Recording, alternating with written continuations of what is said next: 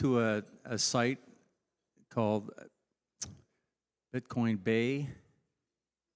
They're there, right over there. They do great work in the city of Tampa Bay area, in promoting peer-to-peer use and signing up companies. So be great if y'all, us Bitcoiners, we don't want something for nothing, right? We believe in value for value. So if you want to make a donation, or I can encourage you to make a donation, just open your camera, go on the website, and there you are. My talk is entitled Bitcoin Treasury Company, which, is a bit of an infamous phrase these days, or Bitcoin on your balance sheet company. So it is a pleasure to be part of this Bitcoin Day in Naples, especially seeing how much you all enjoy our farm products. This is my fourth lunchtime presentation at Bitcoin Day events, and while you might be distracted by the video, this is not a commercial for our farm, although our plants are for sale at your local Publix or Trader Joe's. I'm just saying. I was bitten by Bitcoin in January of 22, a most unlikely place, in a barber chair, in a garage where David, the flat-top haircut king, had a video on by Tom Bilyeu where he was interviewing Robert Breedlove. The discussion hit me so hard, explained so much, and since then I'm a man on an orange mission. If you don't believe me, just ask my family and friends. You might say that early 22 was a good time to begin. Bitcoin was off its 69K high and dropping like a stone to 17. What would a rookie know about buying the dip? I thought it was an inflation hedge. Little did I know that, like the corruption endemic in the fiat world, Bitcoin also has its shares of shysters and con men. I did take multi-sig custody seriously, so if someone thinks they can just take it from me by threat, coercion, or force, it might as well be on a hard drive in a faraway landfill. Good luck. Michael Saylor is my mentor. Buy Bitcoin. Put it on your balance sheet. Never sell your Bitcoin and then buy some more Bitcoin. That's what we do. Once our spring harvest is sold, the money is collected, line of credit repaid, we sweep 25% of our EBITDA into Bitcoin. It's not a difficult thing to do. It's just easier when the price is going up. Let me tell you about the power of Bitcoin.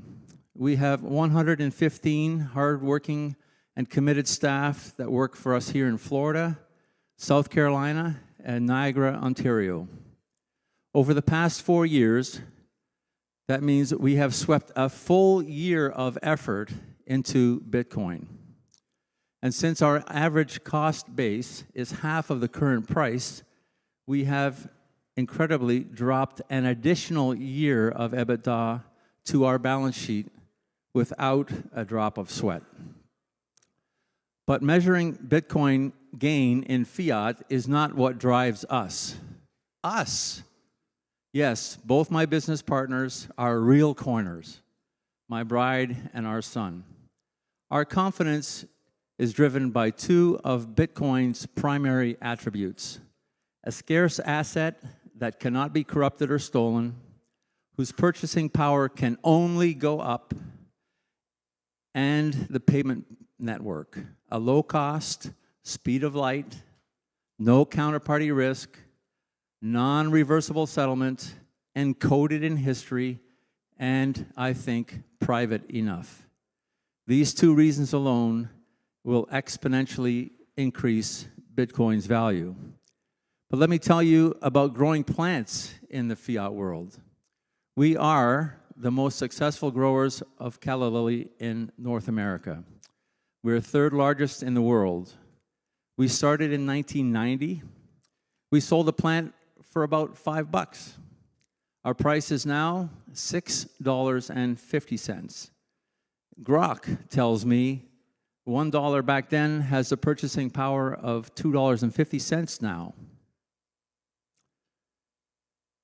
Our price should be much higher for us to stay solvent. How on earth can we still be in business? Or did we make a boatload back then? No. We just work smarter, more efficiently, as do all of our suppliers. Producers live in a deflationary world relative to the purchasing price of $1. We must always do more with less. It's Jeff Booth's favorite adage: prices fall to the marginal cost of production. The highest quality for the lowest price. That's the raw law of a market economy. I would not have it any other way. As many of you do, we follow the golden rule. Don't do to others what you don't want them to do to you. Our second golden rule is also well known.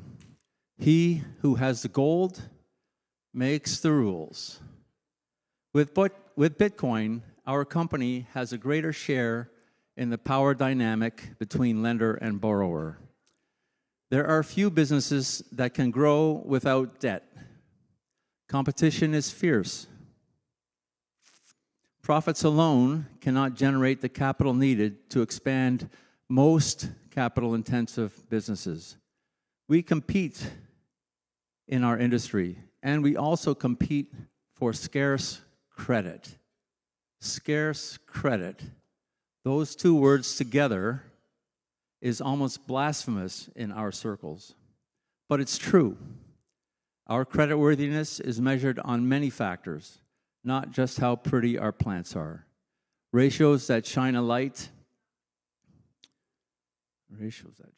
on our debt service, interest coverage, debt to equity, liquidity, and profitability are key metrics. And of course, our ability to share in the risk of any project by committing at least 25% of the project's expenses.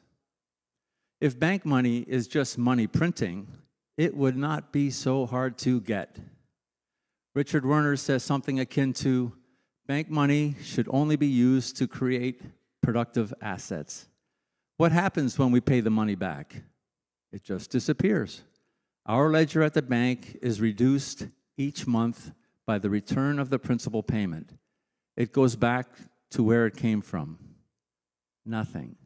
The money was created for a set amount of time. What happened in between borrowing and repayment? Our company grew. Our customers had products to sell. The consumer got to purchase a beautiful living plant. Our employees had jobs and careers. Okay, the bank made interest on money it created. It also took the risk that many of their business loans would go sour. I believe the nature of a market economy demands a fractional reserve banking system, just one that is free of corruption, cronyism, and bailouts. I often ask colleagues if they had managed to save $1 million, what interest rate would they lend it out for? Not even one of them can give me a ready answer. They are simply shocked by how hard it is to save and how cheap it is to borrow. They certainly will not lend it out for today's Fed rate. Our third golden rule is this: he who has the customer has the gold.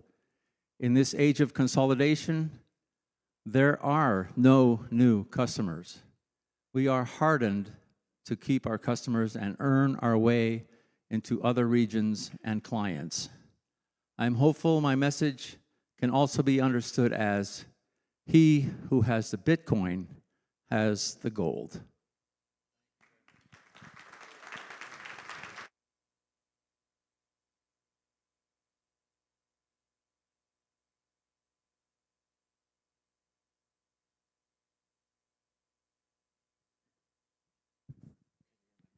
Let's hear another round of applause for John.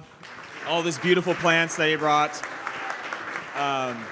For those who I have not had a chance to meet yet, my name is Wesley Schlemmer. I'm the president of the Bitcoin Bay Foundation and the FBBA, and I will be your new MC. For the rest of the day, we're going to give the professor and y'all a break from each other. And I don't have any dollars to throw at you guys. That's his shtick. But we really do appreciate John and his support. He did this exact same thing for us for our Bitcoin Day Tampa and Sound Money Soiree we had back in June. So these are great pieces to bring home, and they're very hearty. But coming up next, we have Gen Z and how they see the future of money for the born digital generation. We have students from across Florida.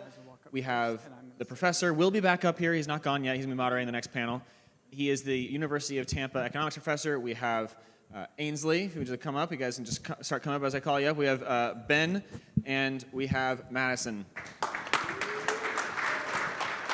These are the next leaders, so we're looking forward to hearing how the youth see Bitcoin.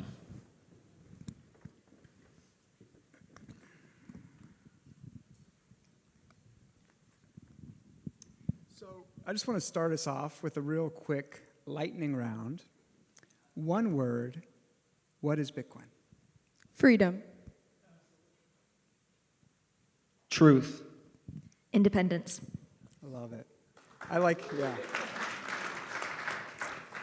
like energy, but the point is Bitcoin is different to each of us. So we all bring our unique talents to this community and to this ecosystem.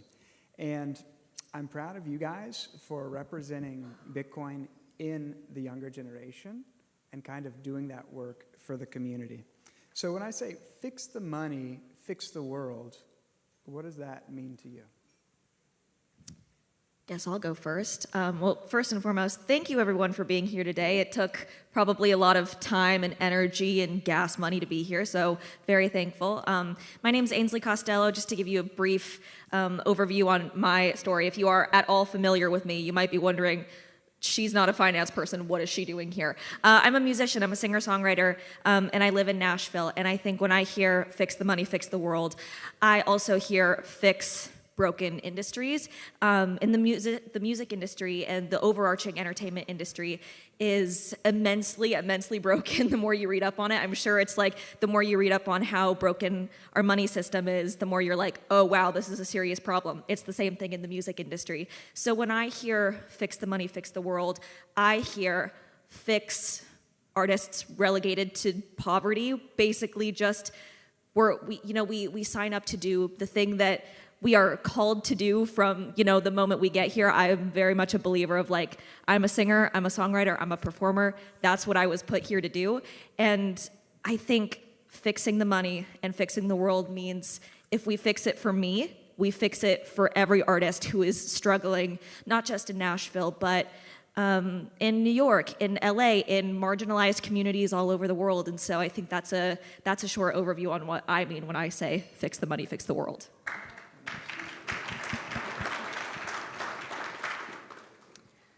I am on a mission to get all of Gen Z onto a Bitcoin lifestyle.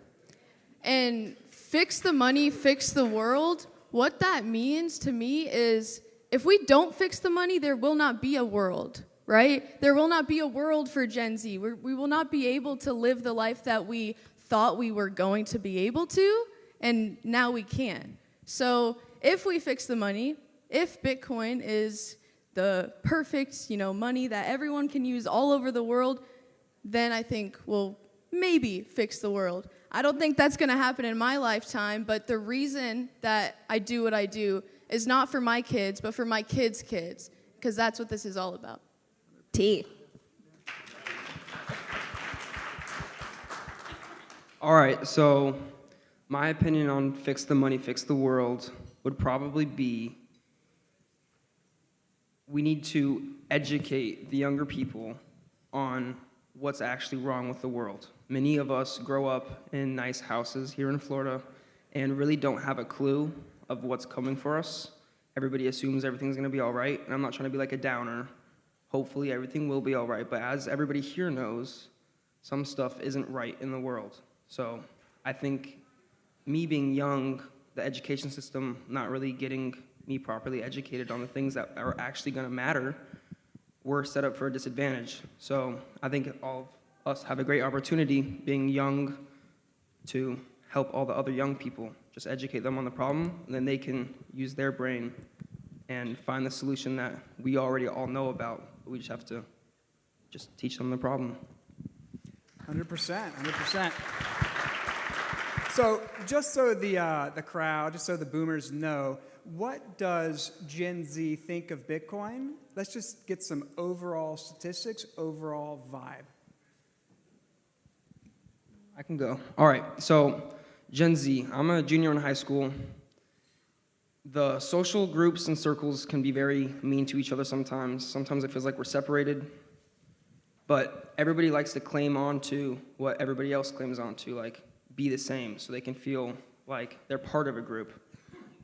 Bitcoin is not in any group right now. So there's always a very select few that may know about it, like me, for example, when I bring it up to whether it's the football kids or the kids that are in the ACE program, but it doesn't go into either of their groups, so they kind of just push it away, and it makes me feel like I'm alone compared to those groups, because everybody likes to be by each other's sides, and if there's not a mass agreeing, they may know there's some truth to it, but they'll just hide from it in fear.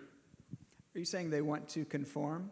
And right now, the majority doesn't understand or know about Bitcoin, and so that makes them want to be part of the group and not understand Bitcoin? Yeah, I completely agree. I think that people are kind of just hiding in fear, together, conforming, and they know there is a problem. Like they can tell there's stuff going on social media. Everybody's always on social media. They're being controlled by social media. Every action that I make and my friends make to do stuff together often has influence from social media, as you guys already know. So with that being said, if Bitcoin is not very prevalent on social media, so people don't care much for it yet. I actually, it's interesting that you're a junior in high school. I'm a junior in college. And I come from I think it's a different ecosystem a little bit. It's kind of contained differently. I was tabling for a crypto club last year, and it was a little makeshift. I didn't have any, banners. Everyone else had their decorations and stuff to give out, but I just did it last minute, and I was running out of papers because so many people were signing up, and they were like, I really want to get into it. I only know about XRP or, Gross. But so many kids already had their Coinbases set up, already had, they were already day traders or something like that. So UT is a little bit different, and And they were coming from my class. I sent them, you have to go sign up for Bitcoin Club to get credit. Yeah, and so it was really interesting. And there was a lot of freshmen, a lot of 18-year-olds just coming up to me. And I can't remember what the statistic is. I don't know if it's 19% of the school are abroad, coming from abroad. And so I was speaking to kids from Mozambique, from Portugal, and they all were into crypto. So I thought that was really interesting. So UTampa is a little bit different, and I'm grateful for that. So it's encouraged to get into it because it's a tech-savvy school. Everyone is studying the markets. It's mandatory to do so. So coming from different sides of the playing field, I think that's really interesting that it's broad with our generation. Yeah, and right now there's only 1% of the world that owns Bitcoin. So obviously there's not going to be that many people that are into it. At school, I started the crypto club here at Florida Gulf Coast University, and I did that I felt like there was a need for it. I'm a finance student, and I went to the stock club a lot. They would talk about alternative investments, bring up real estate, oh, it's so amazing, bring up crypto. We don't even need to talk about it, let's just move on, because nobody here is investing in it. So when we're creating these spaces where we're making crypto a bad thing and something that we're not going to even invest in, how is the adoption going to grow for our generation? So that's why I went home, made a plan, started the club, and I've faced a lot of rejection, right? So 30 professors I asked to be the advisor for this club. Every single one of them said no, or they didn't even answer my email. Then I find one woman who, her name's Kristen Musselman. She's a management teacher, fantastic lady. She said, I don't know anything about crypto, but I'll help you. And I said, thank you. I put her name on. I sent the application in, no more questions. And, I started the club being very optimistic. I'm so passionate about it. Other people are going to be passionate about it. The first 5 to 6 meetings was me and like one other kid. And I was like, hey, buddy, I'm going to tell you about Bitcoin. And I was frustrated, and I didn't want to keep doing it because I thought, well, this is not going to grow. I'm doing all this advertising and flyers and social media, and it looks cool, so why aren't people coming? They're scared. They are listening to their parents who are telling them, you don't need to focus on that. You need to focus on your studies. I'm paying for your school, and you're going to do what I say. So I think a lot of it just comes from fear of the unknown, and I really hate to say this, but my generation, isn't the brightest in all aspects, right? We grew up digitally. We rely on ChatGPT, Gemini. We rely on social media news. These are all very fake fiat things that we do not need to be getting our information from. So I think if we can create a place for Gen Z to get good information that's valid and real about Bitcoin, it'll help them, adopt it more. But at the end of the day, there's only 1%, so there's not much we can do now. I see a couple of different ways that Gen Z kind of views Bitcoin. First lens is my best girlfriends who I went to middle school with, who I still am very close with to this day. When I tell them about, the success that I've had earning Bitcoin off of my music, sometimes their first instinct to tell me is like, isn't that a pyramid scheme? Isn't that like a not good thing? And then, we'll have a conversation about it, and they eventually they warm up to it, and they're not immediately a no anymore, but hesitant for sure. And then I see this other bucket, which is like putting on my artist in Nashville hat.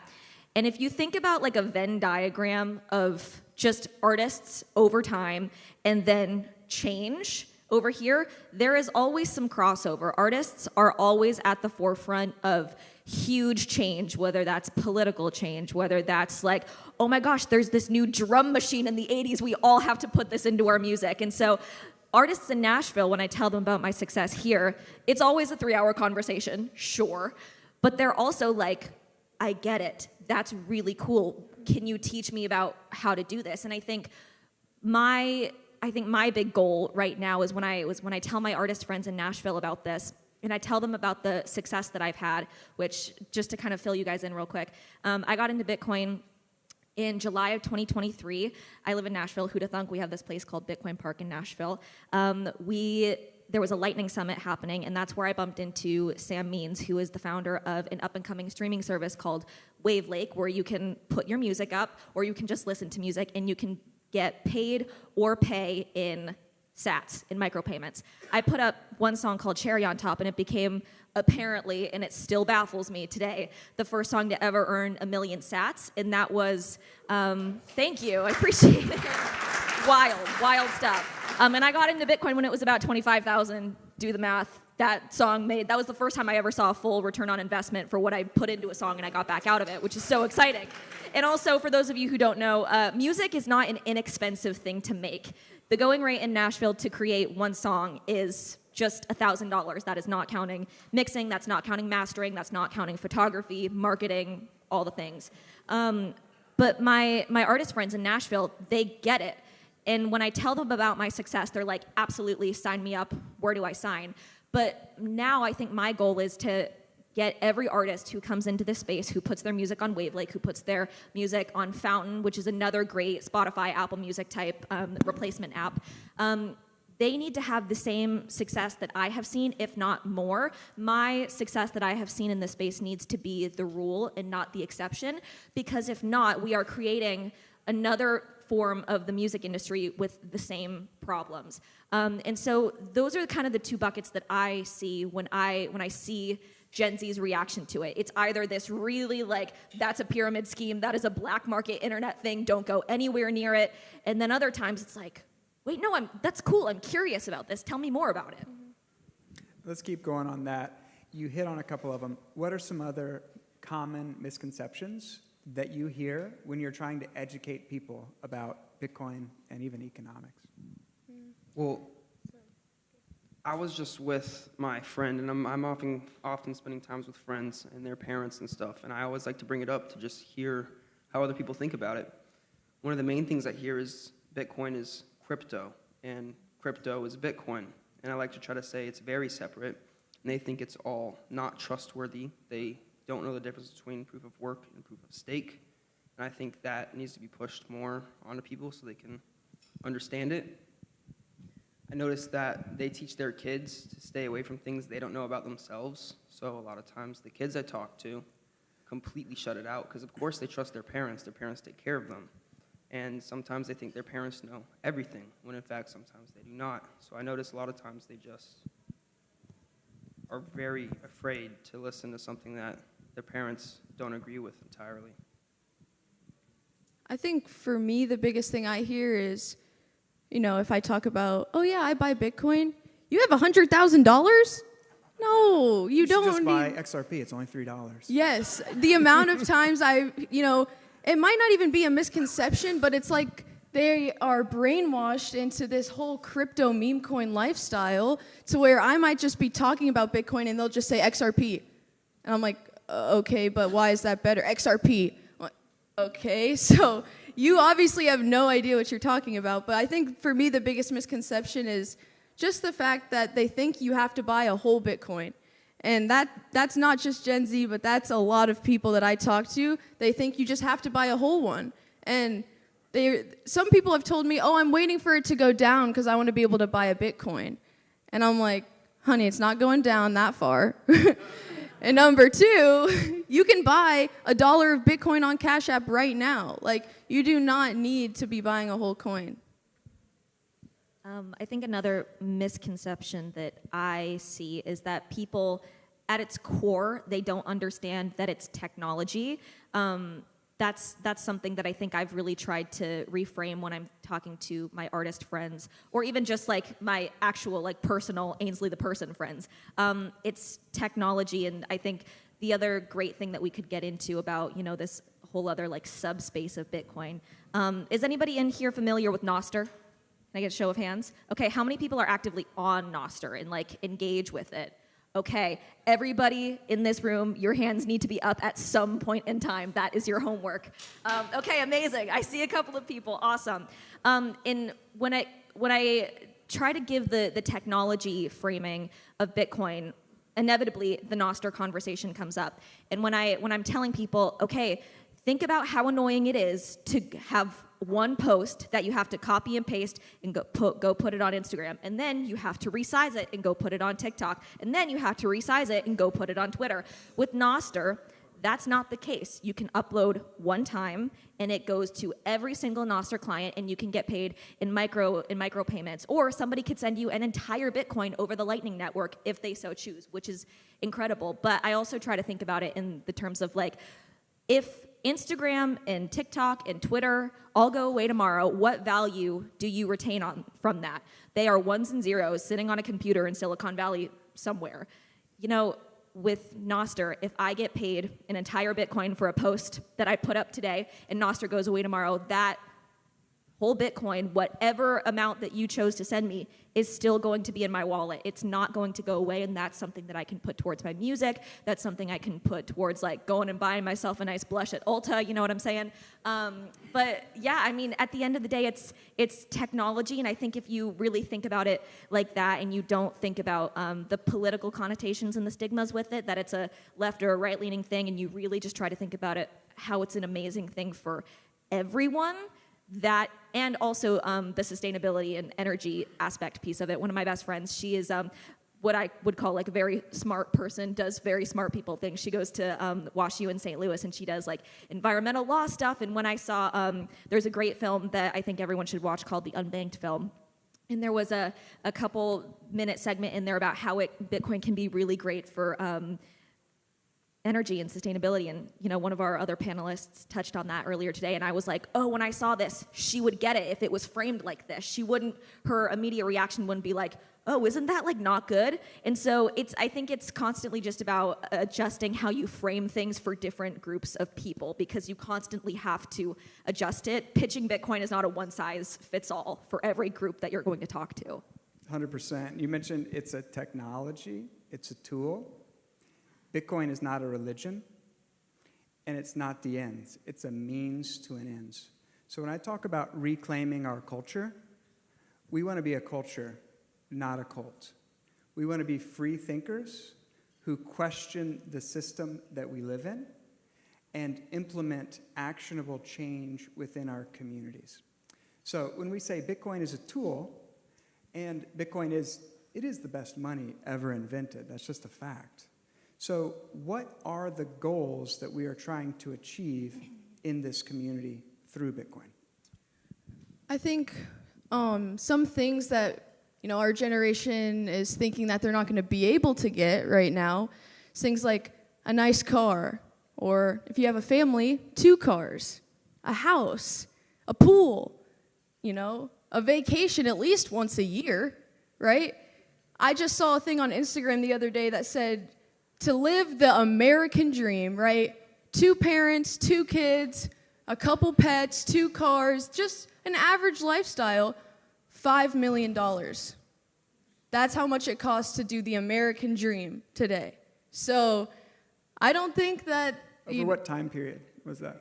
I'd have to pull per up... year, or?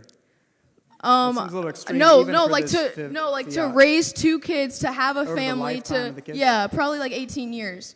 And I just think that that's ridiculous. I think a lot of people my age are kind of just settling with what they have. Like, they're okay with, not having the nicest car. They're okay with maybe not having kids.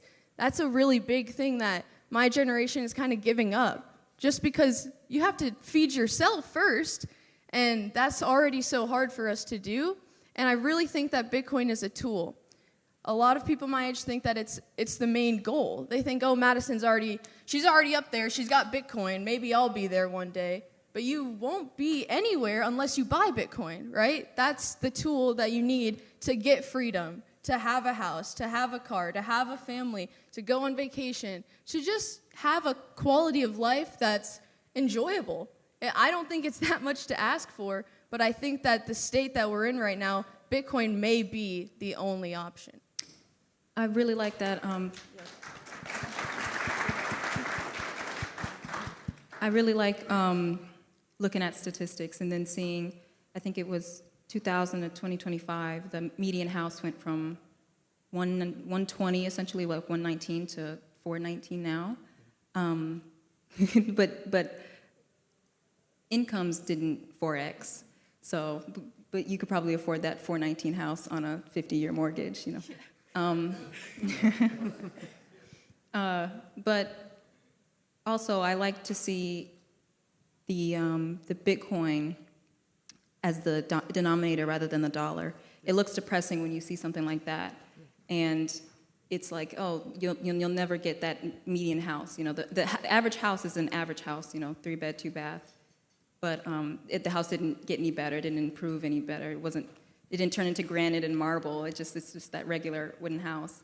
But if you look at it over Bitcoin, it turns from, back then, I think it was like 2014, it was like 459 Bitcoin, to now it's like 6.6. So it looks a lot better. Changing our perspective, yes, and looking at the world through a sound money lens. When we're measuring everything in fiat, it's depressing and it's discouraging because everything is getting more expensive. But we have to change our view to that the dollar is getting less valuable. Measure the house prices in Bitcoin. That's kind of encouraging. Mm-hmm. When you start stacking sats, start building your Bitcoin treasuries, and then you think, okay, well, when do I need a house? 10, 20 years? I can do it. That's encouraging. That's empowering. So in my economics classes, you can't teach economics without teaching Bitcoin. And you can't teach Bitcoin without teaching inflation. So, the good and the bad, the inflation versus the Bitcoin. So in many ways, Bitcoin is the solution to so many of the problems that your generation has. We can move to the next one. With Bitcoin education and really financial, economic, and just what is money? Education about money and personal finances through your educational career. What has the school done right? What has the school done wrong? And what are you doing personally to educate people about sound money? All right, so this is what I like to talk about. I'm going to start all the way back and ask what makes things valuable. I'm not a very technical person by any means. I'm not tech savvy. I don't know how to code. Wouldn't be able to make Bitcoin on my own. But I would say I understand why things are valuable. In a way, I've read enough. I've done wrestling and understand proof of work. Sometimes, it takes a lot of work to get somewhere. And there's different reasons why things are valuable. And people don't really understand that. We measure everything in fiat. And it kind of makes a misconception of how much some stuff is worth. People don't understand markets. I don't expect high schoolers to understand how markets work. I fully don't even understand how all the markets work. How could I? Why are some houses so much more expensive than others? Why is the Mona Lisa worth millions of dollars if it's just a painting with some paint on it? A lot of people don't even understand that.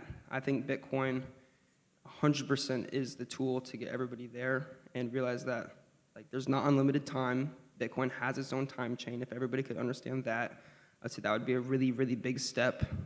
Time is the most valuable thing we have. Everybody's going to die eventually. So I think Bitcoin can help us utilize our life the most. I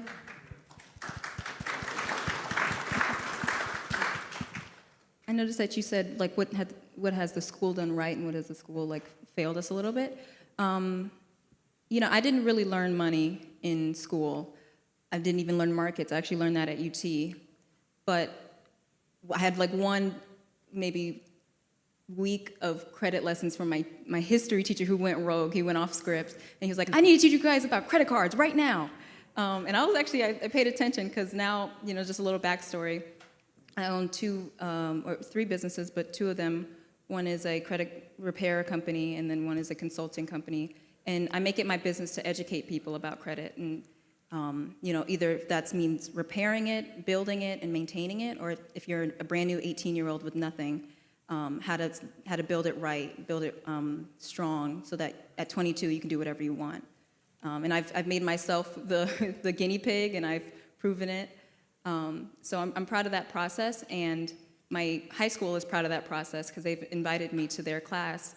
And now this semester it's brand new, but I'm bringing a credit workshop, a finance workshop, where I teach young 16-year-olds, 17-year-olds, 18-year-olds about credit, but then also investing. So what does that mean to invest in yourself? What does that mean to own a business through college, to be a business owner, to work, and also investing in the stock market, investing in the crypto market. I learned the stock market through my dad. So he was all stocks and cash. He didn't like the banks. He didn't trust them. So he's still a cash guy. I'm orange peeling him a little bit, working on him. But so I'm bringing that to my high school. And because I made it my business to kind of be proof that, our generation is hardworking, we want to grow, we're hungry for it. I've proven something to the generation before me to then, kind of bring that on to the young Gen Zers or the Gen Alpha or something like that. And I really want them to know that Bitcoin is the future of money, and they need to invest in themselves, and this is one way to do it.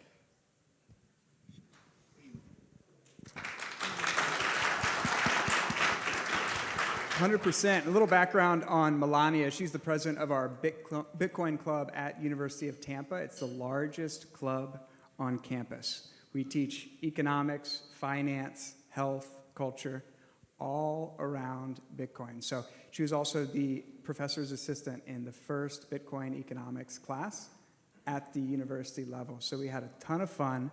And I would encourage other college students, let the faculty know that there is demand for Bitcoin education, because it's not going to come from the top down. Professors are dinosaurs. They move very slow, and they don't want the new thing. Bitcoin is the new thing that challenges the system. So from Gen Z, they need to hear, we don't want to learn about economics from 300 years ago. We want to learn about the here and the now and the economics of Bitcoin, demand it like we've done at University of Tampa, and we will fill those classes. We got retweeted by Saifuddin Amoose. The community wants Bitcoin education because that's how we get real adoption, empowering the individuals through education. Yeah, I totally agree. And I think that it's pretty awesome that there's already universities that have classes like this, and we're only 15 years in, right? At FGCU, they're just starting to do a little intro into crypto and Bitcoin. And I actually took a blockchain class last semester. Was it surface level? Yes. Did I love it? Absolutely. I was the only one in the class raising my hand every single 5 minutes. They're probably like, who is this girl? I'm just taking this class as an elective. What's going on here? But the point is that it's happening. And, the teacher told me, this is the first class. If it does well, we might get another one. And then we might get another one. And as long as people sign up for the class, it can be there. And as long as the teacher doesn't say anything that can, be a conflict of interest or where the parents could come back and blame it on the teacher, it should be fine. So, of course, it's going to be hard, but I think it's very possible. And back to your point when you were talking about what's, the school teaching us about money, what have they failed us and what have they done well, I think it all depends on what you study. Of course, in elementary school, and they're not really teaching you about anything besides how to count quarters and dollars, but now in college, you actually have the choice for what you want to study. So if you don't know about money, you should study finance. That's what I do, and I've learned a lot about money. And when I have students come up to me and say things, bad about Bitcoin or, CBDC, isn't going to happen, right? That's never going to happen. That's just a fake, myth. I'm going to say, all right, well, remember class last week when we opened the textbook and we did our chapter on CBDCs? You really think they're putting CBDCs in the textbooks at a public school if it wasn't going to happen? They're getting us ready for what's going to happen. So I just Ignorance by design. Yeah, everything's by design. So that's why I like to just kind of circle back to something that they understand. So in finance, it's easier because we learn a lot about money. I had a whole class called Money and Capital Markets where it was just about the Fed.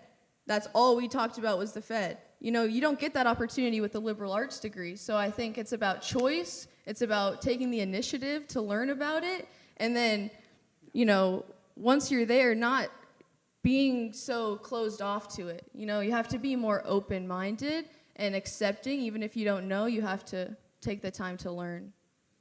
100%, love it. I also, if I could add, real quick, it's interesting to hear your guys' take on Bitcoin education because you guys were still in school when, you really kind of became involved in Bitcoin for the first time.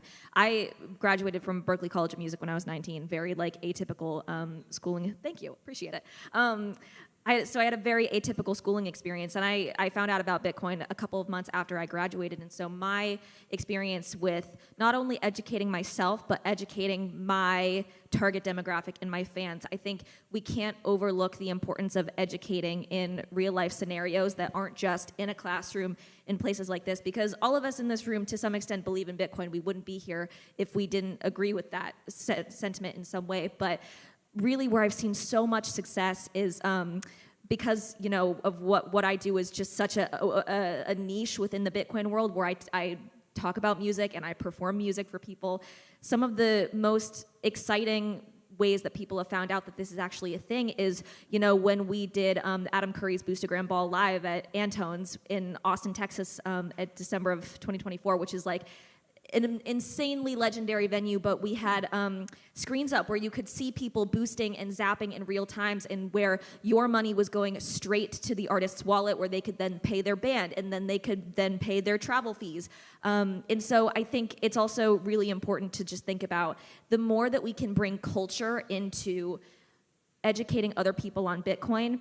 That is so, so important because, again, artists and arts, just in any way, shape, or form, are always at the forefront of how people adopt and become excited and aware about these new technologies.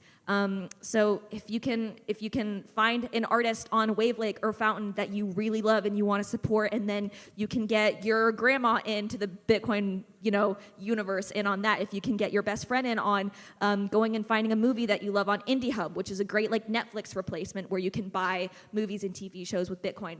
That is truly, truly so important, and I don't think we can overlook the importance of bringing culture into the education piece of onboarding people to Bitcoin. 100%. Absolutely. Culture, education, spending Bitcoin. That's a whole nother panel that is very applicable. So I want to thank you guys for doing this panel. I want to thank John Drew for making this happen, because there is a generational divide economically and culturally in our society. So a lot of it is the things you've talked about, the feelings of, well, we might not be able to have the lives statistically that our parents or grandparents had: housing, education, healthcare. So I want to open it up for a couple questions from the audience so you can interface with Gen Z.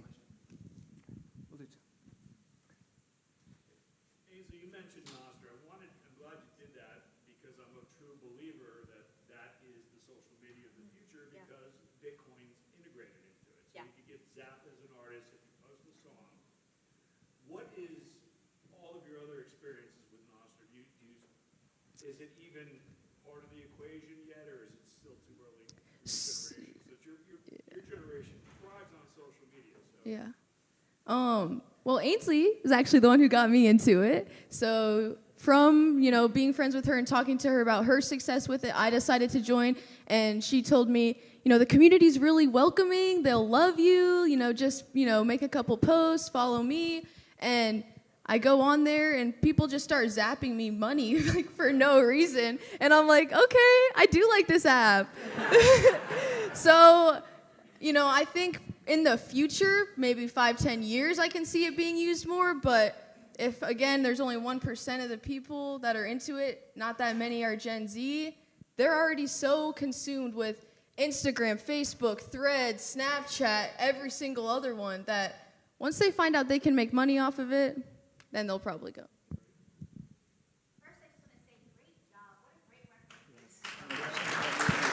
It's so encouraging to know that, if I could just add one thing really quickly, this is the future of what Bitcoin looks like. I think this is correct me if I'm wrong. These are the faces of Bitcoin. This is the future of Bitcoin, the community. I think this is the first panel we've had today where it's been a majority of women on the panel, which is so exciting.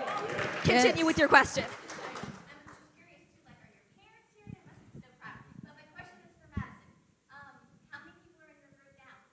Now we have about 75 members. Yes. So we've grown a lot. Of course, we only started with that one guy. He was an OG member. He's an OG. But now having 75 members is really cool. We have, not all 75 members come to every meeting, of course. But we have a solid, 20, I'd say, that would come to the meetings regularly. And then I also got in with some of the teachers, where I got the teachers to give their classes extra credit if they come to my meeting. So I have a little sign-up sheet and have the kids come, and they may not want to be there, but they're there, and they're hearing the message. Last question right here.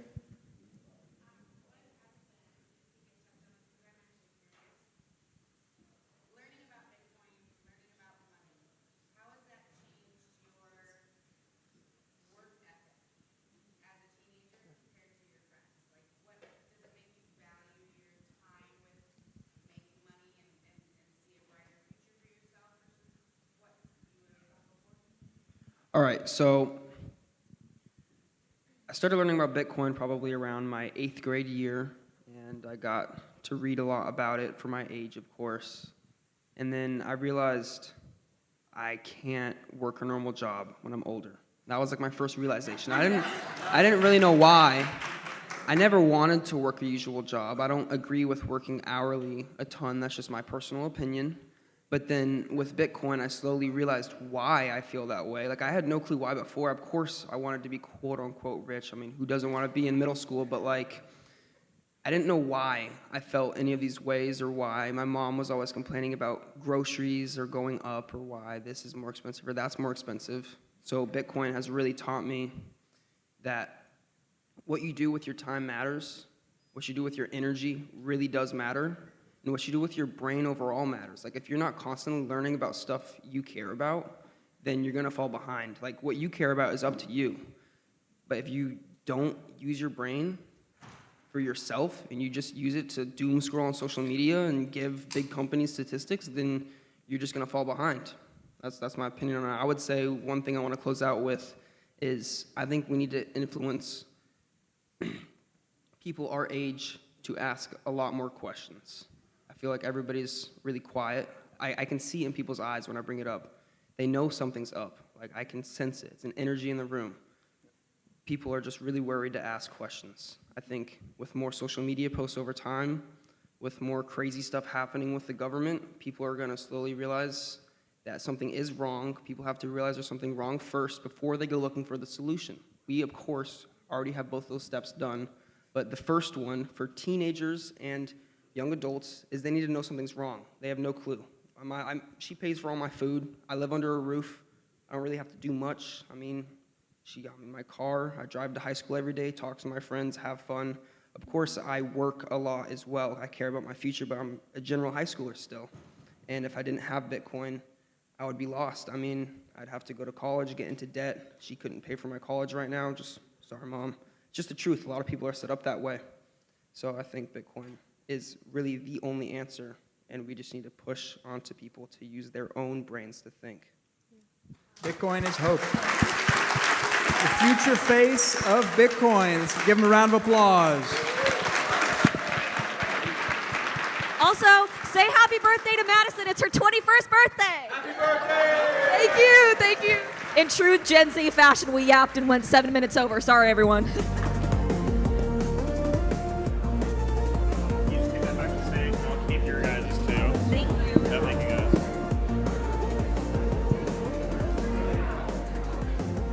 All right, don't go anywhere because we're going right into our next panel. And I will say, as you know, the experience we've had with the University of Tampa and those students has really been one of the joys of running Bitcoin Bay.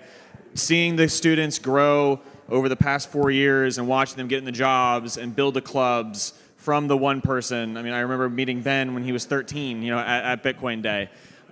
So it is really a true pleasure to be, you know, part of this growth with them. So coming up next, we have the illustrious Luke Dasher and Nico Moran. This is going to be one of the more technical discussions, I'm sure, of the day. But we're going to be talking about on a mission to radically decentralize Bitcoin mining that Ocean provides. So if Nico and Luke, you guys want to come on up here?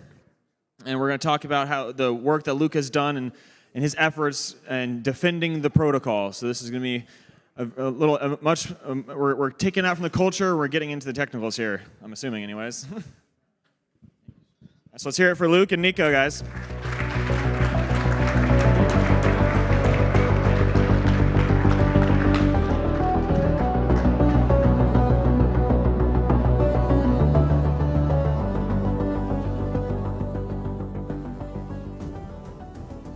Yo! How's everybody doing?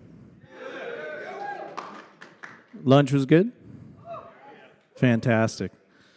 Anyways, I got a message to start this, and I'm going to start it with this. Luke, do you know that there's a poly market live right now? And the bet is whether you're going to wear a suit or not. So whoever took that bet, you lost. I hope nobody took that bet.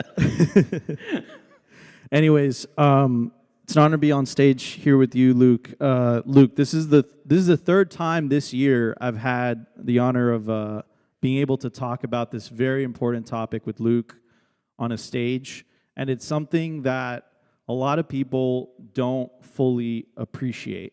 And Luke, one of the things... This year just started. Yeah, you know what I mean. The last 365 days. The first interview I did with Luke, I swear to God, I had like a heart attack because he would just look at me. But now I know him. I never forget what you told me that first conversation, and it struck a chord with me, and it caught me off guard because I was like, how could that be? You know, you had basically the embracement of Bitcoin by the Trump administration. You have, institutional adoption of Bitcoin. And Luke looks at me straight in the eye and he says, Nico, Bitcoin has probably a single-digit percentage chance of surviving and succeeding. And I was just starstruck. Is that still the case? Yes. Why is that, Luke? It's still not enough people running their own full node and using their own full node for commerce. And could you talk a little bit about why that's so important and why Bitcoin needs that in order to survive? Unlike fiat currencies, unlike gold, there is no centralized person securing Bitcoin. In gold's case, silver's case, it's the laws of physics. In fiat's case, it's a government. But with Bitcoin, there is no such centralized entity. So it relies on the Bitcoin community to enforce the rules that make it what it is. And the only way the rules are enforced is when someone receives a payment, when you buy Bitcoin, when you sell something and receive Bitcoin as payment, that you use your own full node to verify that that payment has confirmed. And so if too many people are not doing this, there's no enforcement of the rules in practice, and the miners basically can turn Bitcoin into just another fiat currency with no oversight. So if you guys are in this room, I want to see a show of hands. How many of you guys are running nodes? Not everybody's raising their hands up. At this point, it is so easy. You can literally go to start 9 or, I don't know, what do you like? It's easy no matter how you do it, really. But just because someone's running a node, how many people are using the node for actual commerce and confirming payments to them? That's probably even less. Oh, we got one hand up. 2, 3. I see a few. I saw Michelle. I'm Michelle.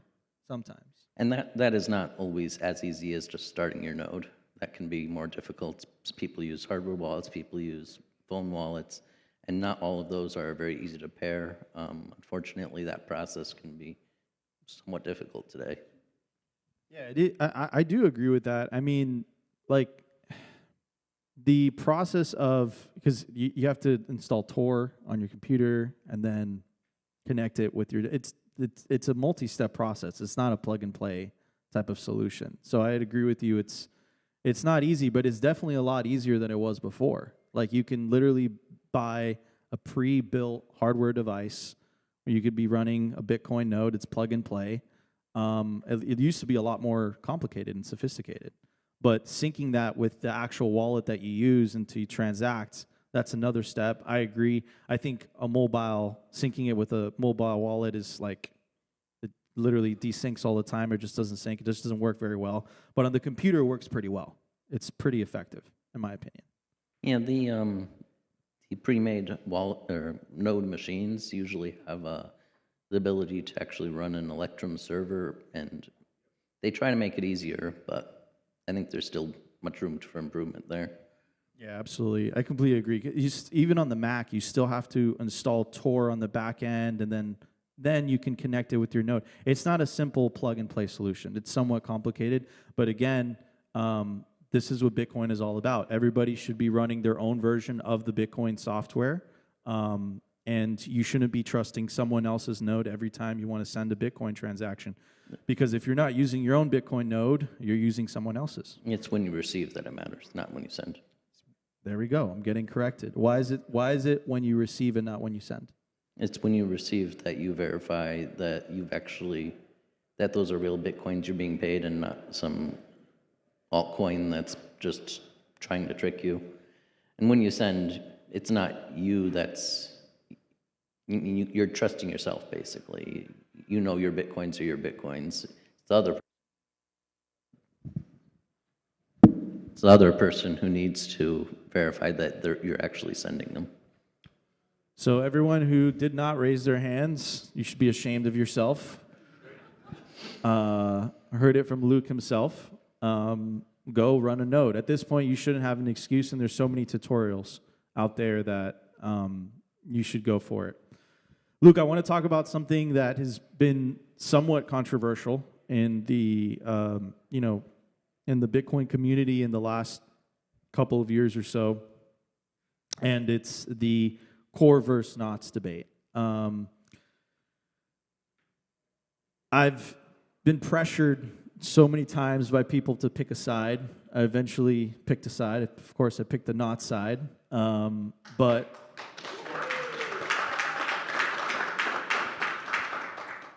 for anyone who's not in the know, what is going on with Bitcoin Core and knots?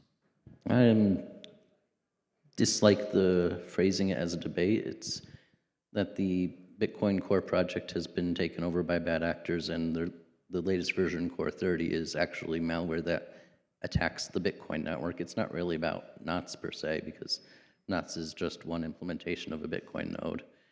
It's really about Core 30 being an attack on the entire network on Bitcoin itself.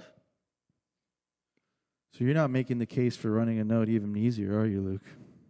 It's pretty easy to run knots. I'm just joking. I'm just joking. So let's break it down for anyone who's not in the know, Luke. Like, what do you mean by Bitcoin Core being an attack on the Bitcoin network? What does that mean? With Bitcoin Core 30, people who have taken over the project have modified it so that your Bitcoin node is no longer just a monetary system. It's trying to change Bitcoin into a file storage, file sharing system where every node must participate in distribution of files, some of which can be extremely abhorrent. We're talking things that will land you in jail if you just have it on your computer. And this is a major problem, not only because you probably don't want to be doing that, but also because nobody else will want to do that either. And if you have to participate in distributing child abuse images and such, nobody's going to want to run a node if that's a requirement. Absolutely. And then you can see how that could be a potential attack vector in the future, how that can be used as a justification for some type of enforcement action. You can just kind of, just basic game theory, just thinking about into the future, especially what happened recently with the arrest of the Samurai Wallet developers and them basically criminalizing privacy.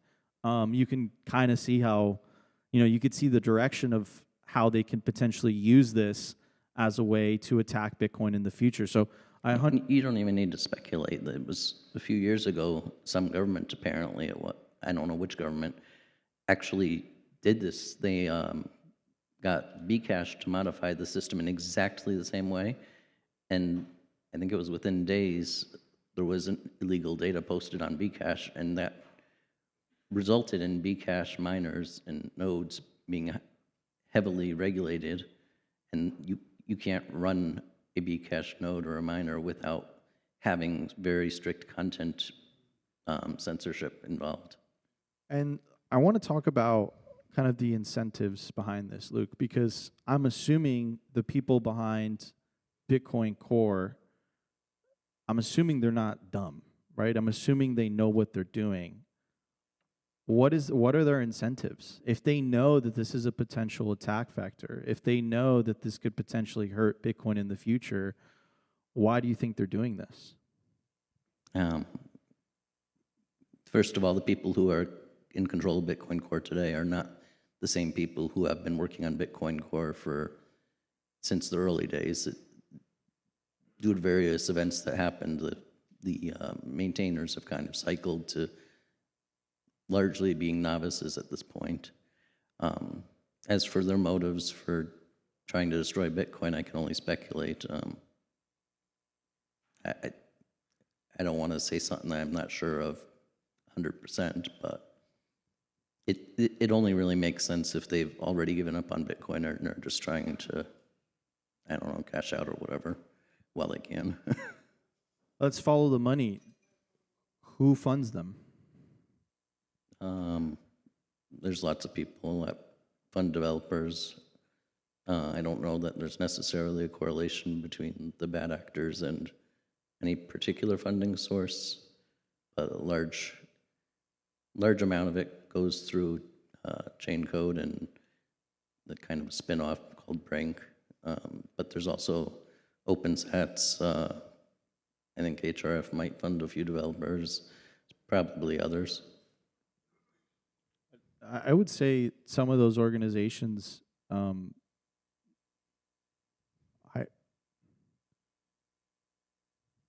it's difficult for me to see them as not wanting a good future for Bitcoin. Yeah, I don't know to what extent, if at all, the funding organizations are involved. Do you think it's a technical, it's a very difficult technical problem for them to understand? Do you think that's the reason? What do you mean?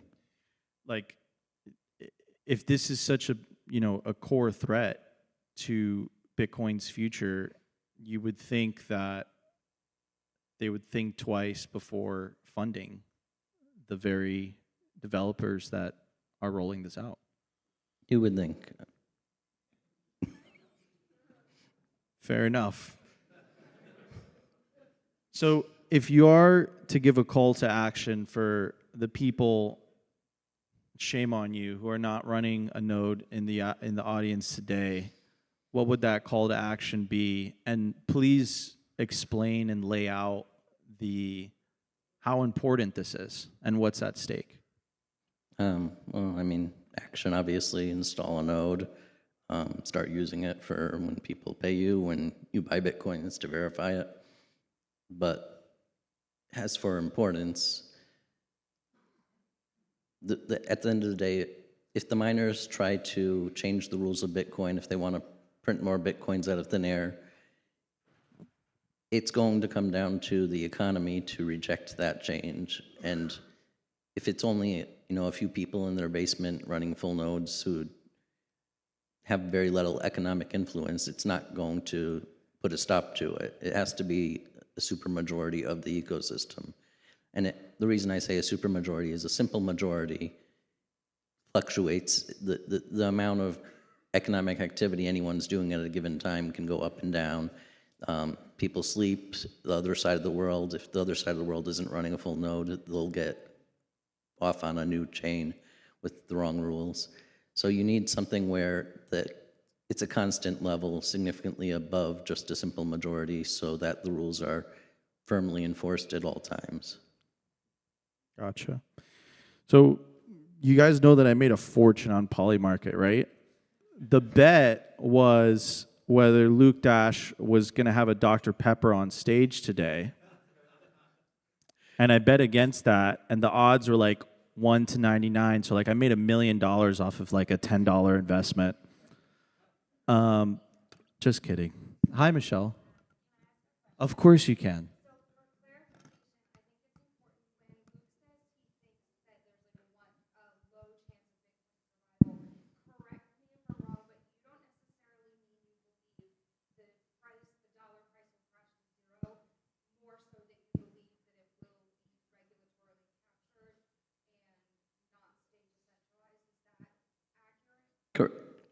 Correct. Not necessarily regulatorily captured. It could very well just be like big businesses with no regulation, no oversight. But for the people gasping, it's not necessarily that it will go to zero. It's more that it will lose the values that are really important. Correct. Obviously, fiat has a value, even though it's already worthless in that regard. I think we have another question. Someone has his hand up.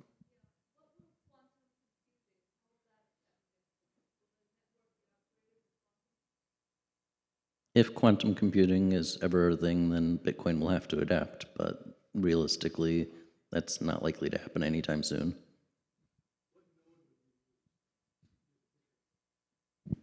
At this point, Bitcoin Nuts is probably the only good option. Bitcoin Nuts. KNOTS. Knots.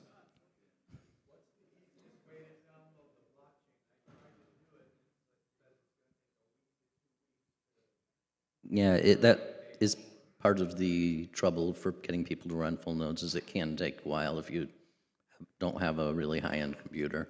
And really the only solution is to wait it out.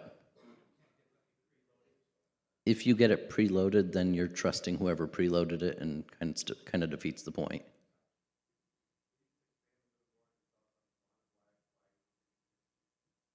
Because quantum computers are so far from being a reality that and actually existing for real, that what exists today can't actually do quantum type stuff. It's mostly hypothetical at this point. I think so, yes. You in the white suit in the back.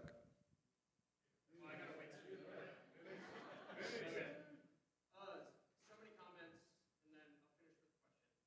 We all hate spam. We don't want it. Different theories on why. I just wanna say this is all bike shedding. We were so close to covenants, making Bitcoin, having easier spending with Bitcoin. We were so close to get it, and then it became the spam debate.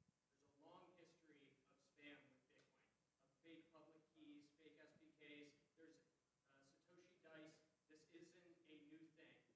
We're always gonna find. They're always gonna find ways to put data in it. The main question, and I'm happy to talk more. I won't take too much time, but the main question is, with Bitcoin 30, calling it an attack. First, you reduced the op-return limit to 40 bytes, and I find it bothers me that you talk about Samurai and the things being attacked, regulatory. You stopped 40 bytes, which that wasn't relaying Samurai Whirlpool transactions with knots. You did come back, but you weren't actually looking at what was going on and what that data can be used for. As well, I don't understand the attack on Bitcoin 30 when it's a relay policy. So in Bitcoin consensus rules, any op-return size has always been valid and is always going to be mined. So does this mean live Bitcoin is an attack as well? I don't understand how you can make a relay policy an attack on Bitcoin when it was something that was added through Bitcoin's history. Through Bitcoin's history, there has always been spam filters to filter out the garbage, and they have always been continually improved as the spam has become a problem. My argument is not playing whack-a-mole with it, because I've been running a Bitcoin meetup for 4 years now. People, other than this, people don't use Bitcoin. That's where the regulatory capture came from. That's where the paper Bitcoin comes from. Our problem is that we are not incentivizing financial transactions to use it. And we continue to do this bike shedding of stopping these spam transactions because we are not incentivizing people to use it. We are not giving them the freedom to lock their Bitcoin through vaults that are inheritance mechanisms. I work on DLC protocols. I want non-interactive DLCs. I can't get that because you're trying to do this, there's been this. Oh wait, hold on, dude. He's not trying to do anything. At the end of the day, you have the choice on what node you want to run. Again, I hate spam. This is Bitcoin. I'm just making my opinion here. And I don't think this is the correct way to go about it. I don't think whack-a-mole is the correct way to do it. I want to financially incentivize, bring people freedom instead of talking about spam. I want to actually liberate people from the money and give them the freedom to lock. If you don't stop the attacks will succeed. You can't stop the attack. No, We have been for 15 years. But dude, listen, you have every right to run your own version of the Bitcoin software you want to run. Right? And he has every right to run the version of Bitcoin software he wants to run. I'm saying, there's been a lot of information, like the past 2 years now that Nikita has blocked Bitcoin Twitter, the conversation, but this conversation taking from, how can we improve Bitcoin? How can we have better locking mechanisms for Bitcoin? Taking away that conversation, been going to engineering conferences for years now, and the excitement that the developers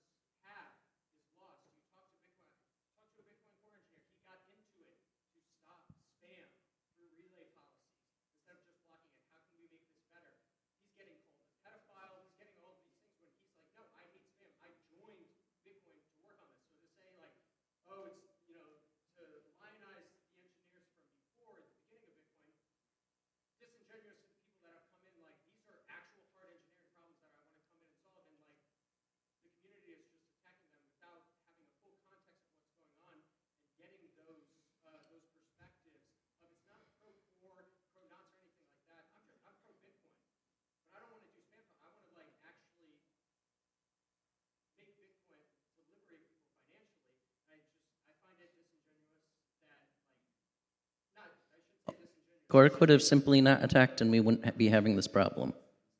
Core could have simply just not modified the software to attack the network and we wouldn't have this problem. We would be working on whatever else needed to be worked on.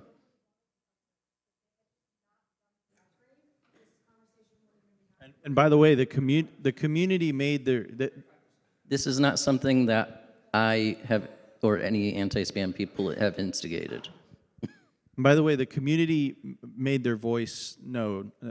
We were extremely loud regarding the core issue, and core completely ignored the community completely. Not to mention the big ass bug that I haven't gotten a chance to talk to. John, we're gonna need like 10 more minutes. Yeah, I was just going to cut Benny off here and let someone else have a chance. I just want to say for censorship there. Well, you can have you're welcome to have the conversation with Luke privately later. All right. So, look, I love the debates, and I think it's very healthy in Bitcoin, and I think this is what Bitcoin's all about. Ultimately, you as an individual get to choose what version of Bitcoin you want to run. That's the beauty of Bitcoin. And obviously, some people feel one way and other people feel other way. And that's how Bitcoin is. Anyways, I know you had a question. Hawaiian shirt man. Yes. Before we move on, I also think I need to correct that I did not change the upper turn limit to 40 bytes. It was always 40 bytes. It was Core that changed it to 80. And recently, Knott's also changed it to 80 a few months ago, just specifically for the Samurai issue. Just to correct the record on that. So, although I understand this gentleman's point, I have also been in Bitcoin forever. And first of all, thank you for saving Bitcoin several times. You are the most influential Bitcoiner here today. Thank you, Luke, for everything you've done. But I was so excited by Taproot because I thought finally developers could focus on stealing DeFi momentum from all the shitcoins. And instead, the inscriptions bug that you reported was used to turn Bitcoin into shitcoining instead of attacking DeFi. And since then, we've had, in a few short years, 40% UTXO bloat, which means the gentleman back there saying it takes 2 weeks to download, there's a direct result of what happens when you allow shitcoining on the main chain Bitcoining. So it's more of an observation. I don't know if you agree with me or not, but thank you regardless for everything you've done. Round of applause for Luke, everybody. One more question. That's right. All right. So before we'll start up with the questions in a little bit again, but before I get to that, I really do want to talk about the mining pool situation, what you guys are doing over at Ocean. I had the pleasure of having Nacho over at the Simply Bitcoin studio yesterday. We were talking about that a little bit.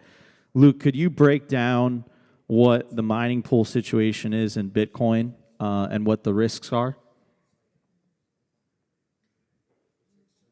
For 98% more or less of the hash rate, there's basically 6 or 7 actual mining pools that make all the blocks.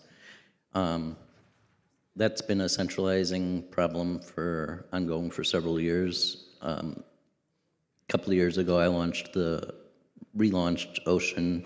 It was originally called Eligius and ran since 2011 to 2017 or so, somewhere around there. But I relaunched it as Ocean, and the goal of Ocean is to decentralize the mining. So instead of we're not just an 8th pool on that, 7 plus 1 is 8.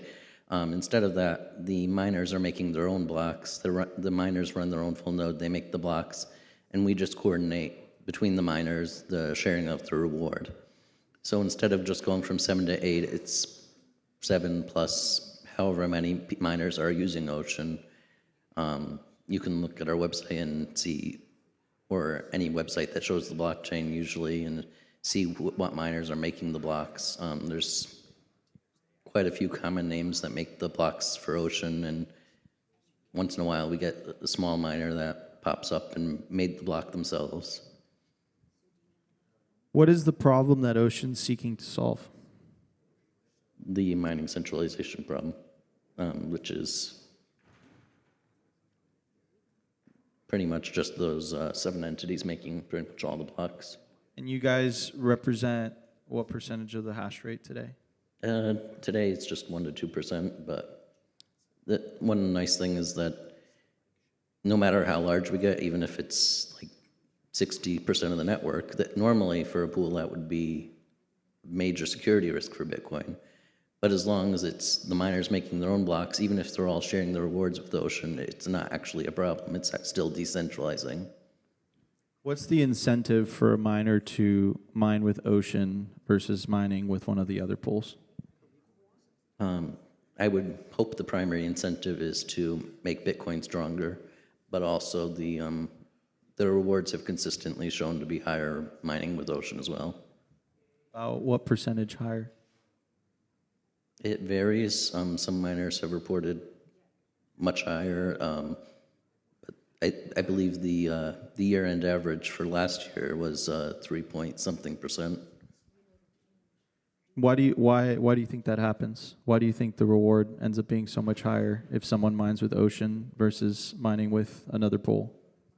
Besides being centralized, the other pools also generally use a reward system known as FPPS, full pay per share, and the algorithm to calculate the rewards under FPPS intentionally shave off the top 3 blocks and the bottom 3 blocks and take the average of the other blocks.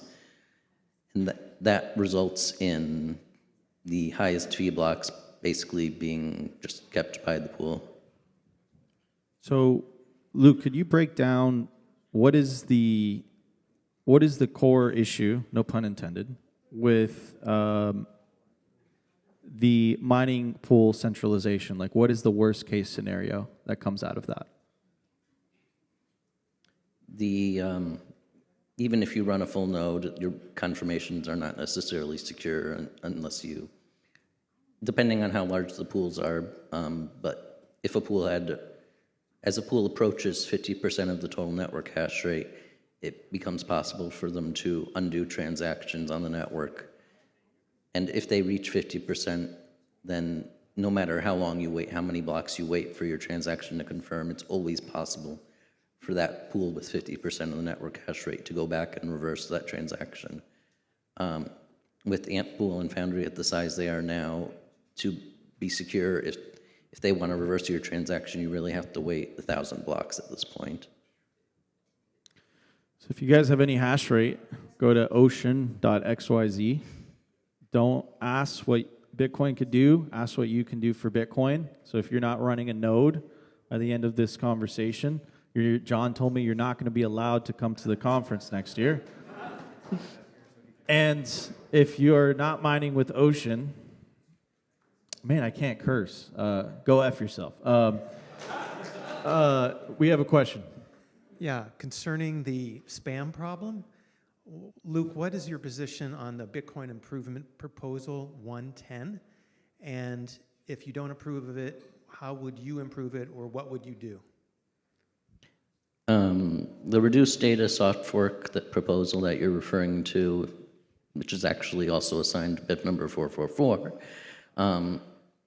is basically a bunch of temporary restrictions that make it basically counters the changes that were made in Core 30 and makes it so that it's pretty much impossible to use a standard way of storing data on the Bitcoin network. And to do this cohesively, it needs to disable all the upgrade paths for future soft forks. And so for that reason, it expires after a year. After a year, it goes back to the current rules that are active now. And I support it as a good step forward. Any other upgrade isn't going to activate within that year anyway, so we're not losing anything there. It gives the community a chance to, stabilize the network and think of a more long-term solution to some of these problems. Thank you.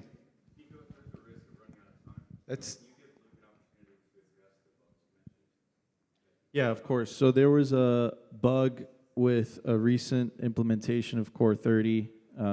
Luke, do you want to talk about that? Okay. Hit it, brother. What happened? So not only did they shit the bed, they shit the bed twice, right? I just had a newborn, so I had to drop that joke. What happened?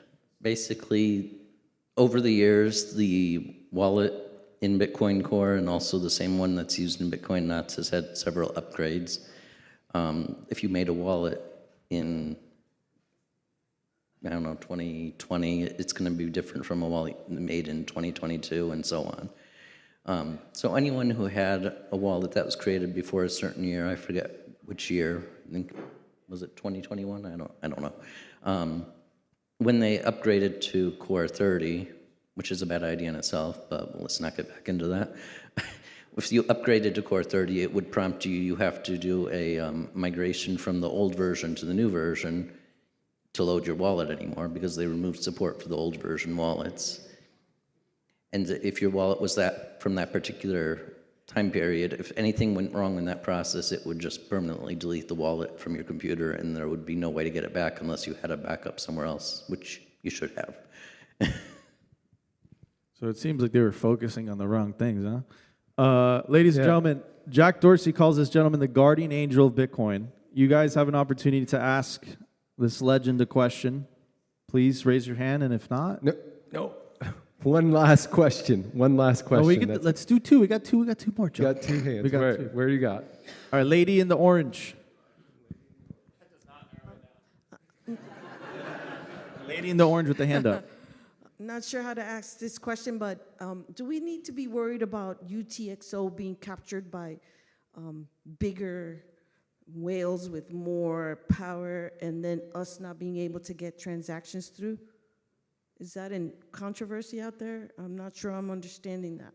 Whales having larger UTXOs doesn't impact the ability to get transactions through at all. In the future, when the rewards for Bitcoin mining get cut, that won't affect our UTXO management in terms of being able to get transactions through? It shouldn't, no. Okay, thank you. Yeah, so I think her question was more, are we going to have access on-chain to send on-chain transactions, or are we going to be pushed into Lightning or other scaling solutions? I think was probably the spirit of that question. I think if you have the option to use Lightning, you should. There's no reason to go on-chain if you don't have a reason to. It should be a fail-safe for when you can't do Lightning or something that's more efficient. But I think as long as people have UTXOs, there will be a way to get it on-chain. Mining decentralization will hopefully make that even easier, but I don't think that's going to be a problem. Last question in the back. Thank you. Just a quick question about Ocean. You mentioned that the main goal for it is to help with centralization and combat it with miners. Of course, solo mining is borderline impossible now. So I'm still trying to understand the technology behind that, or how that you guys are actually accomplishing that. So if you have miners working with you collectively, are you still distributing templates and stuff, or how exactly does that work? No, the miners using Ocean generally are actually solo mining themselves. It's just that when they make the block, they make it rewarding the other miners using Ocean. And we coordinate the reward splitting, but the miners themselves are actually solo mining their own blocks. Ladies and gentlemen, this was a special edition because Luke Dash has a Fanta Japanese version and not a Dr. Pepper. Please give a round of applause to the guardian angel of Bitcoin, Luke Dash Jr. Woo! Thank you.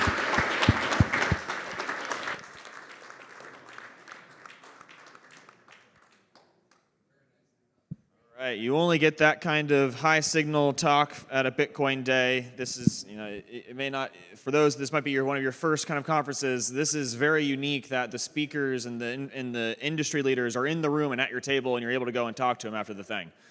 That's what they're doing right now. This is probably going to go on for a while. So maybe they want to take it to the hallway for this next one, because we are going to get a little bit more relevant to all of us. I know that was quite technical. We are going to be talking about stacking sats at scale, how balance sheets are going Bitcoin. We've heard about Bitcoin treasury companies. Now we have companies with Bitcoin treasuries. So we'll be joined by Cedric Youngelman, the host of the Bitcoin Matrix podcast, who will be moderating. Please give it up for Cedric, Alex, Mark, Ben, and Xander.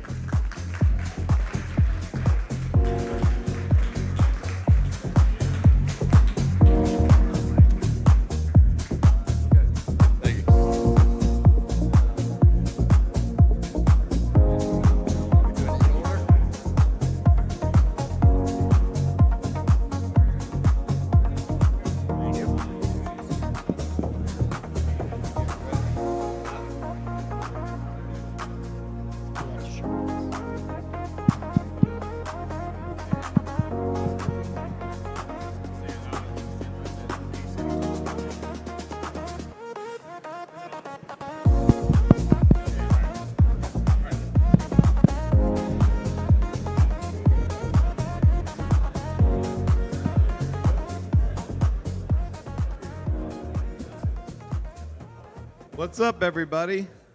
Everybody seems a little lethargic after lunch, so fortunately we have a fire panel here. I'm joined by Alex, Mark, Ben, and Xander, 4 guys with a lot of experience and perspective in the space. We'll keep this one fun. I think we'll look at sort of institutional adoption, stacking sats at scale. We'll look at family offices, Bitcoin treasury companies, and a bit about the macro environment. I would like to be a little selfish here, and since we have Ben on stage, I would like for you to break down or explain what the MicroStrategy playbook is. Well, we could cover 30 minutes just on that, but first I want to give a lot of credit to Bitcoin Day here today. This was a pretty unique conference. I'd not seen a conference that had the perspectives we got out of like the Gen Z panel. That was new. I hadn't seen that anywhere but here, and that was really enlightening to see that. So, well done there. When it comes to institutional adoption and corporate adoption, Strategy is the household name now, right? They're the behemoth in the space, and they've really been the innovators along the way. And it started out with a fundamental idea that Bitcoin on the balance sheet is better than cash on the balance sheet, right? It started that simple. That was the foundation of it. And I think what Saylor saw was that we've got this antiquated financial market out there that's providing products that are on autopilot integrated into people's portfolios that they depend on as they move throughout their lives. As you go through the saving phase into your retirement phase, it changes the way that you need access to your money and the types of products you need. What he also found was there's a lot of institutional investors that have very specific niche investments they need to make. And so the way that this kind of evolved was he started targeting those pockets of capital. The first one that we saw, which was kind of the mainstream product for a long time, was the convertible bonds. He found out there were convertible arbitrageurs out there, and the product they need is volatility. They want bonds that are on top of an equity that moves a lot because they're trading throughout the day, and that's how they capture their gains. As he moved on from there, he found these perpetual preferred equity products, and he realized he could tailor-make products that not only meet institutional demands, but meet retail investor demands. And you're seeing that right now with Stretch. But if you look at the fundamental of what is he trying to do for his shareholders, if you look at the common stock, he takes a Bitcoin-denominated view to his shares. Every action he's taking in the capital markets on a combined basis, he's looking to increase the exposure that each share of common stock and Strategy holds to Bitcoin. So over a long time horizon, if you expect Bitcoin to really succeed in a big way, like I think everybody in this room does, that exposure becomes very powerful. He's also creating an ecosystem that allows traders and long-term investors to participate in the same asset because of the volatility of Bitcoin. But I think the most interesting one that's capturing people's attention at the moment is a product called Stretch. And the reason it's capturing everyone's attention is because it fits a need of the individuals. So what he's offering is effectively a money market style of a product. He's trying to create capital stability where he can peg the product to $100. And he's doing that by, if it goes above $100, he's the one selling shares into the market. But what he can bring to the market that they're not getting out of a money market account or some other account, a savings account, is he can provide higher yields. And he can do that because of the belief in the compound annual growth rate of Bitcoin. You can think of these preferred products as a carry trade. What they're doing is they're raising capital today, deploying it into Bitcoin, And if that compound annual growth rate outpaces the yield that they have to issue to the investors, that excess value that gets accrued goes to the common stock. And so that's the model he's building. He really built the first stock to allow people to get extra exposure to Bitcoin over long time horizons. Maybe a simple way to break that down on an individual level, would that be sort of I take on credit so that I can get more Bitcoin and pay back the credit and keep the extra Bitcoin? Is that simply what he's doing on sort of an individual level? What do you mean when you say on an individual So level? I'm using credit to acquire more Bitcoin. I'm going to pay the fiat costs, and it's going to be less than the appreciation on the Bitcoin. And so I want to ask the other three gentlemen, Mark, maybe you can go first. Like, do you see high net worth individuals, family offices, or institutions looking to adopt the MicroStrategy playbook? Sure. Today's Saturday. Tomorrow's Sunday. Some of you will go to church tomorrow. Maybe some of you will go tonight. I would encourage all of you, whether you're a person of faith or not, to go to the book of Exodus, chapter 32. The Israelites had just been freed from the slavery and the tyranny of Pharaoh in Egypt. They were liberated to the promised land, and they sat at the foot of Mount Sinai. But they got bored. They didn't like the volatility. They didn't like the price action. And so they traded their liberation. They took off their gold, and they said to Aaron, melt down our gold and create for us a golden calf that we can worship.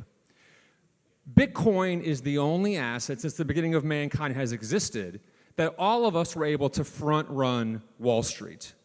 So the idea that the family office or me as an individual would arbitrate or exchange my liberation for another counterfeit god, to me is absurd. That said, I fully respect and understand the financial engineering that is at play.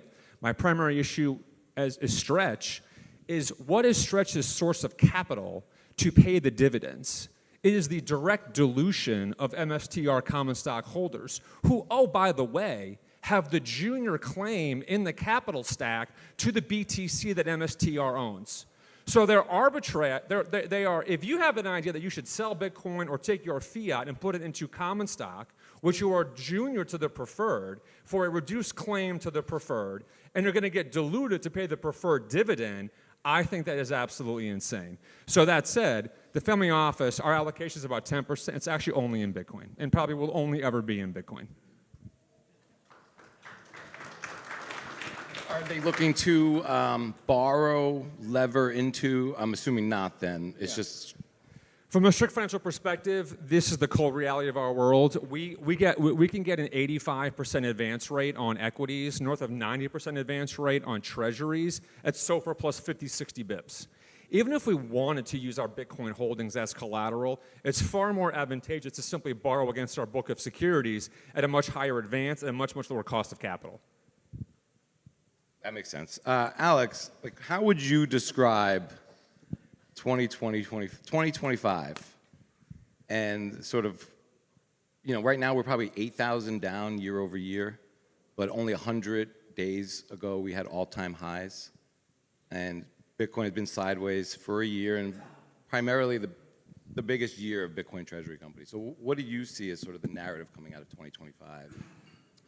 Yeah, so that's a great question, and I think 2025 is like welcome to Bitcoin, really.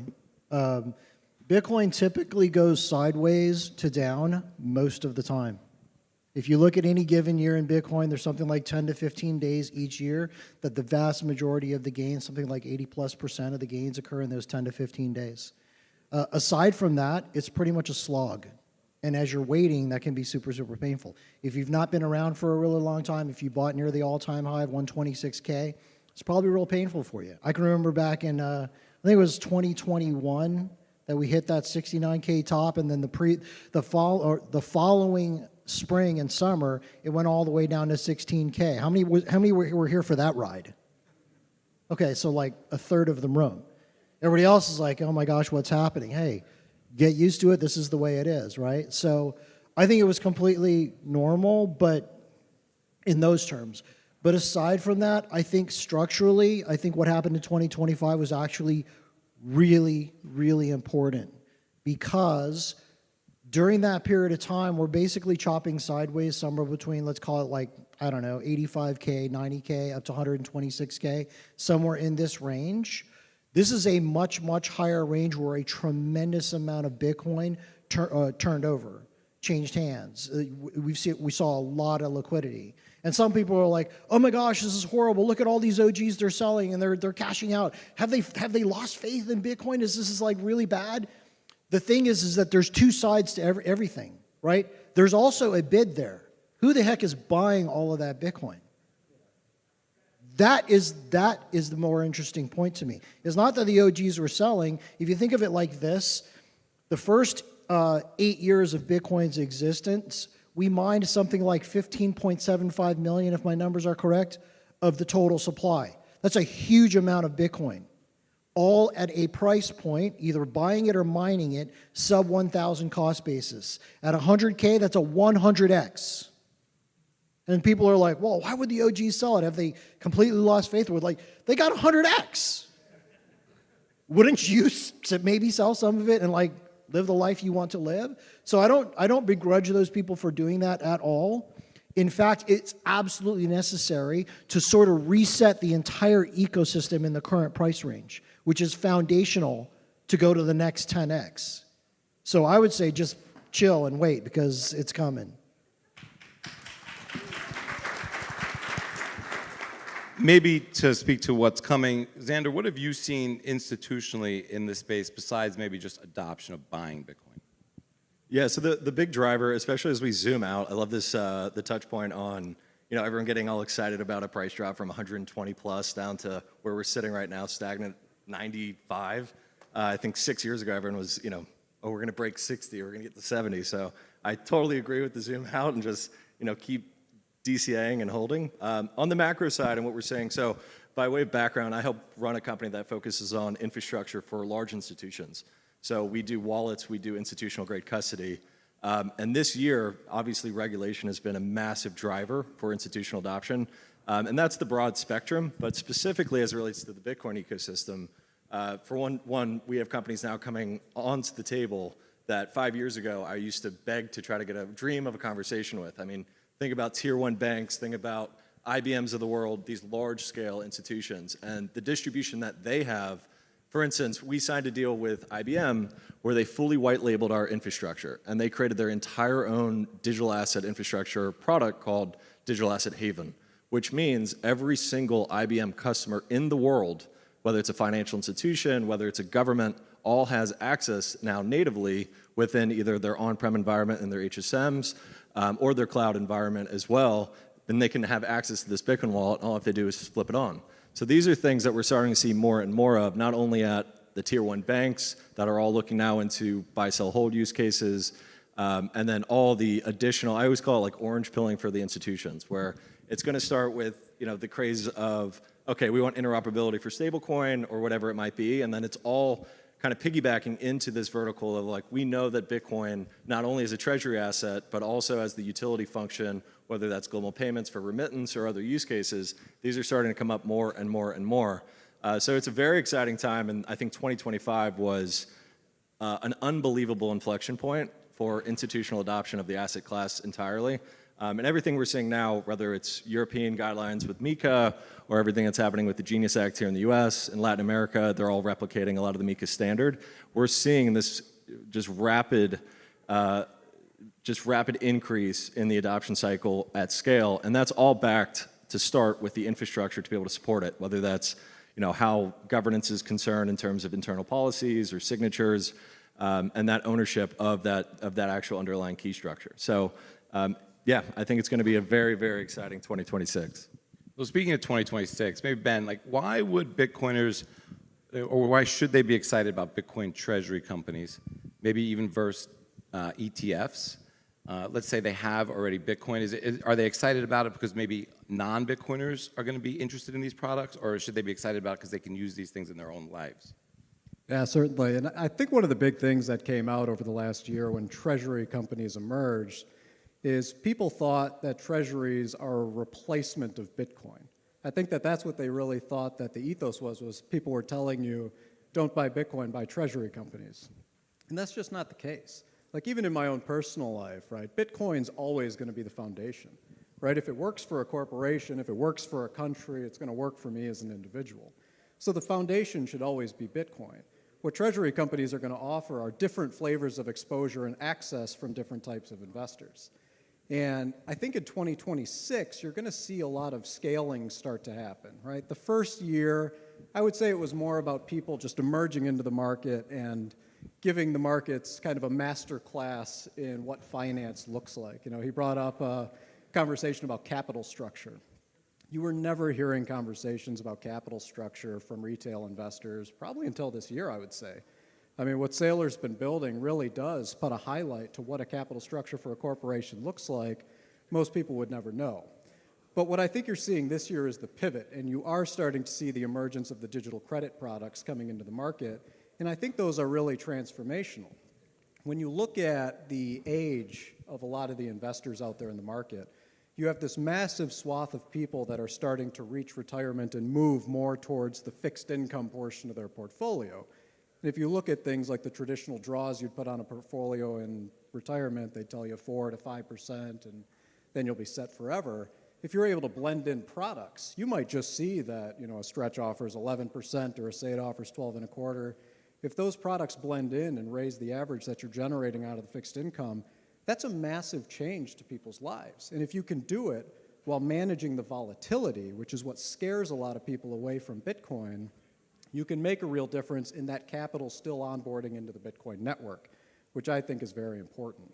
You know, something I look at and I've thought about a lot is when you get somebody like Satoshi who creates something like Bitcoin and then walks away and you give Bitcoin as a gift to the world, nobody in here as an individual gets to tell everybody else how to use that gift, right? It was a gift.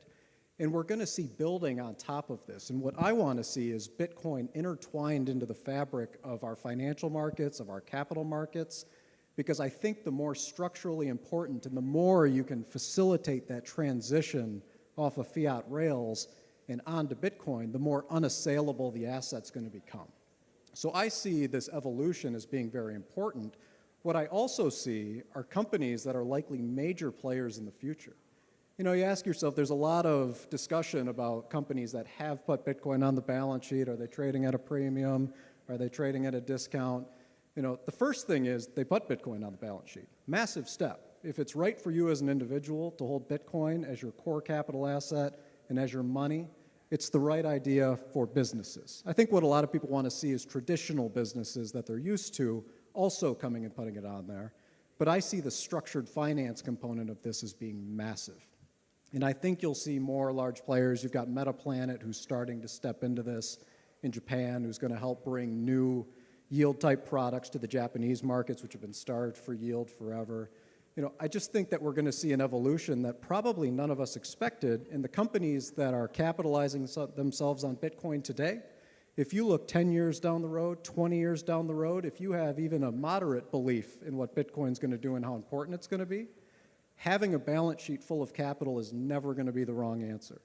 Because I don't know what the world looks like in 10 years. I don't know what the world looks like in 20 years. But I know having the soundest capital on earth is the right choice. The world's obviously changing very quickly, and we're getting all sorts of new terminology, Bitcoin yield per share, different things like that. So, Mark, I have to ask you, is digital credit a gift and or a curse? That's a good question. This is how I probably would choose to answer that question. If you go back 100 years, 1929, 1970, 83, 88, 96, 2000, 2008, those are all cataclysmic events in the traditional financial system. Great Depression, Volcker shock, SNL crisis, etc. Every single one of those events only had one thing in common. They were all credit events. Leverage and credit. And so the idea that somehow we can build a future of Bitcoin involving credit, I think is dangerous. What I also think is, again, in the family office environment, we're thinking in terms of generations, like probably all of you are as well. What will stand the test of myself and my kids and my grandkids? And I know two things. Number one, if Bitcoin, when Bitcoin becomes the most important asset financially in the world, And if there are publicly traded companies that primarily own that, and that's their sole business, people will say, well, they'll be the biggest company in the world, and they will clap their hands for that. What they don't think about is that if that's true, those companies will then become GSIFs. That's an acronym, GSIF, Globally Systemic Important Financial Institutions. And what does that mean? Those only exist within a highly regulated regulatory perimeter, right? So again, we've now ceded our liberation, we've ceded our fiat that we could put into personal, individual, sovereign, perpetual, forever, individually held, self-custodized property. And now we're in a GSIF in the perimeter of the SEC, the OCC, the FDIC, the CFTC, and that, as we think long-term generationally, is not a good trade.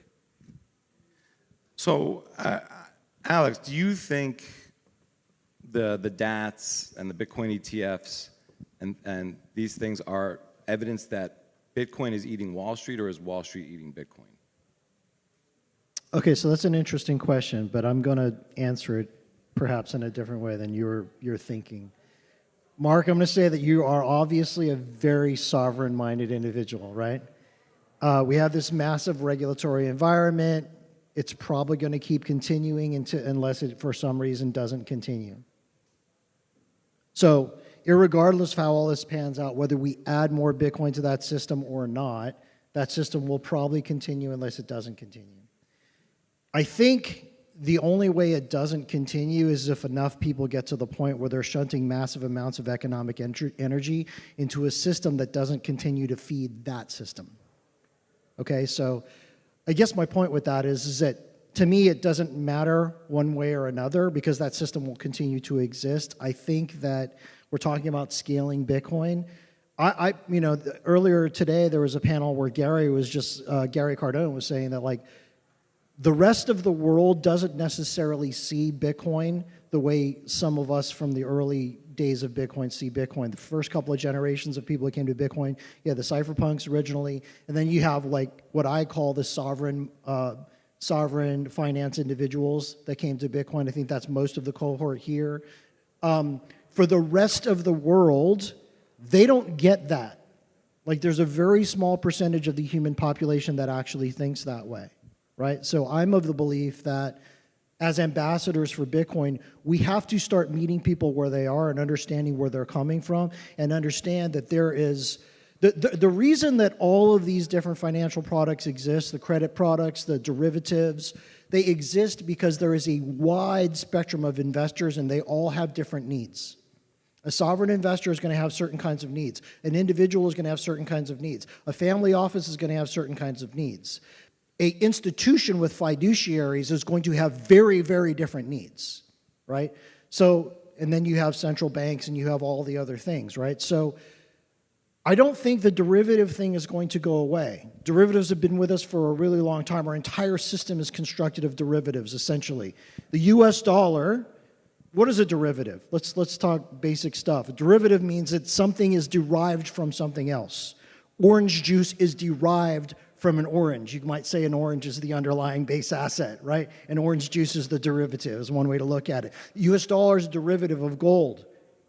Nowadays, it's based on trust, but like you're starting to see all of these things happening where stable coins is like the big deal. It's what they're all arguing about as far as for the Genius Act, and the banks are arguing against allowing interest on all this. And you're starting to see all these competing things. You've got certain families that have their own coins that they're issuing. You have all this stuff going on, and across the spectrum you see all these institutions that used to laugh at Bitcoin. The IMF used to laugh at Bitcoin. The central banks used to laugh at this. And now they're all deeply investigating it, right? And they're at the point now where they're looking at it and going, okay, this is not going away. And it's continuing to gain traction, right? The IMF first started laughing at it. They're like, ha, ha, ha, ha, you Bitcoin people. And they're like, well, it's only for criminals. Only criminals use Bitcoin, right? And now they're like, we're making our own. Or this, I'm talking about like the European Union, right? The CBDC thing. So they're not on board with Bitcoin, but they're at the point where they realize it's not going away and they better get with the program somehow. So this is what I call the climbing Mount Stupid phase. Lots of people who get exposed to Bitcoin go through this phase. They find Bitcoin, they're like, this is really interesting. I want to get in on this action. I'm going to make my own coin. I'm going to make my own stable coin, make my own this, make my own that. And you're seeing it happen at the nation level now. They're all climbing Mount Stupid. You know what they're all going to figure out eventually is? There's only one that has no issuer. There's only one that is truly neutral. There's only one that can't be gamed by some other person controlling a centralized system.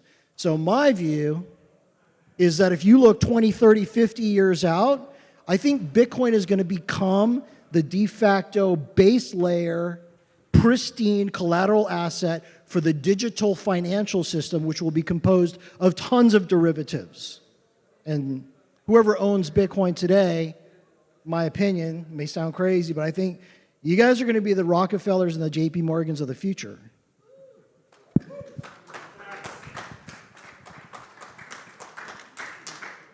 Obviously not financial advice, but Mark, when you said your family office has 10% allocated to Bitcoin, how do they think about the other 90%? Yeah, I mean, this might be an unpopular opinion, but there are opportunities for alpha outside of Bitcoin. Please hold your booze and just talk to me after. Once you get to a certain level, you have to think about a lot of issues: tax, liquidity, income, custody, trusts, generations, offshore, onshore, slats, scrats. We are with one of the largest traditional wealth private banks in the world. Every year they publish a family office allocation report, and it shows us within it's Citi. I'll just say it's Citi. So globally, Citi family offices are at 0 allocation, 0. So we're at 10. So I take solace in that. However, we still believe that what makes America great outside of Bitcoin is the capitalistic nature of our financial system, which is built upon the laws of reaping and sowing, right? The liquidity event that created the family office was a blue-collar background and a private equity exit. So it was a blue-collar, work your butt off, generate a product, create profit, pay people, pay out to shareholders. And that's one of my largest issues just theologically with the DAT. Because in theory, the primary business model, the primary service or product is dilution of common equity holders. And I don't think that over time, using the law of reaping and sowing, if your primary model is selling your own stock to pay the preferreds to go buy more Bitcoin in the name of something called MNAV, BTC per share. Like, I remember when it was like not crypto, Bitcoin. Now it's not crypto, not Bitcoin, DATs. Like, when did that happen? So if your primary business model product is dilute the common to pay the preferreds, to acquire Bitcoin, to pump the MNAV, BTC yield, PTC per share narrative, which is a psyop for return on equity, we do not believe that that is an investment that we want to make. And we're not going to allocate a dime to that. To go back to your question, again, there are other options outside of Bitcoin, but I've gone way over my time and I apologize. Do you think maybe strategy's approach of never selling Bitcoin and capturing profits from the trade, if they were to sell a small amount of Bitcoin to show that they're capturing profits from the carry trade that they're performing, would that change your point of view? I don't want to just take over this. I'll just say this: every week when my Twitter says X company, no offense, X company has acquired 13,000 Bitcoin, and Bitcoin Twitter erupts and claps. Oh, that's 13,000 Bitcoin that my kids will never be able to individually, sovereignly hold as personal, decentralized property. I weep when a corporation whose only model is to sell equity and dilute common shareholders, that they took 13 Bitcoin out of circulation forever. However, if a company that generates profits, who has a legit product or service, chooses to allocate their capital to Bitcoin, I am definitely much less averse to that idea. So if Tesla or other companies want to sell Bitcoin to fund a CapEx project, c'est la vie. Let's maybe switch to gold. I think Xander's actually due for a question. Well, Xander, this is not my panel. Xander, what do you see maybe coming through in 2026 for institutional adoption? Well, first, I want to go back to, what did you call it? Mount Stupid? Climbing Mount Stupid. Yeah, I'm going to use that for sure. That's amazing. So again, like going back, and again, don't mean to be too high level with a lot of this commentary from my side. Another key area that, if you think about regional finance in this country, which represents roughly more than half of the United States citizens in this country belong to a credit union. Right now, 5% of their monthly deposits are leaving, and they're going to things like, the Coinbases of the world, where they can have access to these digital assets at large. So now what's happening is we're seeing a rush from regional finance in this country to adopt infrastructure to be able to support and then keep their deposits within their own environment. So there's a lot of, I would say, levers that are being pulled, and a lot of people don't even see a lot of this. I mean, how many people in this room have heard what I said about IBM earlier? Has anyone even heard this news? Yeah, so these are things that are happening at the infrastructure level that I think 2026 is really going to bring to the forefront.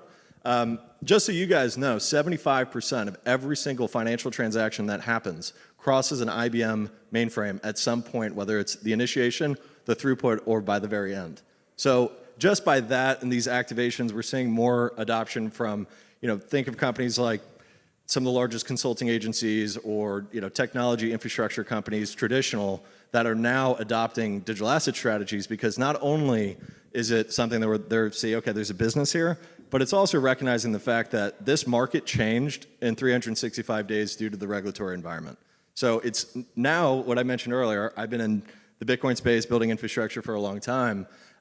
These companies, they're not doing it by the sense of, okay, we're now orange-pilled and we're ready to necessarily jump all the way in, but they're doing it from a business-centric side first. And climbing Mount Stupid is a really great way to say this, because sure, they're gonna mess around. They're gonna do stablecoin initiatives. They'll probably do some altcoins and everything like that. But I think all roads inevitably lead to where is the actual asset class, or the asset in particular, that can be that financial instrument that the hope of gold once was. So Bitcoin, again, there's a finite, it's a very simple supply-demand economic structure where there's a fixed supply, and all of this is momentum up as it's just a demand-driven price target. So it'll be interesting to see not only how the institutional adoption continues to grow broadly, but also how that starts to get realized more into the price, because right now the price is not reflecting anything that's actually happening on the institutional infrastructure side.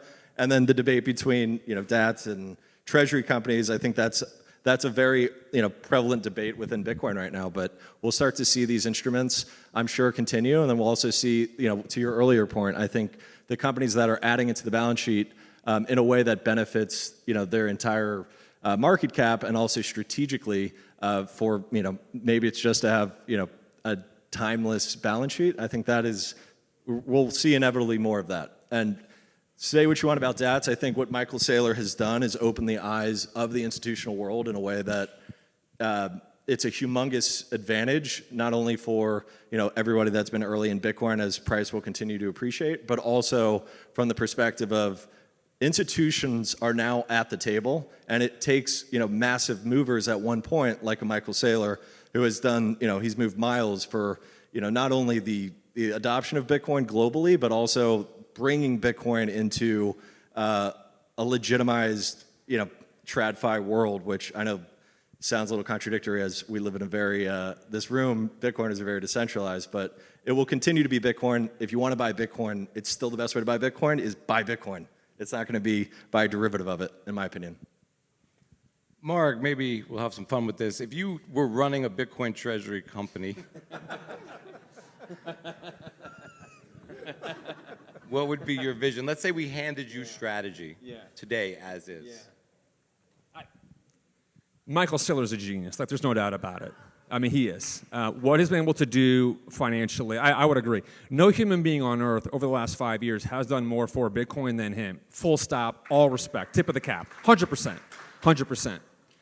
But as someone who spends, I'm in the family office world, right? We're looking at opportunities. Opportunities are problem solvers, they're products or services that meet a need in the marketplace, that have a functional business model, whose model is to generate profits and distribute profits to shareholders through toil, reaping, and sowing.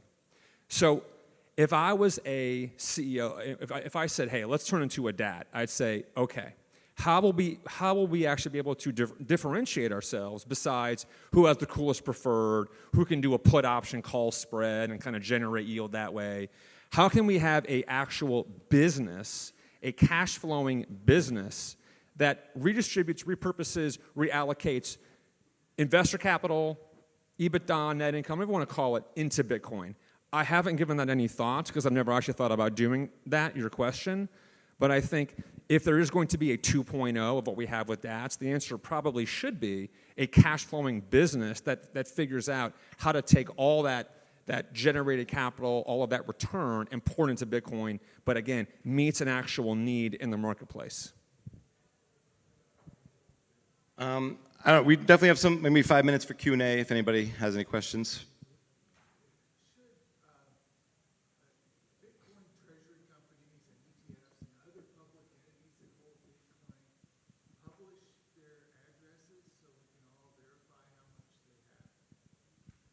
Yes. I can take it as one of the companies.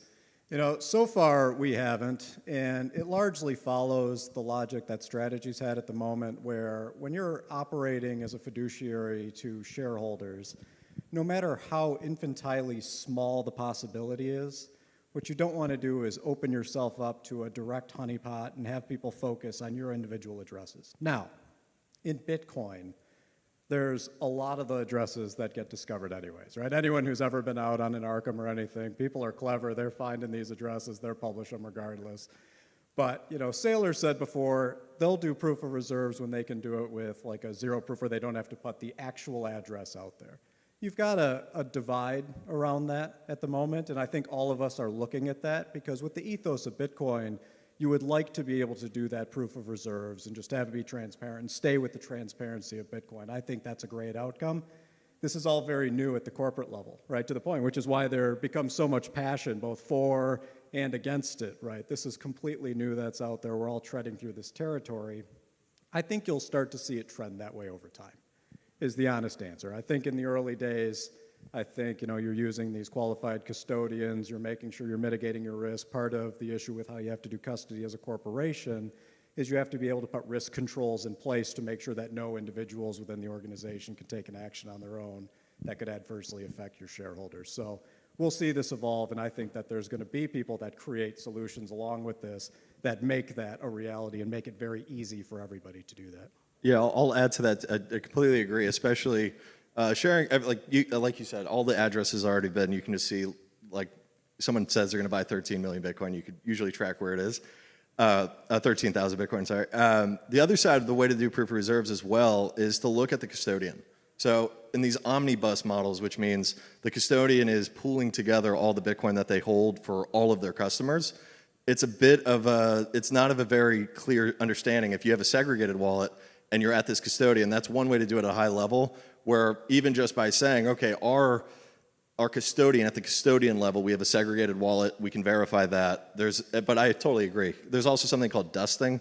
So if a publicly traded company lists their public address and everybody in this room is like, let's send them some love. They then have to go report that and figure out how to send that money, what to do with that money. That's now a regulatory issue. So the proof of reserves thing, I think, we're seeing it with a lot of, like, the Texas bill, there's a proof of reserves.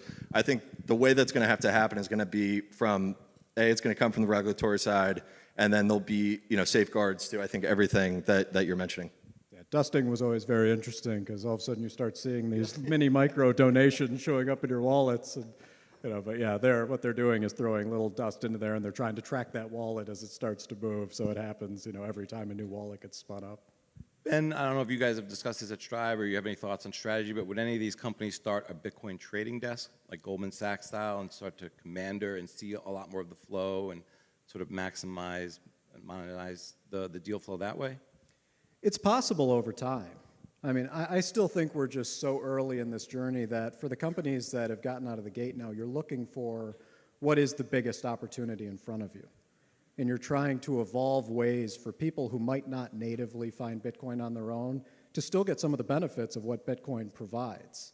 And so for us right now, like we do see the credit market, and I know Mark thinks differently about this, we see that as a massive opportunity where you can bring the value of Bitcoin to individuals in their real life through the dividends that are coming out there, and that can make a material difference, and it's a massive, massive market, right? There's one thing you can ignore, which is that credit is a huge, huge market. So much capital at trillions and trillions of dollars. And so we see that right now as being the big opportunity that we should hyper-focus on, because we think you can bring a huge benefit to common individuals' lives, people who might not be able to take that step and take on the volatility of Bitcoin.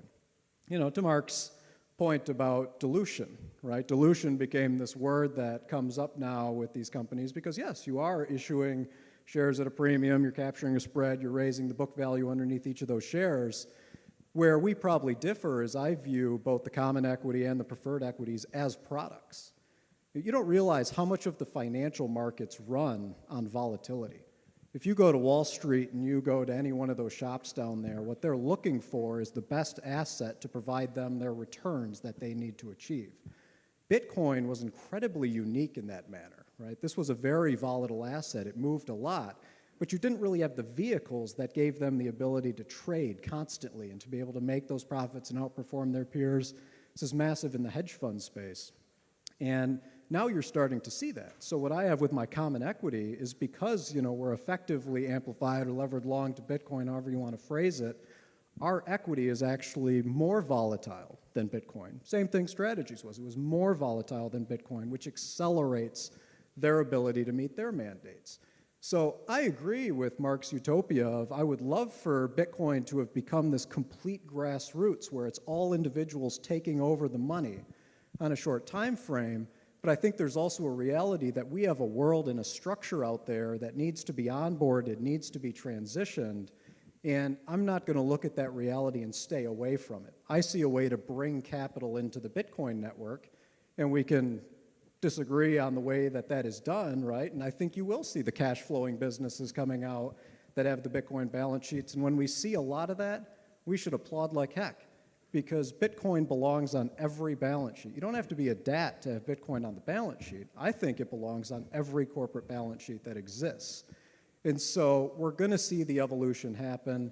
For now, you know, we're focused on our lane. We believe digital credit to be a very transformative product. We can bring yields out to the market that most people can't because of the power of Bitcoin, because of where we are on that adoption curve.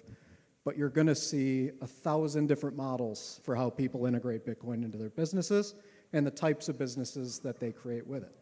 Okay, guys, I got one more question out here, and then we gotta go and move to the next panel. So, okay, I had too many questions, but I guess it's going to be more of a comment than a question at this point because you guys went into so many topics.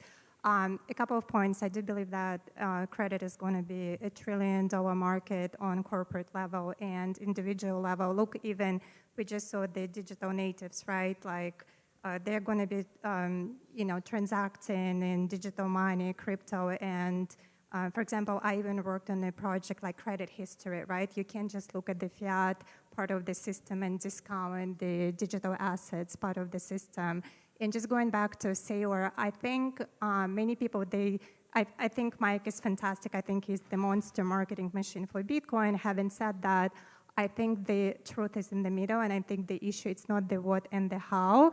And I do believe that, you know, Bitcoin and digital assets belong to a balance sheet, but every company has, you know, different risk appetite and liquidity and all of those things. But in addition to that, I think the issue is the proof of reserves, that there is a way of doing it, but because of what happened on Wall Street, many companies lost trust with audit firms. Like we heard so many issues when they're doing audits and those. I mean, I work for all Big Four, so I was there. I know how it's done.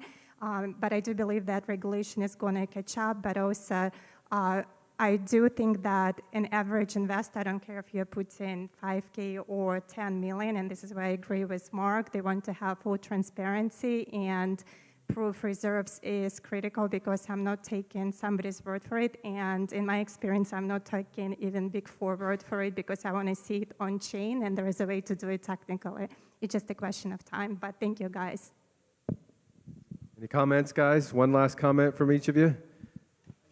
Anything? Yeah, on the concept of proof of reserves, there's lots of products that we use today that we just basically go on the word of the auditors. I hear you.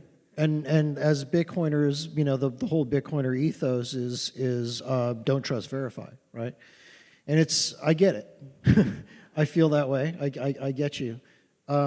And it's also human nature to want transparency, to understand these types of things. But I also can see the flip side of that in that from a security perspective, you may not want to have that information out there in the public. And as humans, we just want to know, and I saw this I used to run a physical gold fund out of Switzerland for 8 years, and we had physical vaults and the whole thing. And even back then, you saw this thing where humans were like, I want to go to the vault and I want to see the gold myself to know that you guys have it. Right? I understand that. But the thing is that with that, every human that goes to the vault, they now know its physical location. They can look at it. They can see the kind of defenses and security that the vault has. And every single time you do that, you're increasing the attack surface. Right? So...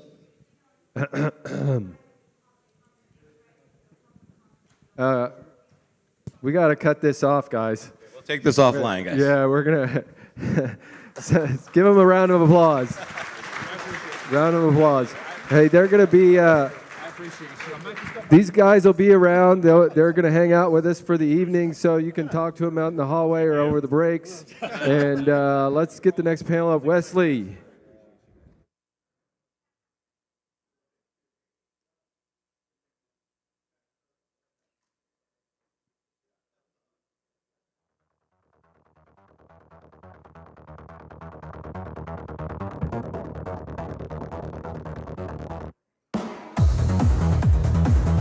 Hello. All right. Give these guys another round of applause.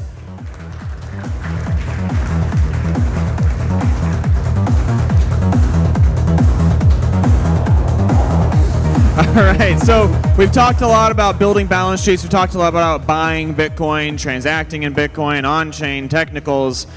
Now we're going to talk about actually producing Bitcoins with proof of work. So we have Matty Ice, who's going to be leading this next stage around Bitcoin mining. How are you doing, Danny? Good to see you, man. Likewise. Hey, Bob. How are you doing? How are you? Good Good to see you. Wesley. It's Wesley.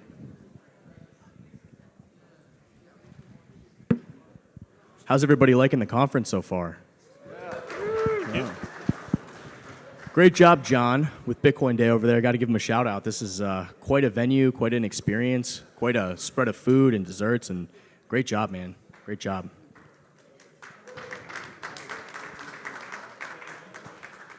So today I'm going to talk to you guys a little bit about mining. A lot of people they hear this word mining and they're unsure what that means. I've got three friends up here that are very down the rabbit hole. My goal for this panel is to have some beginner questions, so no matter where you're at on your mining journey, even if you've never even heard the word before, this is your first Bitcoin conference, you'll get something from this panel. And then we'll cover some intermediate topics that if you are a little bit more educated on mining, then you'll find some interest there as well. So I'm Matty Ice. I'm the host of the Cypherpunk podcast. I'm the CEO of a company called Consensus Protocol, as well as Curated Mining. And I've got my three guests here. Why don't you guys introduce yourselves? Sure. My name is Danny Condon. I'm Chief Revenue Officer at Blockware. We're a Bitcoin mining as a service company, so we sell ASICs to individual and institutional investors, own and operate and lease space in data centers throughout the United States. And in short, we make Bitcoin mining, the business opportunity of Bitcoin mining, accessible to everybody. I'm Bob Burnett. I'm the CEO and founder of Barefoot Mining, also on the board of directors at Ocean. At Barefoot Mining, we specialize in off-grid mining, so we do a lot of our own power production using hydroelectric, natural gas, anaerobic digestion, things like that. And I also run something called the Barefoot Bitcoin Fund, which invests in mining projects as well as ecosystem companies. My name's Bo Turner. I'm the CEO and co-founder of Abundant Mines, and we are a hosted Bitcoin mining company. So people come to us to mine Bitcoin in a hands-off way with renewable energy, tons of education, and wherever we can, the most impact that we can possibly have on our communities. And we're based in Oregon and have 8 sites operating in Oregon now. All right, Bo, my first question here is for you. I've heard this word mining and ASIC and all this stuff. What is mining and what is a miner? So the original way to acquire Bitcoin was through mining. You couldn't buy Bitcoin from anybody in the first couple of years that the network existed. And so mining is the original way for you to take any form of energy and turn it into this asset that we call Bitcoin.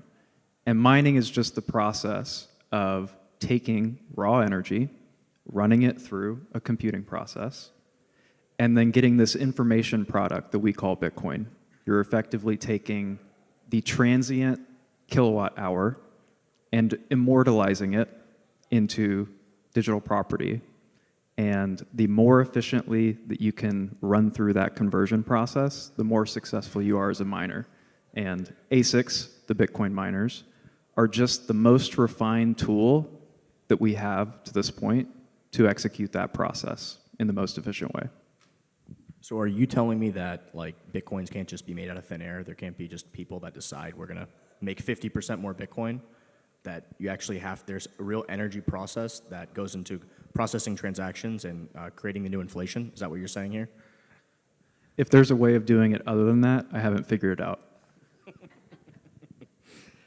If I could, I'd like to expand on it a little bit. I think there are some things about mining that are worth bringing up right now too, in that really there are 3 functions of the mining process. One is the issuance, and that's the main thing I think people think about with mining today. And it's the way in which Bitcoin comes into circulation. That's what Bo is referring to. Interestingly, I just did some calculations earlier this week, and on approximately March 9th of this year, the 20 millionth Bitcoin will go into circulation. And if you're in this room, you probably know there's only going to be 21 million ever, right? So what does that mean, though? 20 million of the 21 million will already be out there as of March 9th, which also means that the miners, as the issuers, as that part of the function, is about 95% complete. Right? And there's another 110 years or so for the rest to come out. But there are 2 other things that miners do that I think are important, and I don't want to go too deep on them, but one is signaling. So you heard Luke talk earlier today about, I think there was actually a question from the audience about BIP 110, also called BIP 444, and things like SegWit and Taproot. They are signaled or voted on through the mining process. So if you are a miner, it gives you the opportunity to participate in deciding where the protocol goes. So that's the second thing. And the third thing is if you're a miner, then you become part of the block production process. And a block, when it's created, the creator of the block decides what transactions go into that block. It's a very powerful position, right? Because there may be, not right now, right, but there could be 1 million transactions in the mempool. And if you're a miner, then you're going to pick the roughly 3,000 or 4,000 out of that 1 million that are going to come into the next block.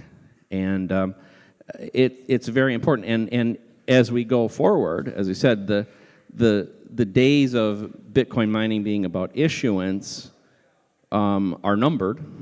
And so these other 2 functions become ultimately what mining is really about. And miners have to learn how to monetize, not so much the signaling, that would actually sounds pretty bad to monetize the signaling, but to monetize that next piece, which is block space production. So to reiterate what he just said here, when you submit a transaction on Bitcoin, it isn't immediately processed. It goes to this place called the mempool, and it sits there until the next Bitcoin block is solved by a miner. And there can be a lot of transactions sitting there, and the miner decides, usually based on financial incentives, whoever's paying the highest fee, what transactions to put in the next block on the blockchain. So there is fee revenue from that process that is earned by the miners, right, in addition to the perfectly known inflation rate of new Bitcoins coming into existence. Bob, just a quick follow-up on that. Can you explain what hash rate is? What is hash rate? Hash rate, yeah. Okay, well, boy, I'll try to do this succinctly. So a hash is a function, a cryptographic function that takes we use something called SHA-256, I think, as most people probably know. And what that does is it takes a known set of, or it takes any input of data and outputs through the function a fixed number, in our case, a 256-bit number. And a small change in the data input set, any change in the data input set, creates a dramatic change in the output. And the proof of work process that we go through with Bitcoin requires us to make trillions and trillions of these types of hashes in a very short period of time. I'm trying to remember the number. Like, so what is a zettahash right now? It's a zettahash would be, is that a trillion? Going off the top of my head. Something like a trillion hashes per second performed on the network to try to get one of these results. So all of us manage machines that have tremendous amounts of hashing capability every second, and in theory we're competing against each other to win the block. A quick cap on this, the idea of hash rate when it comes to machines, as time goes on, better machines have what we call higher hash rates. They'll get more efficient. Kind of like you have a new iPhone that comes out every year. It's slightly better. It has better specs, so it can have a slightly higher hash rate. Maybe uses a little bit less electricity. Danny, this question is for you, my man. Why would I want to mine instead of just buy Bitcoin? Does mining still make sense for the little guy? Say I'm just one guy at my house. Could I still mine Bitcoin? Yeah, no, it's a great question. So there's a lot of noble reasons why you would want to mine Bitcoin. I'll hit this more from kind of the business case perspective. So first of all, passive income, right? So when you're mining Bitcoin, what you're doing on an operating basis is you're effectively constantly accumulating Bitcoin at a discount to the spot price of Bitcoin. So you can go on an exchange and you can purchase Bitcoin at $95,000 of Bitcoin, right? Or you could mine it with the most efficient ASICs at a reasonable energy price for $60,000, $65,000 per Bitcoin. So that spread is effectively constant. You're constantly dollar cost averaging and purchasing Bitcoin at a discount, all right? The second point is it's an excellent accumulation strategy, right? You're generating passive income that's denominated in Bitcoin, and then you can hodl it. You've got your own treasury strategy that you want to run.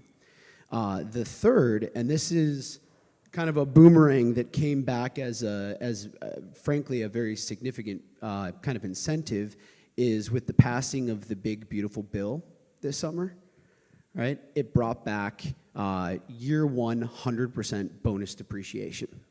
And what that means is that you can, so it's very tax efficient.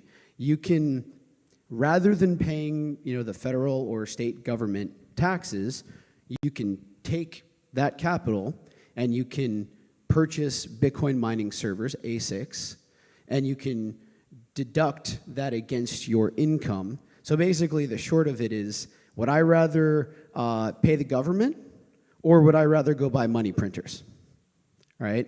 So that's something that's been a very significant catalyst as of late. Let me add one more thing too, which I guess kind of one and a half. One is that if you went out, let's say you had $100,000 right now, and you went out and you bought roughly 1 Bitcoin, your basis on that Bitcoin is $100,000. If you sell it a year from now for 200,000, you have that capital gain. Let's sell it 4 years from now. Let's say instead you invest $100,000 in mining right now. As Danny said, you get the bonus depreciation right now. But as you're accumulating your Bitcoin, working your way back up to the 1 Bitcoin you could have bought now, your cost basis is higher. So that means if you do have to sell later, you have less capital gain exposure than you would had you just bought it at the beginning, in addition to the bonus depreciation. To expound on it even further, the cost basis can change as it goes, and you might end up with Bitcoin that you have a long-term capital gain on, and it's an even lower tax rate. But if you just buy the Bitcoin, you don't get that 100% depreciation, as opposed to buying the miner itself. One thing to add there too is the tax stuff is so impactful in a positive way. The tax system is designed to provide incentives, right? It's designed to incentivize investment, right? So as you look at the different marginal tax brackets, there's plays. I mean, people need income to live their life to some degree, right? So it's maybe a little panacea-ish to say, like, take all the money you make and go buy an ASIC. It could be, or many ASICs. It could be, unrealistic. But there's kind of threading the needle into getting from a 35% tax bracket down to a 22% tax bracket on a marginal basis. There's ways to become exceptionally efficient, and ASICs are, I think, the best mousetrap to do this with. It creates this perpetual flywheel of passive income generation and tax efficiency. Now, one other thing too is I'm not giving tax advice or legal advice, but if you structure it correctly, there's probably a good chance that nobody knows you've acquired this Bitcoin. So maybe the cost basis doesn't matter that much. Not tax advice. Right. No comment. Bo, this question's for you. And Bob, feel free to chime in on this as well. I just read the Wall Street Journal, and they said mining is terrible for the environment. What can you tell me about that? Is that an accurate statement? No. One of the reasons that I got so deeply into mining and so passionate about it was going into schooling, I had the thought that I would be a sustainability engineer.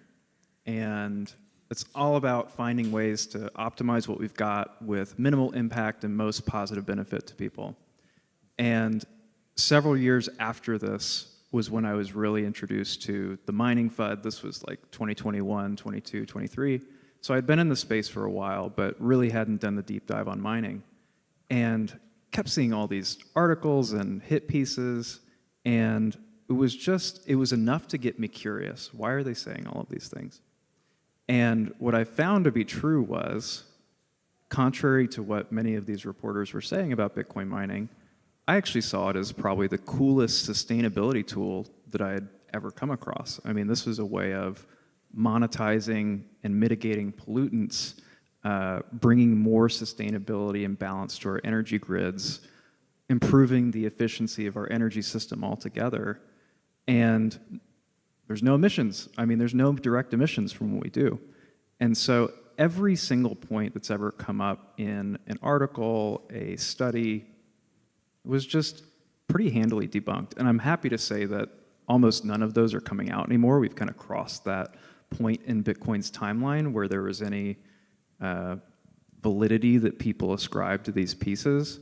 And I think it's now starting to come around that this is an incredible tool for us, not just to not destroy the environment, but in many cases to rescue situations that otherwise have no real economic solution.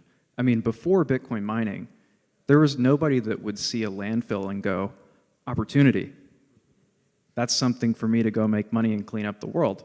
Before Bitcoin mining, we didn't have that. And in so many contexts, mining is springing up as this not only buyer of last resort, but a solution of first resort to many different scenarios that have no economic way of being resolved. Yeah, and I'll give you real examples, two from my own company. One, we have a facility in Indiana that sits on the grounds of a dairy farm. I think it's approximately 10,000 head of dairy cattle there. We take the excrement from the cows, feed it into an anaerobic digester, and we produce approximately 2 megawatts of energy every day, 24 hours a day, from the cow shit. Holy shit. Yeah. And to be honest, I didn't do it because of the cow shit. I did it because the gas is free. The other project we have, I'll just share real quickly with you, is which is my first off-grid project. We found a hydroelectric facility in South Carolina that had been built in 1888. It had been defunct since 2000. And this was in 2020. And so, but it had what we call good bones. And so we put a couple $1 million into it, but we rehabbed that entire hydroelectric infrastructure. And again, with just the water passing down from the higher regions of South Carolina to the lower regions of South Carolina, we get free energy. So, not that I am not environmentally conscious, but my motivations are financial. I think just kind of putting a bow around that, it's an economic incentive to do good, right? What's the cheapest form of energy on an operating basis? Wind, solar, apparently cow shit, right? But Bob, to his own point there, is not, going through the mud, so to speak, out of the goodness of his heart. He's doing it because there's an economic incentive to do that. So Bitcoin miners are actually a real catalyst to facilitate investment into energy generation that can actually move towards perpetual sustainability, right? The panacea of that. There's a business case here that drives these actions, and the outcome is good. Economic incentives are always going to ultimately win out over nobility quests. There's a great documentary called Dirty Coin. If anybody's interested in this topic and want to explore, even go further down this rabbit hole, there's a lot of stuff happening in third world countries, in Africa, entire energy production being built out and being financed by miners that is now giving energy and electricity to stranded communities of people. It's honestly pretty fascinating. So check out Dirty Coin if you want to go into that. As we transition to our next segment, this is going to be a little bit more of an intermediate, I would say, some questions and some rabbit holes here. So if you know a little bit more about mining, you might find this more interesting. And even if you don't, listen in. Danny, this one's for you. Let's talk a little bit about the business case for mining and go into that for the outlook of 2026. Yeah. You touched on it a little bit earlier, but sure, yeah. I think this will be a good one to jam on. We can kind of pass the baton back and forth. So I'll build the foundation. So if you think about the profitability equation for mining Bitcoin, which is frankly the incentive for why you would mine Bitcoin from a business case perspective, and I'm thinking about this in dollarized terms, right? The numerator in that equation is Bitcoin price. So I'm long Bitcoin. I want that price to go up. The denominator in this equation is difficulty, or how much hash rate is competing for the same finite amount of Bitcoin that is released approximately every 10 minutes, right? Peeling the onion back a little bit differently, this is a velocity play. The velocity in which Bitcoin price can move is very high, right? Bitcoin price can move on news. It can go up to 120, 150. It can go down to 50. It can go down to 60. That can happen quickly. The denominator aspect of this equation moves at a slower velocity because there are real-world limitations associated with bringing significant amounts of incremental hash rate onto the network. right? You've got Moore's law as the base case. It becomes harder and harder to double something and double it again because the number becomes so big. But think about the real world inputs to bringing significant incremental hash rate onto the network. You have land, power, infrastructure, hardware. That takes a lot of time. It takes a lot of money to bring that stuff to market. All right, so building that foundation, I think it's all about Bitcoin price outpacing, incremental hash rate, and then profitability increases. So if you're bullish on Bitcoin, it's logical to think the numerator will increase, right? And then I'll pass this off in a second here, but anybody heard of artificial intelligence? Right? Those AI are competing for the same relatively finite energy resources as Bitcoin miners. Right? We're seeing publicly traded Bitcoin miners pivoting their infrastructure and their use of power to AI. What does that do? That removes hash rate from the network. And when that happens, the denominator gets smaller, and therefore the profit increases. So I think it's very reasonable and logical to be, bullish looking into 2026 and beyond. So let me reiterate kind of what you said here. The price of Bitcoin can go up or down very rapidly, right? And over time, historically, it's gone up exponentially. The underlying denominator, which is the cost to build out a physical location, pay the electricians, have the site built, have the permits done, have all of the infrastructure deployed, get the miners, put them there, have them managed. That is a very CapEx, a lot of capital expenditure required to do that. It takes a long time. And if the price of Bitcoin skyrockets, it's not like you can just double the capacity of all that by snapping your fingers. The price of Bitcoin could double in a couple months. It's done that historically many times. You could have an 8-month period where the price of Bitcoin goes from 95,000 to 190,000. That's not that unrealistic, meaning that miner profits would go up. They would more than double because your energy load is constant. And the price of Bitcoin going up increases you're still getting the same amount of Bitcoin, but it increases the profitability of that same Bitcoin you get because you have to sell less of it to pay electricity costs. I'm going to follow up, Danny, just on this question. Fidelity just put out the 2026 report, and they kind of discussed and talked about this, and you brought up this point of AI. All of the stuff that's happening with AI is massively competing with Bitcoin mining, and AI infrastructure, it requires much more knowledge and expertise, and Bitcoin mining also requires a lot of expertise, but the demand for AI compute right now is so insatiable and so profitable that many publicly traded mining companies are pivoting a lot of their infrastructure. They're turning off a lot of their newer generation ASICs, and they're selling or leasing that electrical capacity to all these AI companies that are much higher buyers of that electricity. They just need it now. They don't care what the price is. They need that energy now. So we're seeing a lot of those new ASICs come into the market, which the hash rate was coming down a little bit. It's a possible tailwind, I would say, for Bitcoin mining going into 2026.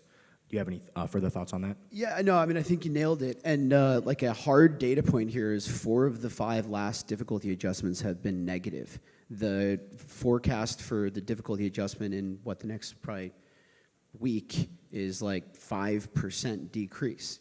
Miners are going to get 5% incremental, more Bitcoin, right? So like the thesis, I believe, is sound.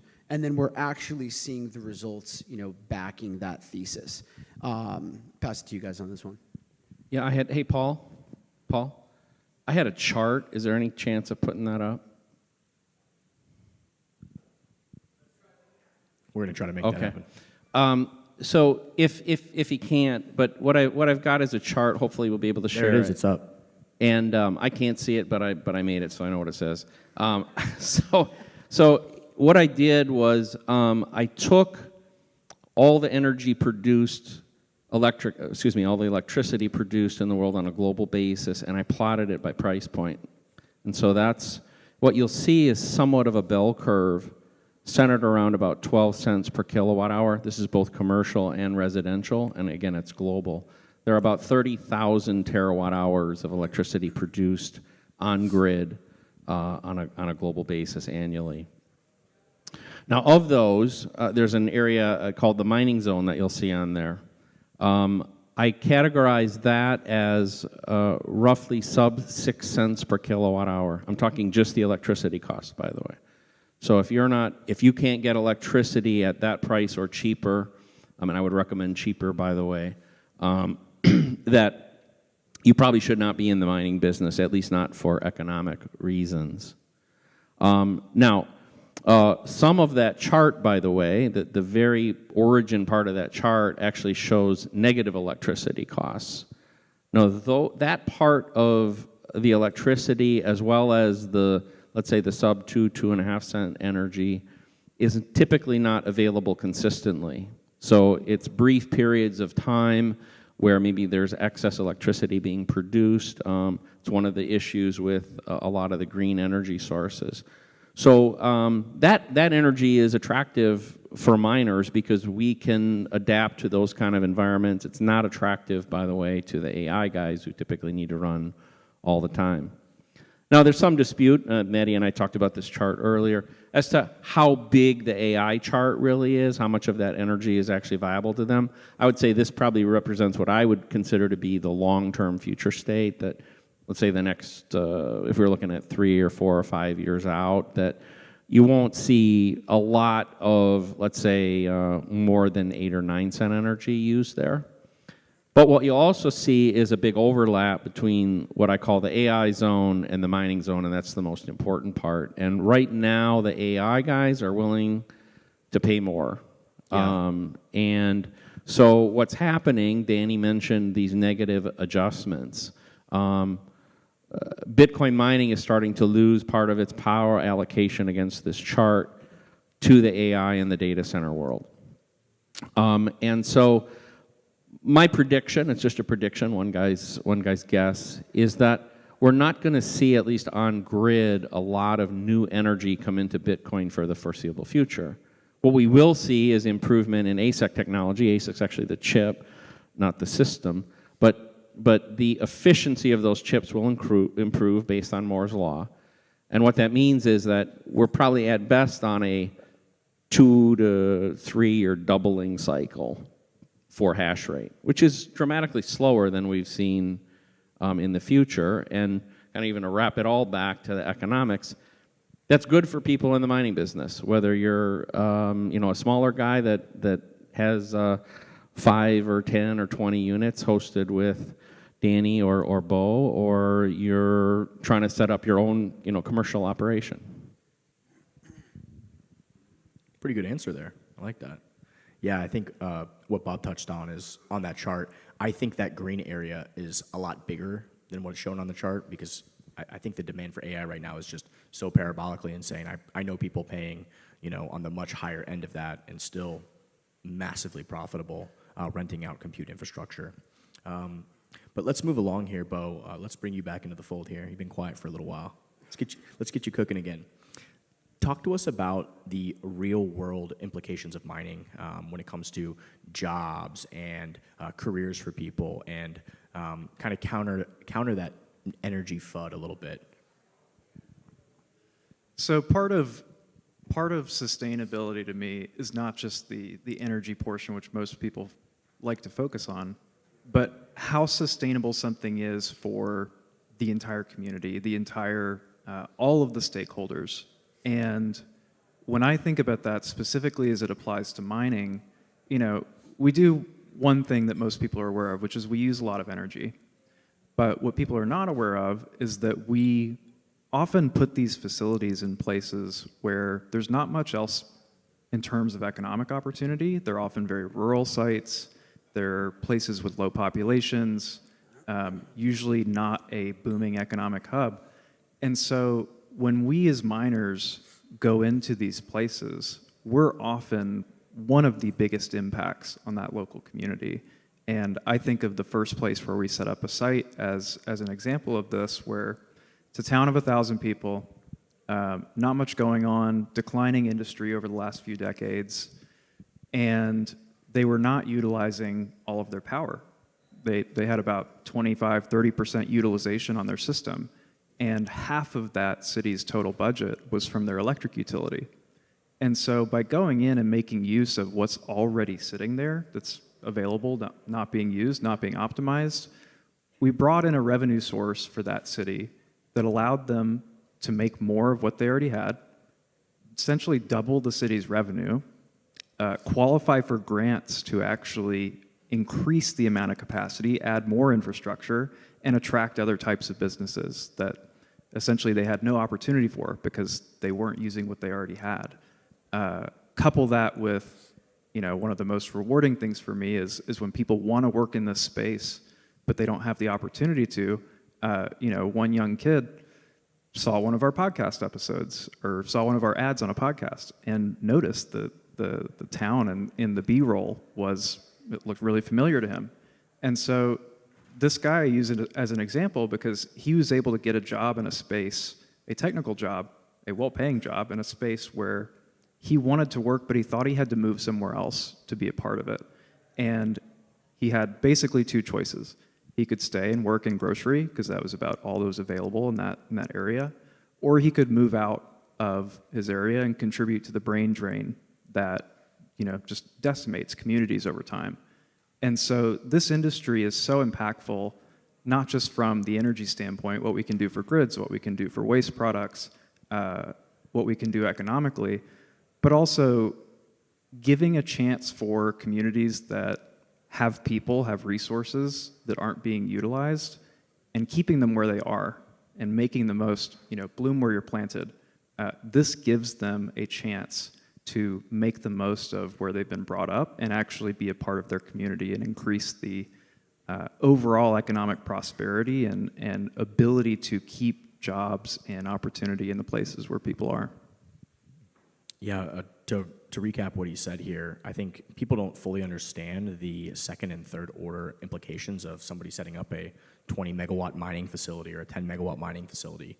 The long-term jobs that are created from that, but also the indirect jobs, the contracting company that came and did this, the construction worker that was hired by the company, there could be 20 of them, the people who rent out big equipment to build stuff, the people who bring in dirt and fill, construction, who sell the local electrical supply shop in that town that sells wire and copper, the long-term jobs that are created from people who repair these machines when they go down, the fan companies who produce the fan, the people who make filters and filtration systems.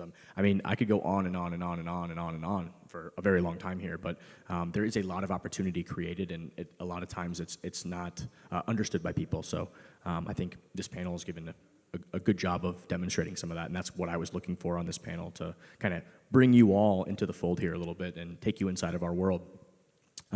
Before we do Q&A, I have one more question for Bob. We can kind of go quickly on this topic because we're running out of time here, but can you talk about nation-state implication for mining? I know the country of Bhutan is mining for their country, but going forward, how do you see that play out? This will be just kind of a fun question.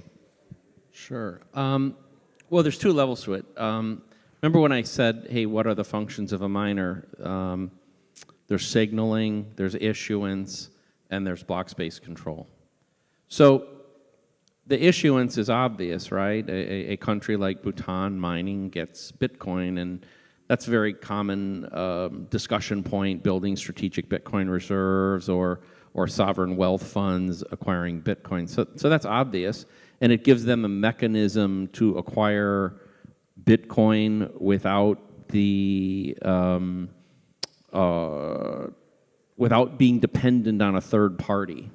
So if you think about a very adversarial time, then when you get paid from the Bitcoin network, which is what a miner does, there is no interference. There's no third party that can prevent you from acquiring it. So that's one thing. The second thing is, as these countries acquire more and more Bitcoin, they are going to want to have a say in what happens. So they're going to run nodes, and they're going to want to be part of the block signaling for protocol changes. But the third thing, and I think it's the most important, is that it's my hypothesis. If you've heard me on a podcast, I've talked about it quite a bit. There's several of them out there. But I believe that control of block space will be absolutely essential for economic sovereignty for any country going forward. That a country that does not have the ability to directly control some percentage of block space, I think is putting itself in great long-term jeopardy.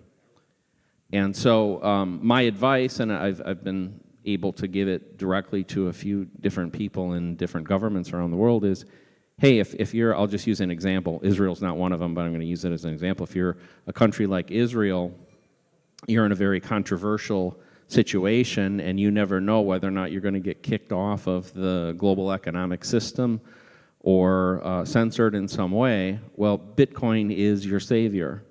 If my advice to a country like Israel, which has about 0.5% of global GDP, is they should be able to produce at least 1 to 2 blocks per week directly themselves, in which they can place whatever transactions they want, which would probably be theirs, to purchase goods or sell goods to other countries around the world. So in a funny way, it's my prediction as we look out more like 10 to 20 years, you'll see almost every country in the world participating as a miner.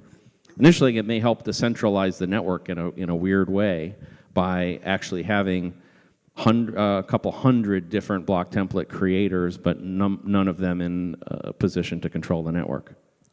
To recap what he says, if Bitcoin is the future global underlying capital asset or money for the world, that all countries, it's decentralized, it's neutral, no one entity controls it. If Bitcoin fulfills that role, there's major game theoretical, priorities that need to be considered by nation states, large corporations, et cetera, to be able to put their transactions and not be censored on that network. Guys, this has been an awesome panel. We got a couple minutes left here. I'm going to open it up for some Q&A. All right. Okay. It's a little. You guys hear me? Okay. Yep. All right.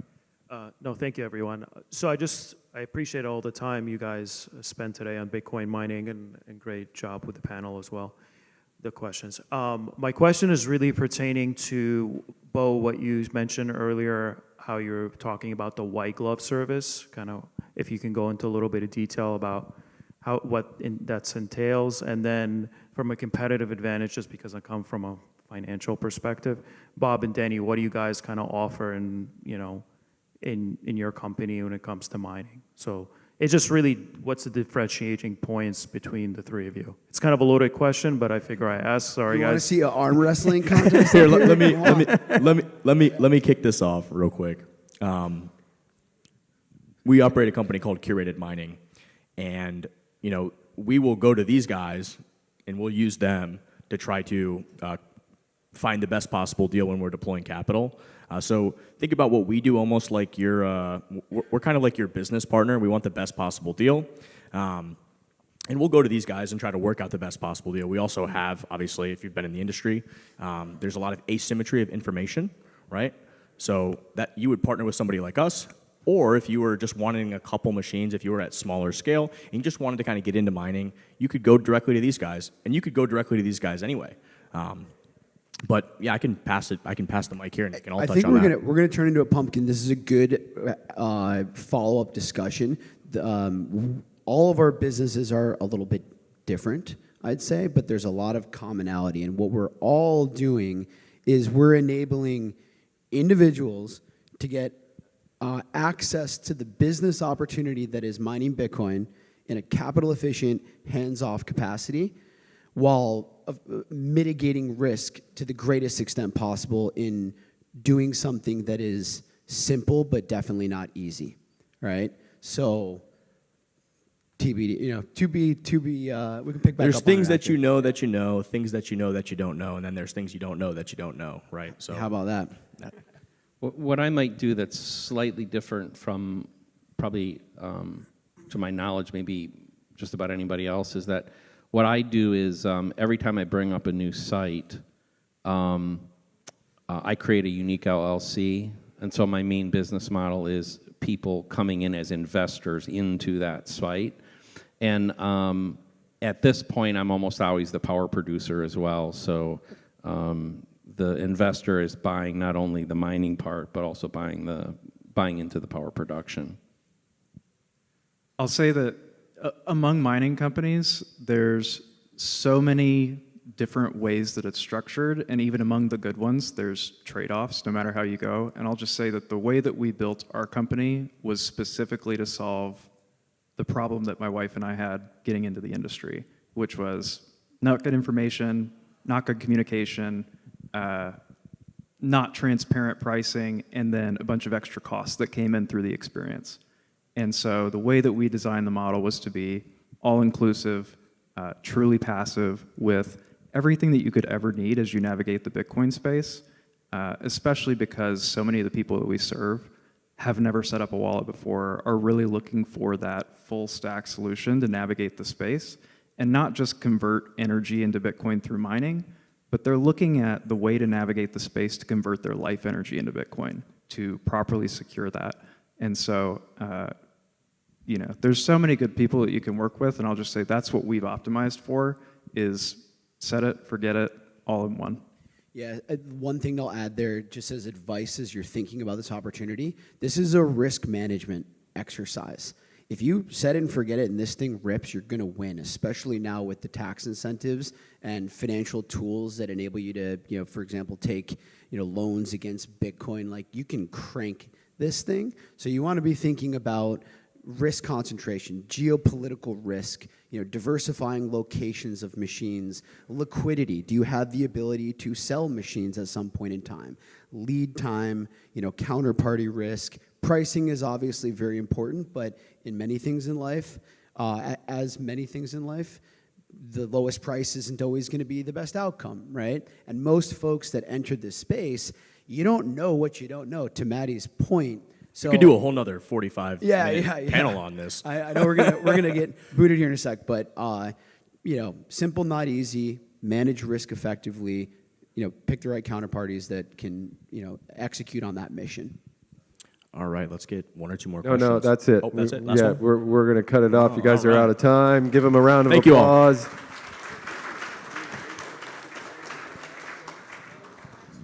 All right, Matty. Rock and roll, brother. My wife just Oh yeah, no, you can do it. No, yeah, we're excited to be a part of it. Please, good shit, boys. What's up, bro?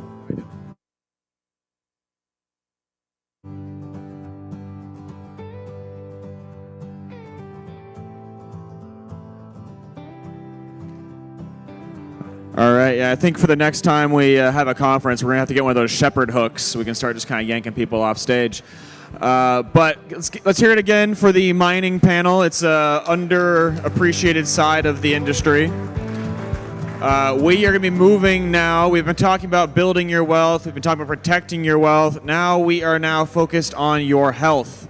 It's the only thing you can't really buy. It's something you have to actually work on. So we are joined by a great panel of people for sound money and sound living. So let's please give it up for Mr. Kapusis, Dr. Shawn Baker, and there's not names on the panel, but thank you guys. Here you go. Dr. Shawn. You.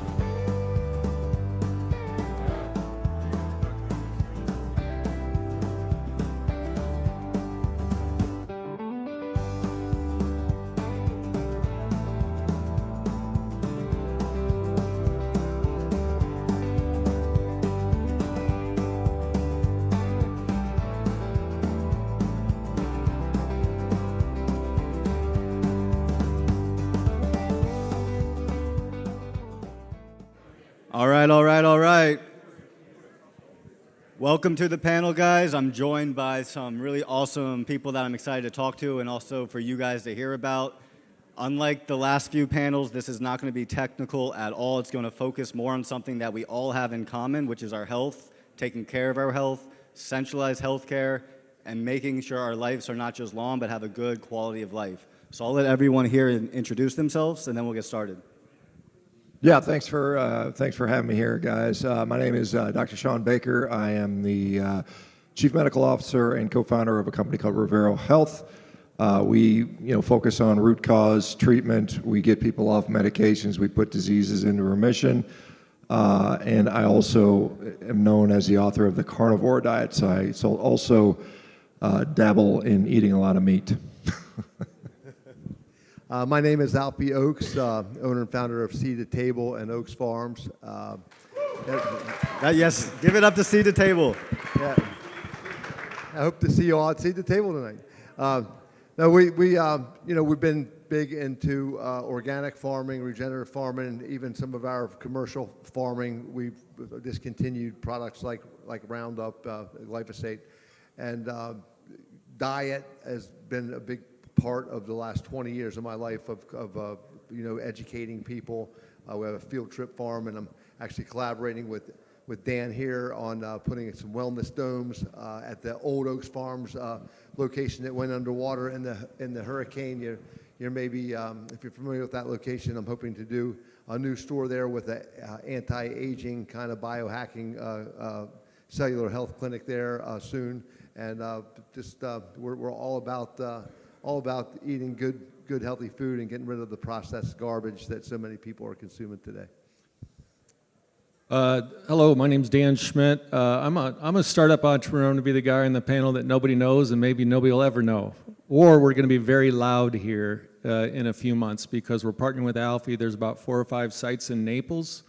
What I've done for the last 25 years is not so much study what makes a body sick, but what makes a society sick. And that's what I want to bring to the table. We have a way that we believe that with what we're setting up here in Naples, we can curate a solution that changes culture. And if we change culture properly, we have the ability to create a new model that makes the old model obsolete. And I think that is exactly in the same realm of what Bitcoin is doing. So we're kind of partners in that, in the same goal. But we're launching this in Naples, and the reason I'm here is just to, I guess, kind of announce that. Talk more about that later. My name is Ahmed Ammous. I'm a medical doctor. I went down the Bitcoin rabbit hole when I was in medical school, and I sort of understood how corrupt and broken the financial system is, and I started to see the similarities in the medical system. And now I help people get healthy without pills, the natural way, try to help people escape the medical system's matrix. That's awesome. And earlier we had a panel that was about pattern recognition, and the way I got into learning more about health was Bitcoin first, which opened my eyes more towards a health-conscious lifestyle, which is actually when I saw Med's brother and Baker's podcast they did together, and that's when I became a carnivore because it just made common sense. Because right now in the healthcare system, we live in let's treat the symptom, not the actual underlying disease. And I want to just hear more on your thoughts on that, Dr. Baker. Yeah, sure. So I spent 20 years as practicing orthopedic surgeon. Did thousands and thousands of surgeries. Never gave too much thought about how nutrition impacted my patients, other than making sure they weren't completely nutrient deficient prior to bringing them to the operating room. Well, like every other surgeon in my situation, our healthcare system is unfortunately perversely incentivized. We don't have drugs that cure disease. We have drugs that treat disease, and there's a very critical distinction between those two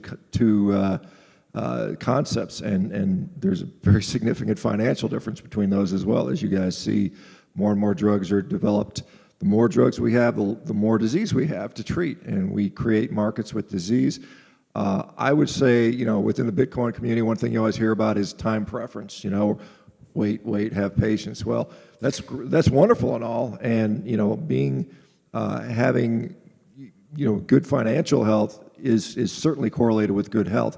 But if we don't take care of our health, all that waiting and low time preference is not going to be worth it, because if you end up 67 years old, and I can't tell you how many patients like this that were just spending all of their free time going from doctor appointment to doctor appointment to doctor appointment.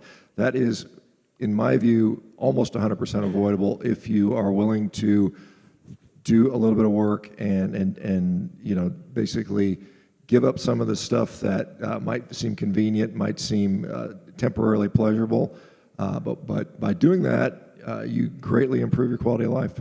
Yeah, so it sounds like the Bitcoin ethos of having a lower time preference is counter to the normal processed, ultra-processed food that we are eating in our society, and it's as a Bitcoiner, we want to live long, like Dr. Baker said. Not only do we want to live long, we want to be healthy long, so we can not only get our financial gains, but also enjoy having that financial wealth.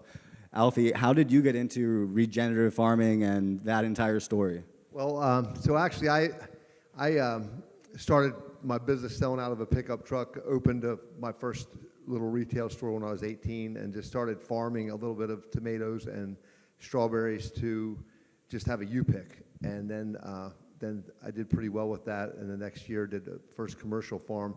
But when I first started farming, being a first-generation farmer, having a few friends in North Fort Myers, where I went to high school there, I just started out farming kind of what I call now the poison farming. I was just farming with a lot of harsh chemicals, and that was what I knew. I was really just getting into it to make money and make product. And there's a good story in there, but not knowing what I was doing farming gave me a kind of a short season of 3 or 4 years until I went broke as I got bigger farming. I actually made a lot of money the second year. I went to Honduras and bought tomato fields and made a bunch of money, came back and tried to do a large operation and failed and got out of farming for a while. In the meantime, my father started growing a little small 5-acre farm, and he was doing it all organically. He got into that because my mother had got sick, and with Addison's disease, he felt it was from the bad food that she had been eating. And he got into it, and when I got back into farming about 10 years after that, he had convinced me to look at the farming a different way, and we went into it growing with all organics. And now we have some regenerative farms, we have organic farms, and I even have product that we grow for public supermarkets, and that's not like all organic, but we're not using glyphosate. We're not using a lot of the harsh chemicals. We hand weed and do things like that, but we've actually found that it's economically feasible to do it that way. Sometimes the labor might be more, but we're not spending a bunch of money. The chemicals that, in my opinion, are going to the wrong companies. You know, the same companies that are getting us sick with all this, with the food industry, are the same companies that own the chemical industry that for the farming, the same companies that are selling the pharmaceuticals. It's all the same blob of companies that are capitalizing on you basically from cradle to grave. So I'm trying to do my part in helping people break that cycle and get back to eating real food, which I eat a mostly carnivore diet. I'm not all carnivore diet by any means, but what I try to do is eat all food, the food that I put in my body is all food that man has not got his hands on, basically. I call it God's food, you can call it nature's food, but when man started thinking that he could do a better job making food than God did and started genetically modifying everything, I think that's where we went off the rails, and then with this ultra processed food that is now. I've heard statistics where recently that 85% of the food that's being consumed now in this country is ultra processed. I don't know if that stat is correct. You might have better data on that, but that's really sad, and it's a very clear example of why our health in this country and most of the world is in the shape that it is right now. Yeah, there's just another example of following the money and where's the money leading you to, and what is the financial incentive behind those companies that are creating that food, getting us sick, keeping us in the sick care system instead of just treating the underlying disease. Dan, I've actually been to your domes a few times, big fan of them. If you guys live in Naples, you like Cold Plunge's steam room, it is the best place by far in Naples to go. But share a little bit about why you created it, what you're trying to accomplish, and as well as what you're partnering with Alfie on. Yeah, so I've done startups my whole life. So one of the first companies I started back in the 90s was something that eventually became the largest claim producer in the United States. So we would, as geeky as it sounds, it's a back office. We would take all the claim data from patients, send out checks to the doctors, send out EOBs to the patients. And I'm a business startup guy, so I started a consulting firm that would we'd consult with hospitals how to increase their bills. And then I had another consulting firm that would audit bills to reduce them. And you start looking, none of these companies should exist in a real world if we were doing things. The companies that I started shouldn't exist. I have a company right now that's a large dollar or a cost containment company. So we audit, multi-million-dollar bills, and we try to reduce them, and we get paid on the savings. That company should not exist. So I look at this and I start gathering all this data and realize, we're so broken, and I don't know if anybody really has their arms around how the healthcare system works. But the bean counters, they have insight in all this. So we had really great insight, and over the years, I've done just a ton of research. I work with people, doctors from Harvard, all these people, all claiming they're going to find the root cause analysis. But at the end of the day, what I've discovered for what I'm bringing to the table when we're starting out at Alfie's is if we regulate our nervous system properly, because that's what we all have, is a dysregulated nervous system. So we're batteries, we're electrical beings. And if we take care of that electrical being, our brain body's in coherence, it knows how to heal itself. So the game is we can try to do all these things that are healthy. At the same time, the other side of that is we process our unhealthy habits, we're still healthy. So I focus more on the processing side, and I realize, well, if I can calm that nervous system down to a neutral state and take it from a sympathetic fight or flight mode to a parasympathetic mode, the body knows how to heal itself. And that's been proven more and more, and we couple that with neuroscience. That, we all have heard of the placebo effect, but we don't ask the question is, well, why does the placebo effect work? It works because you think it's going to work. So our brains, when we believe something, has a crazy capacity to heal ourselves, and guys like Joe Dispenza has proved that. But you aren't going to change your brain unless you calm your nervous system. So step one of anything in health is to calm down that nervous system. And as simple as that may sound, it can be done with cold plunges, contrast therapy, things that are dirt cheap that I think would probably reduce our healthcare costs by 50 to 70% if we just got that adopted as a cultural thing in society, where we go to that first for our step one to heal ourselves. So that's the kind of insight I had by seeing all the corruption that's in the industry. And just as a data point, if you look at our average cost per patient, we are double the next country. So when we are double the next country, it's not to say, oh, we're the best healthcare country in the world. We're not. We suck at it. We are double the cost because we really don't know what we're doing. We really don't know what health is. And unfortunately, our healthcare industry has become one of our largest contributors to death. That's not how it's supposed to be. So that's some of the initiatives we're taking on that, besides healthcare, you look at the same thing in education, arts and media, religion, spirituality, the family, and economics. What has happened in a sick society, we end up accomplishing opposite of what our original intention was. So we're sick. So how do we correct that? Well, we got to go to each one of those and find out what is the root cause problem, root cause solution, and in each one of these pillars of society, reverse that, and that changes culture. And everything in this world is downstream from culture. All politicians will follow culture, all laws will follow culture, but you can't reverse it the other way around. You can't create culture out of laws. It doesn't work. So that's what we're trying to do at Alfie's, is show a way where we can change all these things at once to build a new model that makes the old model obsolete, so we, in effect, cure our culture. And if we cure our culture, everything else will fall in line. That's amazing. Ahmed, so share with me more about your journey with what led you down to, pursue health, carnivore, and all that, and everything that goes into it. Yeah, I mean, my story was I was in medical school, and I was just, all the patients that I was seeing, nobody was getting better. People were doing the medications that were prescribed to them. They were doing all the blood work. They were doing everything they're supposed to do, and they weren't getting better. And I just got curious about, why is this happening? I've worked so hard to get into medical school. I still have so many more years to study, and I'm only going to be helping people just alleviate symptoms and not actually heal themselves.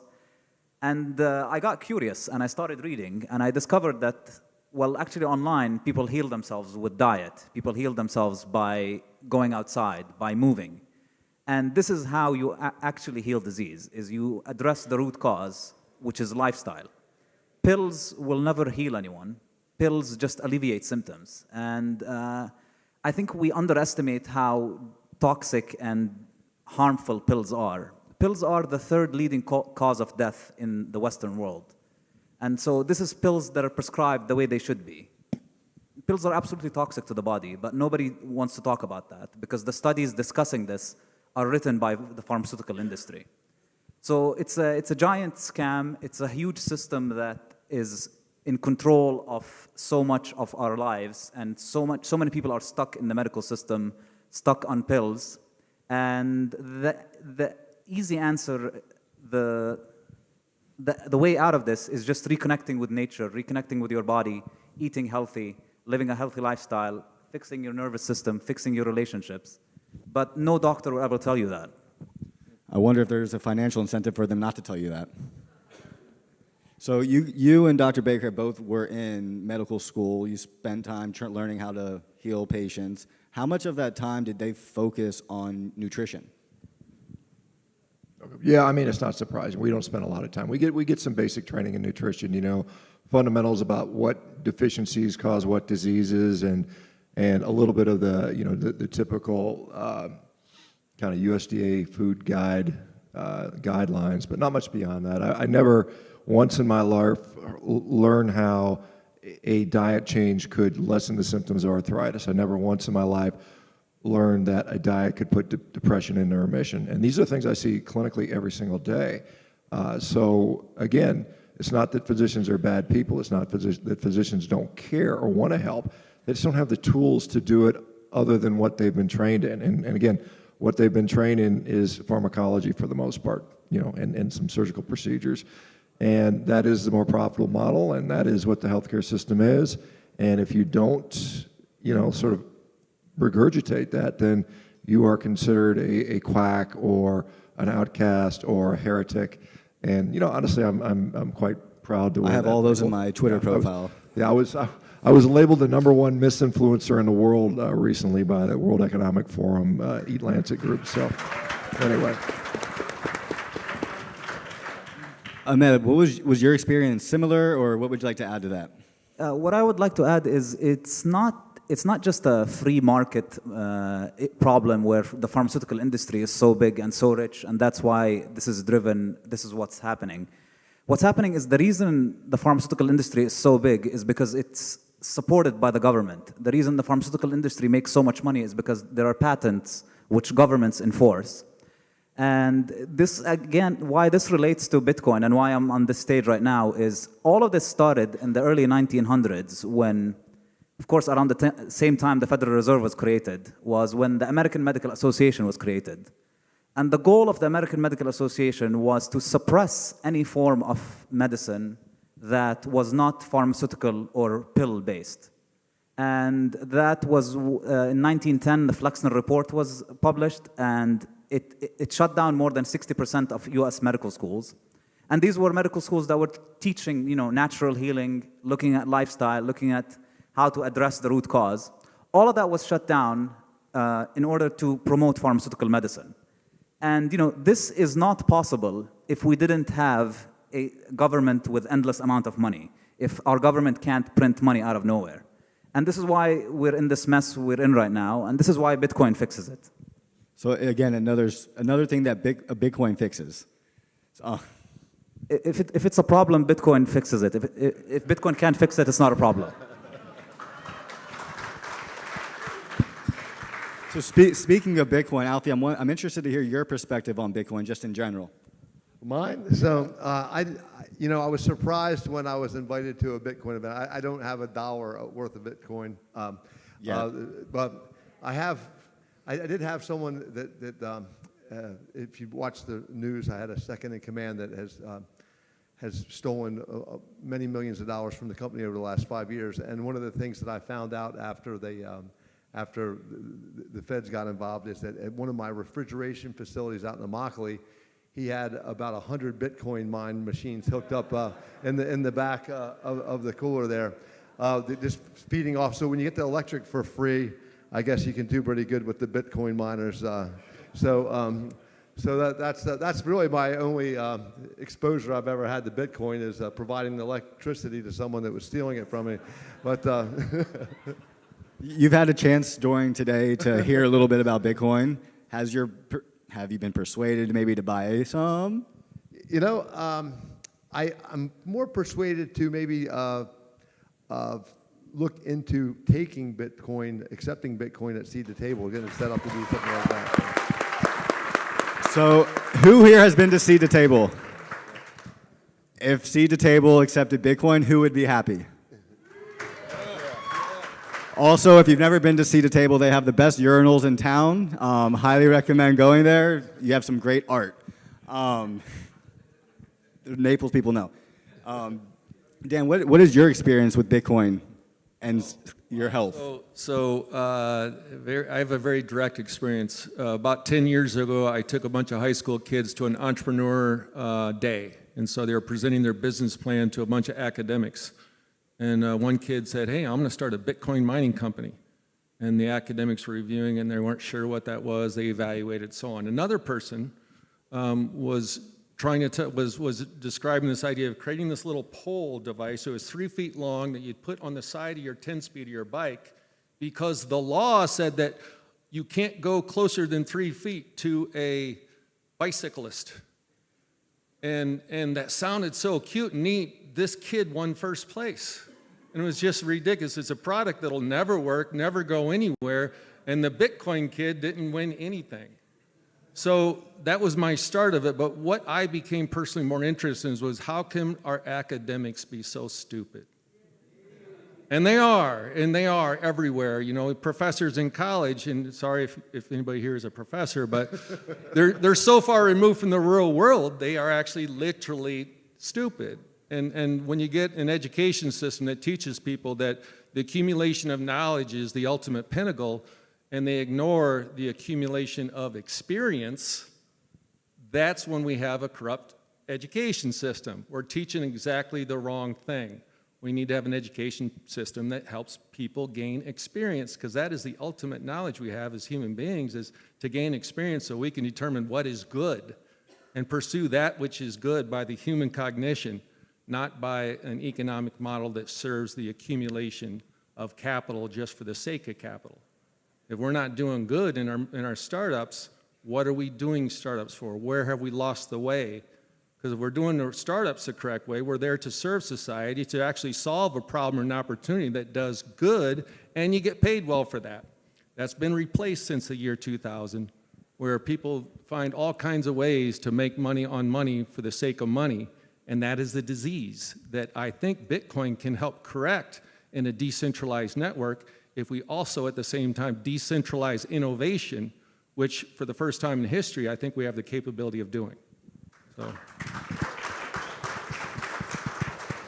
Yeah, it's amazing to hear like just how the education system has not grown and changed their curriculum, and they're still teaching the same outdated information, and it really just sets people behind. But Dr. Baker, being in the Bitcoin space, eating on the carnivore diet, what are some of the things and crossovers that you see between the two? And what are you surprised about in terms of the Bitcoiners accepting the carnivore diet? Well, I mean, to accept the concept of Bitcoin, you have to think outside the box a little bit. You have to sort of unplug yourself from the matrix. And I think, and this is the one thing, I can't remember who was talking to me earlier, he said, you know what, at the Bitcoin dinner last night, there weren't a lot of sick, obese people, and I think that's not a coincidence. I think people that unplug themselves from the matrix in generally find themselves to be healthier, both financially, physically, mentally, spiritually, and a whole other thing. So I think that's sort of a common finding. I got into Bitcoin from Ahmed's brother, Saif. He approached me the first time I was on Joe Rogan's podcast and said, hey, let's write a book about this. And then he said, I got another side project, which turned out to be the Bitcoin Standard. So we never wrote the book together, so I wrote my own. I think this is something that, I've got another book in progress right now, by the way. And I think that, this is a start, a carnivore diet, whether you do it or not. I'm pretty agnostic about that, quite honestly. I prefer it that. I think it's very therapeutic, but there are a lot of things that go into getting healthier. This is just one of those. And I think I think Bitcoin is often an entry point for a different way of thinking for a lot of people, because once you find out that they've lied to you about this, and you say, well, what else did they start lying about? And then all of a sudden you realize they basically lied about everything. So anyway, here we are. Well, yeah, they literally turned the food pyramid upside down. But one thing that all of us Bitcoiners have in common, none of us came out understanding Bitcoin from the start. We all had to literally look into it with an open mind and be curious to learn something that we had no idea about, which spreads its tentacles into all the different aspects, such as the money, the health, the farmers, and all the other stuff that is corrupt because of the fiat money. Ahmed, you and your brother both have been on the carnivore diet. What is your experience with the Bitcoin community, and why sound money is so important to sound health? I mean, going back to time preference, the very, very high time preference way of looking at health is, I just want a pill right now to get rid of this. Does everyone know what high time preference means? Perfect. We're in a Bitcoin conference, come on. Hey, you never know. We don't know what part of the bull run we're in. So the very high time preference thing is just to take a pill to numb the symptoms and get rid of the problem. The low time preference way is, let me listen to what these symptoms are telling me. What is it in my lifestyle that I need to fix? Why is my back hurting? What did I start doing recently different in the last few weeks? That sort of thinking is not, that requires a certain dedication to your body, a certain dedication to your life, a certain outlook that favors the future. And Bitcoiners tend to have that. The average patient that I see in the hospital is still stuck at, they want the solution right now. And that's why they also don't get Bitcoin. So it goes hand in hand, I think. Yeah, I mean, some doctors, you'll go there, they'll give you a pill, you'll feel better for an hour or two. Maybe you want to lose weight, they might push Ozempic. And those aren't low time preference things. Those are immediate gratification. And immediate gratification does not set you up for long-term success. So a lot of this is all, common sense that we were told is the complete opposite. We were told we're crazy for eating a carnivore diet, that your cholesterol is going to be high. And I remember when you were on Rogan, you had a study that was going to be coming out in a couple of years. Did those results ever come out about cholesterol, Shawn? Yeah, sure they did. There's been a couple studies that come out, and cholesterol is probably the biggest sort of sticking point many people have for not only adopting a fully carnivorous diet, but it's the diet that includes a lot of saturated fat. And as you alluded to, the food pyramid did get flipped upside down. If you guys have seen the graphic that RFK and Secretary Rollins put out, it is a complete inverted pyramid, and that was done very intentionally. It wasn't just a South Park episode, although they may have paid homage to those guys for that. And as you read that pyramid from left to right, first item you run to is what? Anybody looked at it? It's a ribeye steak, literally. It's like a ribeye steak is the first thing you see to eat. That, again, was done very, very intentionally. And I think that, and this is the point for some of you guys who were there last night, and I'll say this, I'm sure all of us, Bitcoin success depends upon adoption and utilization by everybody. It can't be just the Michael Saylors and a few large corporations that do it. We've all got to do it for it to be successful. And the same thing with the Make America Healthy Again movement. I mean, it's not, God bless, Robert F. Kennedy for doing what he's doing, but he is up against a leviathan of corruption, of trillions of dollars of equity, of legal fights that are going to last for years and years. And so we have to, as a population, say, look, I'm just not going to eat the poison anymore. I'm not going to pay for it. I'm not going to give you money to poison me anymore. And I think that's what we have to do. That's my sermon for the day.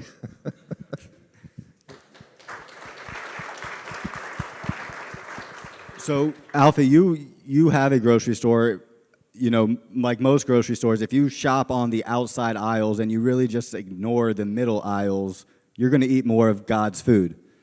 So how is it as a grocery store owner and having that in your store? Is it kind of like bittersweet, or do you try to make sure you only work with products that are whole food based? Well, if you go through Seed to Table, you notice there aren't many aisles in there. Maybe but when I went to a share group meeting like 15 years ago, when I was telling these guys that I was going to build this store that had no aisles, because they were all, actually at this particular meeting, they were all crying about how Amazon was getting into the kind of shelf-stable, what they call center of the store, all the national brands, and that the margin was becoming thin, and they were crying, most of the margin in the grocery business is on the perimeter, which would be like your fresh baked goods and produce and meat and seafood and things like that.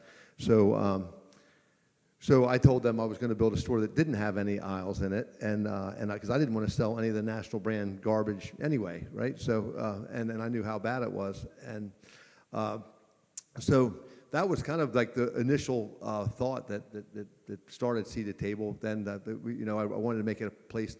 I thought about the places in long time ago where people go to the market on the weekends and enjoy some entertainment and things like that. So I just wanted to have the fun vibe, and we really Seed at Table is more about all the perimeter and very few national brands at all in Seed at Table there. If you want to buy a Pepsi, you can. We charge a lot of money for it. I try to discourage people to not, but you can buy one of them. You can't buy a six-pack. You can buy one Pepsi if some people just want that with their food. And I don't want to, it's a free society, I guess, if you want to put that garbage in your body. But it all comes from education. I was spending a good amount of time with Bobby Kennedy before the election. I was actually asked by Trump to be the ag secretary, and I spent a lot of time with him. And his main focus there before even Trump was elected is that the way that we're going to change this is by education. The people, like individually, have to make those choices by us getting the truth out to people, so that you won't line up at the McDonald's, or you won't line up or go to the grocery store and buy Lucky Charms and all of that other garbage, right? So as soon as the education happens and people stop buying that, then the companies that sell this are going to have to make the decisions. Make the business decisions that will be the right decision for them to discontinue that stuff. Yeah, exactly. And it's like knowledge is power. And once you know it, nobody can actually go to the grocery store for you, buy the stuff that you should be eating. Nobody can go work out for you. You have to do that actual work yourself. So with all of this information that you get, is it going to motivate you to just say, it is what it is. I'm going to continue eating the same diet. I'll go to the doctor. I'm not going to change my life habits, because lifestyle is also very important here. And this is available to everybody in this room, because we all want to live a long time. We want to have family. We want to be there for our young ones. We want to see them get older, have grandkids. So this is not just a talk about money at a Bitcoin conference. This is, what are you going to do about your health to make sure you are your best version of yourself and you can have a high quality of life for a long duration of time. And Dan, what are some of the benefits that you see from like the cold plunge contrast with the steam room? Because I found that very fascinating the first time that I went. Well, we call it the step one reboot protocol, because no matter what ails you, if you can slow down and or halt that automated, let me say it a different way. No matter what ails you, you're participating in it. That's something we're not explaining to people in our healthcare industry.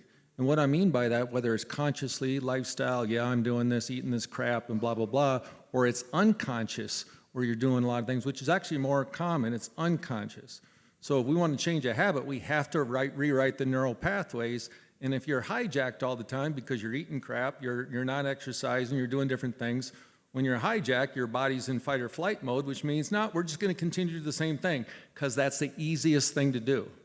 So that's why I call it step one, because if it's a physical thing, we're going to stop that response and put your body into healing mode. If it's an intellectual thing, we're going to stop those thoughts and give you new ways of thinking. And if you get new ways of thinking, you start to rewrite neural pathways, and you train your body to heal itself over time. And it sounds, maybe a claim, and it sounds too simple, but it's true. That is really what I'd call step one. So me, I just want to be the cheapest, lowest cost, most available step one on the planet. And then step two, go see Dr. Shawn. Go see me now, who knows how to really identify, okay, if this is not working, now we got something to work with. Because you go to the regular doctor, they're just going to give you a pill. It's like whack-a-mole, symptom pill, symptom pill. And when a human body gets 3 or 4 pills in their system, nobody in our science world really knows what those interactions do. It's kind of a lie. And we got 60 million people in this country who are overprescribed pharma. And some of these people are taking 8, 9, 10, 11, 12 pharma every month, every day. I mean, their bodies are whacked, and they have nowhere to go, because most doctors, they can only prescribe. They have no idea how to take people off pharma. So those are a lot of the challenges we face, but the domes for what I'm mostly wanting to accomplish is, I'm not trying to solve many things, but I will tell you, I've had so many people tell me it changed their life completely. And it's from physical, emotional, spiritual. I've had more people tell me they've had spiritual experiences in the dome than I can count. So something is happening when we can calm down our nervous system and release pent up energies and the day to day. And when you do it with a group of people and you're having fun doing it at the same time, and there's science that proves this too, when we're in a group of people, the efficacy of healing is like 25-30% better than the individual therapist. So the domes are not just a physical healing, they're physical, emotional, spiritual healing mechanism. And that's why I've discovered that, because that is like a step one to turn culture around. And if we can start seeing each other, do events that we're not going to meet each other at the bar, we're going to go do a dome together. Let's have our business meeting at the domes. It's what they've done in other countries for 1,000 years. We just haven't done it here yet. So that's one of the things we're doing. So we're putting domes out at Alfie's place. We're going to put a one-room schoolhouse out there. We partner with the Freedom Institute in town here, who's a high school that's fully embracing AI, fully embracing the new world for education. So you combine those things together, everything that Alfie's dad wanted to do, everything that Alfie's wanted to do, anybody that wants to do education reform, healthcare reform, we're hopefully going to get that all in one location that happens all at once. That's our goal. Awesome. Thank you so much for sharing. All right, let's give this panel a round of applause. They will be hanging out with us. So if you have questions for them later, you can find them. They'll be hanging out with us at the reception, I guess. And thank you, guys. Thanks a bunch. Thanks a lot. Thank you. All right. Thank you. Okay, so we're almost done here. I do need to tell you some things. First of all, remember the plants. We can take the plants home if you're not going to the reception, which I don't know why you wouldn't. You can take the plants with you. If you're going to the reception, the plants will all be taken out to the valet station, and you can grab them on your way out to get your car after the reception. All right, so the reception is at the Palm Lawn. There will be Four Seasons staff members pointing you in the correct direction, but essentially you're going to go to the street, follow the sidewalk to the crosswalk, and walk across the street to the beach, okay? It is an open bar from 5:30 to 6:30, so even though we just had the health advocates tell us not to drink, I'm going to offer you drinks. And we hope you'll come down there and enjoy yourselves and stay with us, take some sunset pictures, and enjoy the evening with us. After the reception, we're kind of going to just infiltrate the Sunset Bar. So it'll probably be crowded down there, but if you want to keep having fun with each other, we'll move over to the Sunset Bar. All right, so without further ado, our final panel, Mr. Cardone had to go home early, so we have Natalie Brunel, come on up, Natalie, and Larry Lepard, and CJ Constantinos, come on up, guys. Come on up, guys. And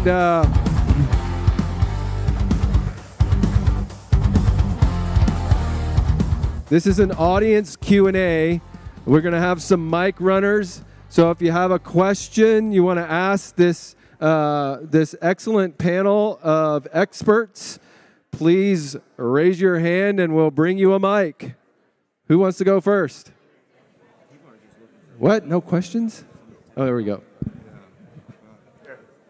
So I have a question. It came up at an earlier panel that there's only 1 million Bitcoin left to be released to support mining. So there's 1 million Bitcoin to provide security to 20 million outstanding. Is that something that should be worried about? How will that be addressed? Yeah, I don't mind taking this. So you're talking about the security budget based on the issuance schedule. And I think what's important to understand is that when you talk about mining, there is a cost structure to hash rate. That's what the difficulty adjustment and the halving is about. When you have a halving, it doubles the cost of production. When you have a difficulty adjustment and it increases difficulty, it increases the cost of production. So the cost that the miners pay to sustain the network, that is like the value prop. That is the market testing whether or not the value proposition of a secure money like Bitcoin is worth it. So the price you pay has to be above the cost. It's the same with gold. It's the same with any other commodity or good or service in the world. That is the free market price signal. The free market is saying, look, if you want access to a decentralized monetary permissionless network, it is going to cost you X amount of dollars. And if let's say there's no Coinbase, the reward is gone, the issuance schedules, there's only fees. Whatever that fee is, the value of that fee will have to be greater than the cost that is associated with mining the fee. And that is one of the ways, that is one of the mechanisms that Bitcoin, that's why I call it an engineered money. That is, when I say it's strategically designed to leverage the natural laws of economics, that point right there is exactly what I'm talking about. Because no producer can sell something for less than it costs them to produce the good or service. So if we get into that situation, that's when you see hash rate start to come down. Now, the real magic happens when hash rate comes down, difficulty decreases, which then increases profitability, and it acts as a sustainability mechanism. So these cycles that we go through with hash rate, which is why Max Kaiser always says, look at hash rate, that's what's important. That is a dynamic that says, hey, the value proposition of this freedom network, this freedom money, is basically infinity. Now, are we going to go to infinity tomorrow? No, because the network has to grow. And as the network grows and hash rate grows, difficulty increases. We discover the fair value. We discover the price to access the network. So it's a great question because I think all of the price discovery on the asset itself is actually based around that exact dynamic. I agree with what he said. I would just also add that Bitcoin is really a proxy for time and for energy. So instead of looking at it as only 1 million Bitcoin is going to secure the network, think about the amount of time and energy that is going to be required in order to mine the rest of the Bitcoin. Like the last Bitcoin's going to take years. Isn't that crazy to think about right now? But that's the way the issuance schedule was set up. And so I love how Jack Mallers actually put it. I think he first made this analogy when we were in Madeira at Bitcoin Atlantis. He talked about how all the Bitcoin technically already exists. It's just you can't time travel. We're mining it from the future, right? And so it's a time chain. So I think you're thinking of it kind of backwards, and when I equate it more to time and energy, then it starts to make sense how big this is going to grow from here. Be a problem, though? I mean, what if mining was 1 cent? Would there be a problem? Yeah. I mean, what if the amount of mining hypothetically was 1/10 or 100th of what it is now? Wouldn't there be a point where there would be a problem, right? What if there's just a few miners? I mean, in May of 2021, China banned mining, and we saw the hash rate drop by like half, and the network really didn't skip a beat. The difficulty adjusted, and we were able to the market referees itself, and we were able to continue on the schedule as predicted. Now the price dropped significantly, right? But then it recovered and we hit a new all-time high like 6 months later in November. So these temporary things are something that this is the true free market that doesn't exist in the fiat world, where yes, sometimes there might be an imbalance, but the actors are free to move in and check those imbalances and correct them in a way that in the fiat system doesn't really exist, is my argument. So when the reward gets cut in half, this is one of my favorite ways to project price forward without using TA and a lot of stuff that, it's really hard to understand. But if today we have a Coinbase reward of 3, and we know in the future we're going to have a Coinbase reward of 1, then the value of that 1 Bitcoin in the future at that time will be the price of 3 Bitcoin today in order to maintain the cost structure. So even if the reward is 0.00001, then 0.00001 will actually be the cost structure of the entire network. Right, that's true, but then all that Bitcoin it's having to protect will also go up in value. So what it's protecting goes up in value as well, right? I mean, at the end of the day, if you just look at it as Bitcoin, it's 1 million Bitcoin to protect 20. Yeah, that's correct, but I think it's all good. I mean, that's what you want. People say there's not going to be enough Bitcoin in the world in the future, and thank goodness each one is 100 million Satoshis, right? It's just got to get fully distributed around, and it shows you just how far we have to go in price. I mean, This is why, people laugh when we say Saylor says it's going to 10, 20, 30, 40 million, when Jeff Booth thinks it's going to hundreds of millions of dollars, and that's really just the dollar failing. It's going to get completely repriced, and when this is money, a couple of sats might buy you a hamburger, right? And today, a couple of sats isn't worth a penny, right? One more mic. My mic is bad for whatever it's worth. You can use that one out there. There must be another one.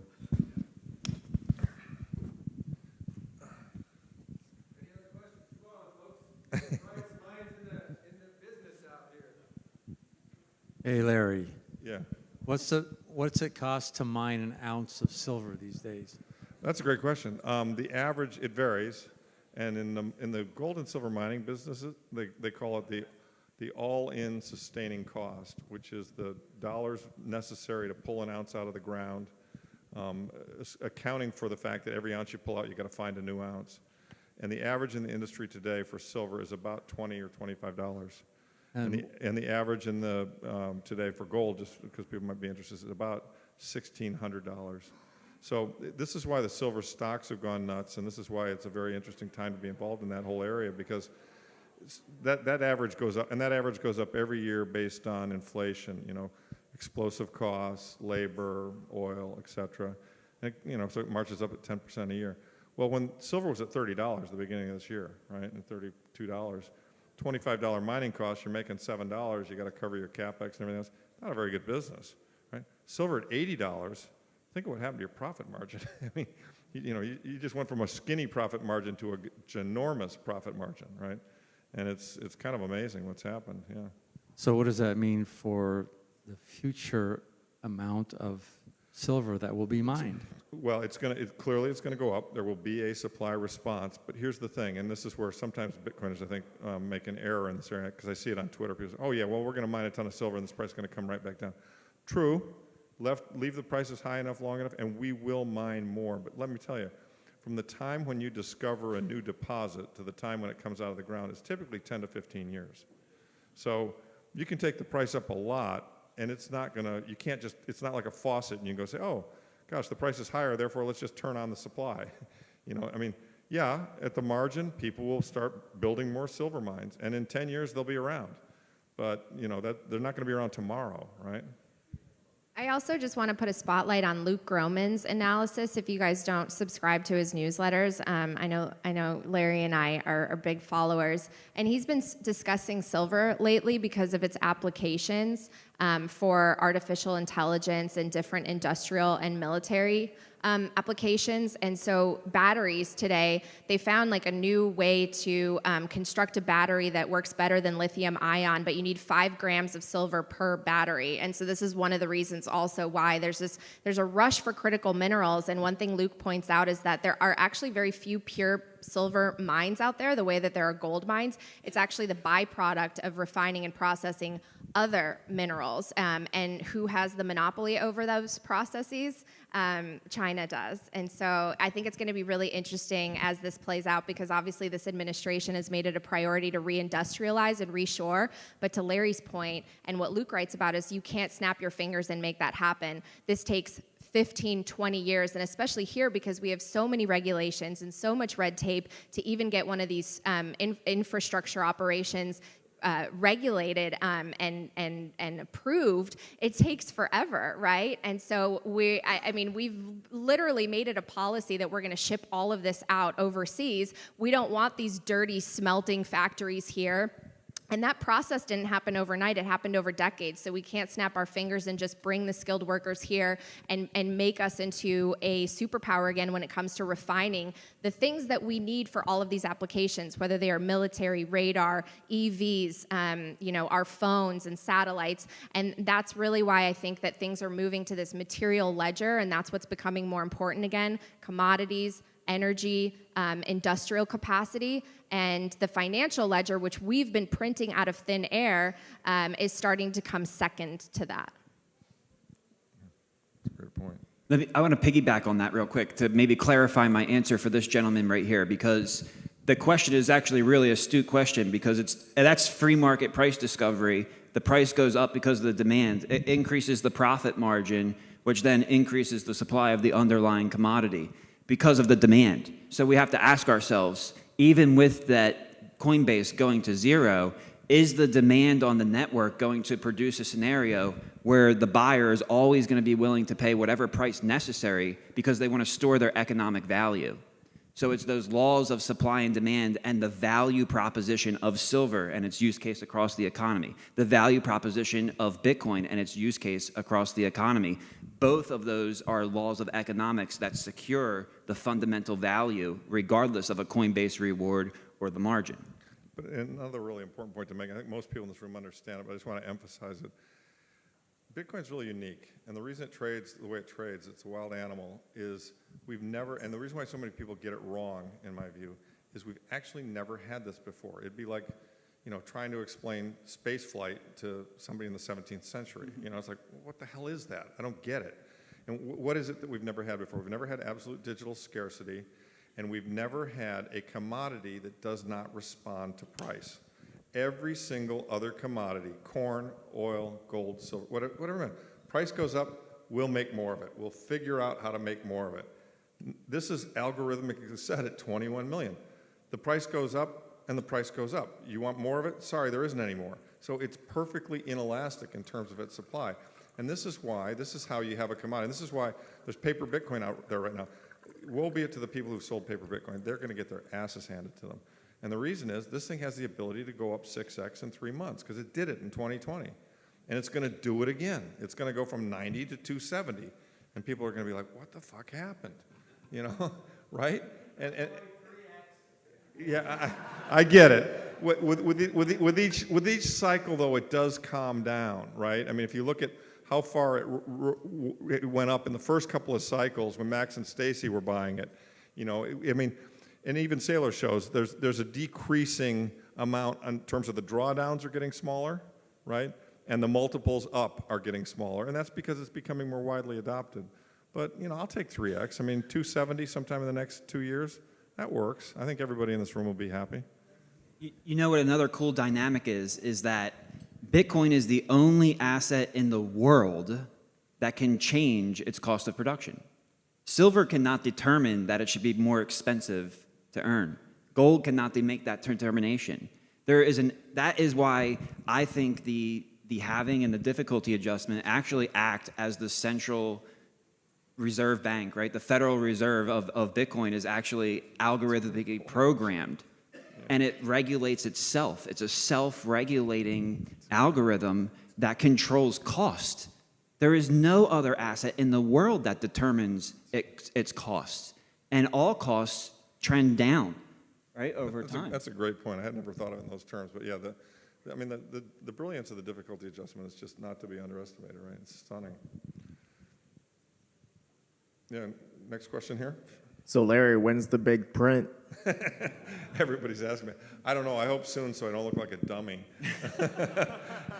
I've obviously stuck my neck out there, and it's fun. I've had this back and forth with Lynn on Twitter a little bit, and she was on Natalie's show, and she's called it, well, yeah, we're getting the print, but we're calling it the gradual print. And I said, yeah, but it's going to morph into the big print. And Natalie said, yeah, that doesn't sound as dramatic. It sells more books to say the big print. What's that? Very possibly, yeah. And I know China's printing a lot too. Look, what do you define as big? I mean, they're doing 40 billion a month, which in the old days that would have been considered big. But my sense is that we've started the cycle. The tightening is over. QT is over. They started QE again. They're not calling it that. It's reserve management. And you know, it's just a matter of. I mean, I don't know the answer, but I think watch the bond market. And I also think that the precious metals are giving you a huge clue that it's close, because the precious metals did the same thing in 2000, you know, and they did it in 2008 as well. And of course, back then, you know, Bitcoin really wasn't existent in 2008. It was, but just getting started. And you know, they were a clue to what was coming next, which was massive monetary debasement. So you know, to me, I'm pretty comfortable that I'm right, and we'll be right within, call it 18 months, because of the price of silver and the price of gold. I mean, the world's figuring it out, and so, you know, now it's going to take a little while, but they, you know, I can't show it here, but if you go look at my thread on Twitter, you'll see I retweeted it from Mark Moss because I was on his show yesterday, it shows the Federal Reserve balance sheet as against exponential money growth. And every time it gets close to the line, they print. So they printed it in 08, they printed it in 2020. We're right back, we're below the line again. So, I mean, it's math. It's literally math. I mean, what they did in December, by the way, and I'm writing about this in my quarterly report, they didn't want to do that. Do you think Powell wanted to stop QE? No. Do you think Powell wanted to stop QT? No. Do you think he wanted to start QE? No. He didn't want to do any of those things. He did not have a choice. It was mathematically driven. And, remember the way they did it? They said, well, they floated as a trial balloon. They always do. Maybe we're going to have to do some reserve management, print a little bit of money, and maybe it'll be $25 billion, and maybe it'll be in January. December 2 arrives or December 3 arrives, bang, we're doing 40 and we're starting in 2 days. It's kind of like, oh, well, kind of was a pressing issue, huh? and so you just know that it's coming. And so, what are the clues? Where do you watch? I watch the Japanese bond market. I watch the U.S. bond market. Japanese bond market's a big tell. It looks like a rocket ship. It's just been, the yield on the 10-year in Japan has gone up just like a rocket ship, literally. And, all it'll take is for the U.S. 10-year to break 4.2, 4.4, headed to 5, and we'll be back in yield curve control.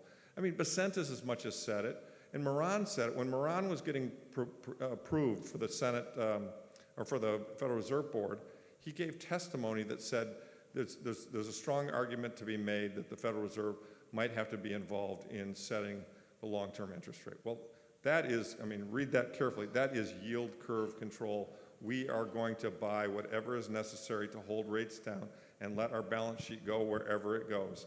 And wherever it goes is going to be to 15 trillion, and that's a big print. So the answer is it's coming. And the problem with the long end of the curve is when we went into ZIRP, the banks were forced out the curve. Right. So now if those rates explode, I forget the last time I looked at this, but I think it's right around 5%, which is why they've been playing defense there. Right. You will need a bank term funding program V2, or the banks will absolutely go bunk because they took our deposits and they didn't buy bills and notes. They bought bonds because that was the only place to get it. By the way, we've seen this before. Like they're going to have a Liz Truss moment. I remember when Liz Truss, talked about spending more and so forth, and her yields in a pound crash and her yields blew out, and she had to reverse her policies. This is what's going to happen in the United States. Things that are driving the big print. How about Trump saying that we need 1.5 trillion, not $1 trillion, to spend on defense or on war? Look at everything coming out of the federal government. It tells you that they are out of control. And I think too the fraud that's been uncovered. The fraud that has been uncovered. This is our trust moment. Nat, you mentioned it earlier with what's going on with the abuse of trust. If we do not rout out the fraud and the abuse of the budget, all trust will be lost. Pretty much everybody in this room is a Bitcoiner, so your trust is already either lost or it's on the verge. But the everyday normal person, if this doesn't get fixed, and the everyday normal person is paying taxes while other people are abusing the system, getting millions of dollars of your hard-earned money, they will lose trust. And the only difference between inflation and hyperinflation is trust. Yeah, that's a good point. Yeah, it really frustrates me that there's no accountability for that. I spent over 10 years as a reporter, and one of my main beats was public corruption. And so I reported a lot on fraud, especially locally when I started my career. And to see it reach such a scale, and there's no accountability, people don't get fired, people don't go to jail, they fail up in politics, they get the next big position. No wonder people have lost such faith in institutions. No wonder trust in members of Congress is at an all-time low, because we've seen the fiat welfare state enrich itself and balloon to a scale that it pretty much makes up the main portion of any employment that's growing right now is in the public sector, at the expense of the working class. But where is wealth actually generated? Where is opportunity actually generated? It's in the private market. It's in the private sector. I love how, I think Jeff Booth recently actually said this on my show. He said, government doesn't create value, it extracts value. And so we need to have more. We need to have more investigative journalists that are willing to be watchdogs and root out all of this and put a massive spotlight on everyone to see it. Sunshine is the best disinfectant. Because that's the only way that we'll put an end to it. Too many journalists, this was what was frustrating to me in my industry. I saw how the sausage is made. Too many of them became lapdogs. They wanted access, and that's what they prioritized. And so they became buddy-buddy with the government, right? We want to separate money from the state. Well, we need to also separate journalism from the state because it's gotten really too dependent on one another. And that's why it's ballooned and grown in the way that it has. So we need to hold things accountable. One of the reasons I love Bitcoin is it imposes a system that forces consequences, that forces individual responsibility, that forces accountability. You can, you don't have to trust, you can verify. And I think that's why it gives us so much hope, right? Because if we are going to have a system of governance, which I'm for, but it needs to be small and it needs to be accountable to the people, which we have not had in a very long time. Yeah, and Elon, what did Elon say? He said 1.5 trillion was his guesstimate. And he's in a position to make the best guess because he had the Doge thing and he got to look into the books. And he even highlighted that they were trying to delete information and cover fraud, and that's 1.5 trillion from Elon, and then the other portion of the theft comes through the budget deficit, through inflation. Right. So that's 3.5 trillion. That's 50% of the fucking budget. 50% of the budget is stealing from us. That's insane. Question back here. I think expanding on that, one of the shocking things that Elon said, and most people missed, was that they found there was 5 different places that were printing government checks when they were in Doge. Now, I think the big print might have happened. It just happened with checks. I think they're just sending out checks. It's a stealth big print. I mean, the government's never going to default. The banks will say, hey, we got all these checks you guys sent out, and they're just going to zap them money in the repo market. I think that they sent out more money than anyone understands during the COVID relief packages. That's what I think. It's entirely possible. I mean, they were sending pallets of money to the Middle East during the war. I mean, the Pentagon, what was the whole of the Pentagon budget? They couldn't account for like 2.6 trillion at one point. I mean, or was it billion maybe? No, it was trillion. Was it trillion? Yeah, it's a big number. Yeah, it was 1 trillion on September 10th. Okay, it's a big number. And yeah, I mean, I think you're right. And there's no doubt in my mind that they could be doing shadow QE right now, buying. I mean, it's one of the things that actually is kind of a puzzle to me right now. I don't know how anyone holds a 10-year bond. I just don't know how. I mean, you've got a president and a Congress that are totally out of control, that have admitted they're going to run it hot, that the Fed's going to turn over in May, and yet somebody's willing to sit there and put their money in a bond that pays 4% while they're being debased at between 10 and 12% a year. It makes no sense. A lot of times they hold that bond because they have dollar-denominated debt, right? So they're short the dollar, and they need to, if the dollar gains strength, they need a way to make sure that they can access that liquidity. Some foreigners, yeah, for sure. But what's changing now is I'd rather have gold because my debt is debasing against gold. So why hold the bond when I could just sell the gold and cover my debt? Well, that's exactly right, and that's what's happening in the Far East. I mean, Shanghai Gold Exchange volumes are huge. One of the reasons, and this is frustrating to Bitcoiners, I know, but one of the reasons why gold has taken off and has done what it's done, and it's good news for Bitcoiners, just on a delayed basis, is because the world has figured out that they don't trust the dollar anymore, and so everybody's just, and sadly, I mean, you think about how many people really understand Bitcoin. It's just not enough to go to Bitcoin, sadly, and so the historical debasement trade is you go to gold, and that's fine. Let gold move first. And then we're going to come by and just crush it, So it's coming. Yeah, question back here.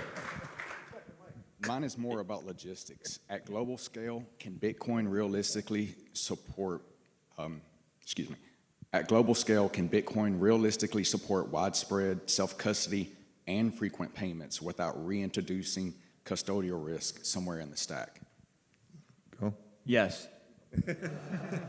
Yeah, I mean, look, there's a lot of infrastructure to be built, okay, in terms of the Lightning Network and, distributing sats on a widespread basis. And we'll get to the point, I mean, in 20 years, I think there'll be people who say, you did an on-chain transaction? You actually did a real on-chain transaction back in the old days? because on-chain transactions will be incredibly expensive, and they'll be done by one huge bank to another huge bank, right? But yes, we just need to build layer 2 and all the infrastructure around this underlying sound asset. I think it just takes time. What is your time horizon? Because in the future, to Larry's point, I did a great episode about this with Bob Burnett, who was also a speaker. I don't know if he's still here, but he talked about, the other scarcity of Bitcoin is the block space.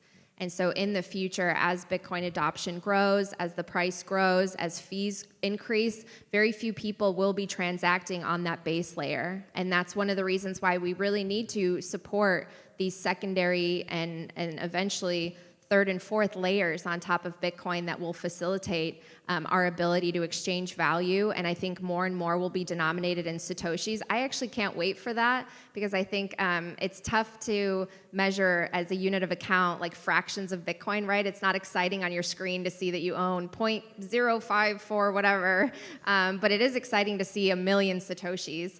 And so I think in the future we will denominate things, but it really takes time. I mean, we're at just the seed stage of all of this development, these killer apps that are going to be developed that make Bitcoin so seamless that we don't think about it in the same way that we don't really think about how does the internet work? Like, what is TCP/IP? Which, by the way, I kind of explain in Bitcoin is for everyone and break down simply because we take for granted some of these technologies once they're ubiquitous and in everyone's hands and in their devices. So I think it's just going to take time, but I think that we're headed in the right direction with builders, and self-custody right now is so much easier than people think. Like, just take the time. Anyone can do it. It's so exciting when I meet people and they're octogenarians and they have their Bitcoin in self-custody because they used a company like the Bitcoin Way or something. And I'm like, that's great. Good for you. It's awesome. Like, take control and take ownership because you don't have to be technical. You don't have to be some computer science person.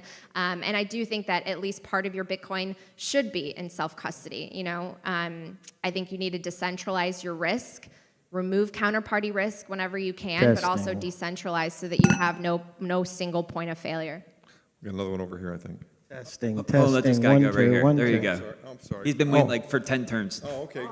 You're now next. You got to talk, though. You can't laugh. You. Talk. Okay. It's a good segue to the last question, and it'll be good, I think.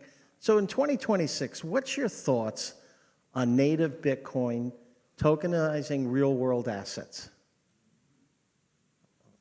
That's a hard question. I don't understand. Bitcoin is liquidity, and real-world assets are not liquidity.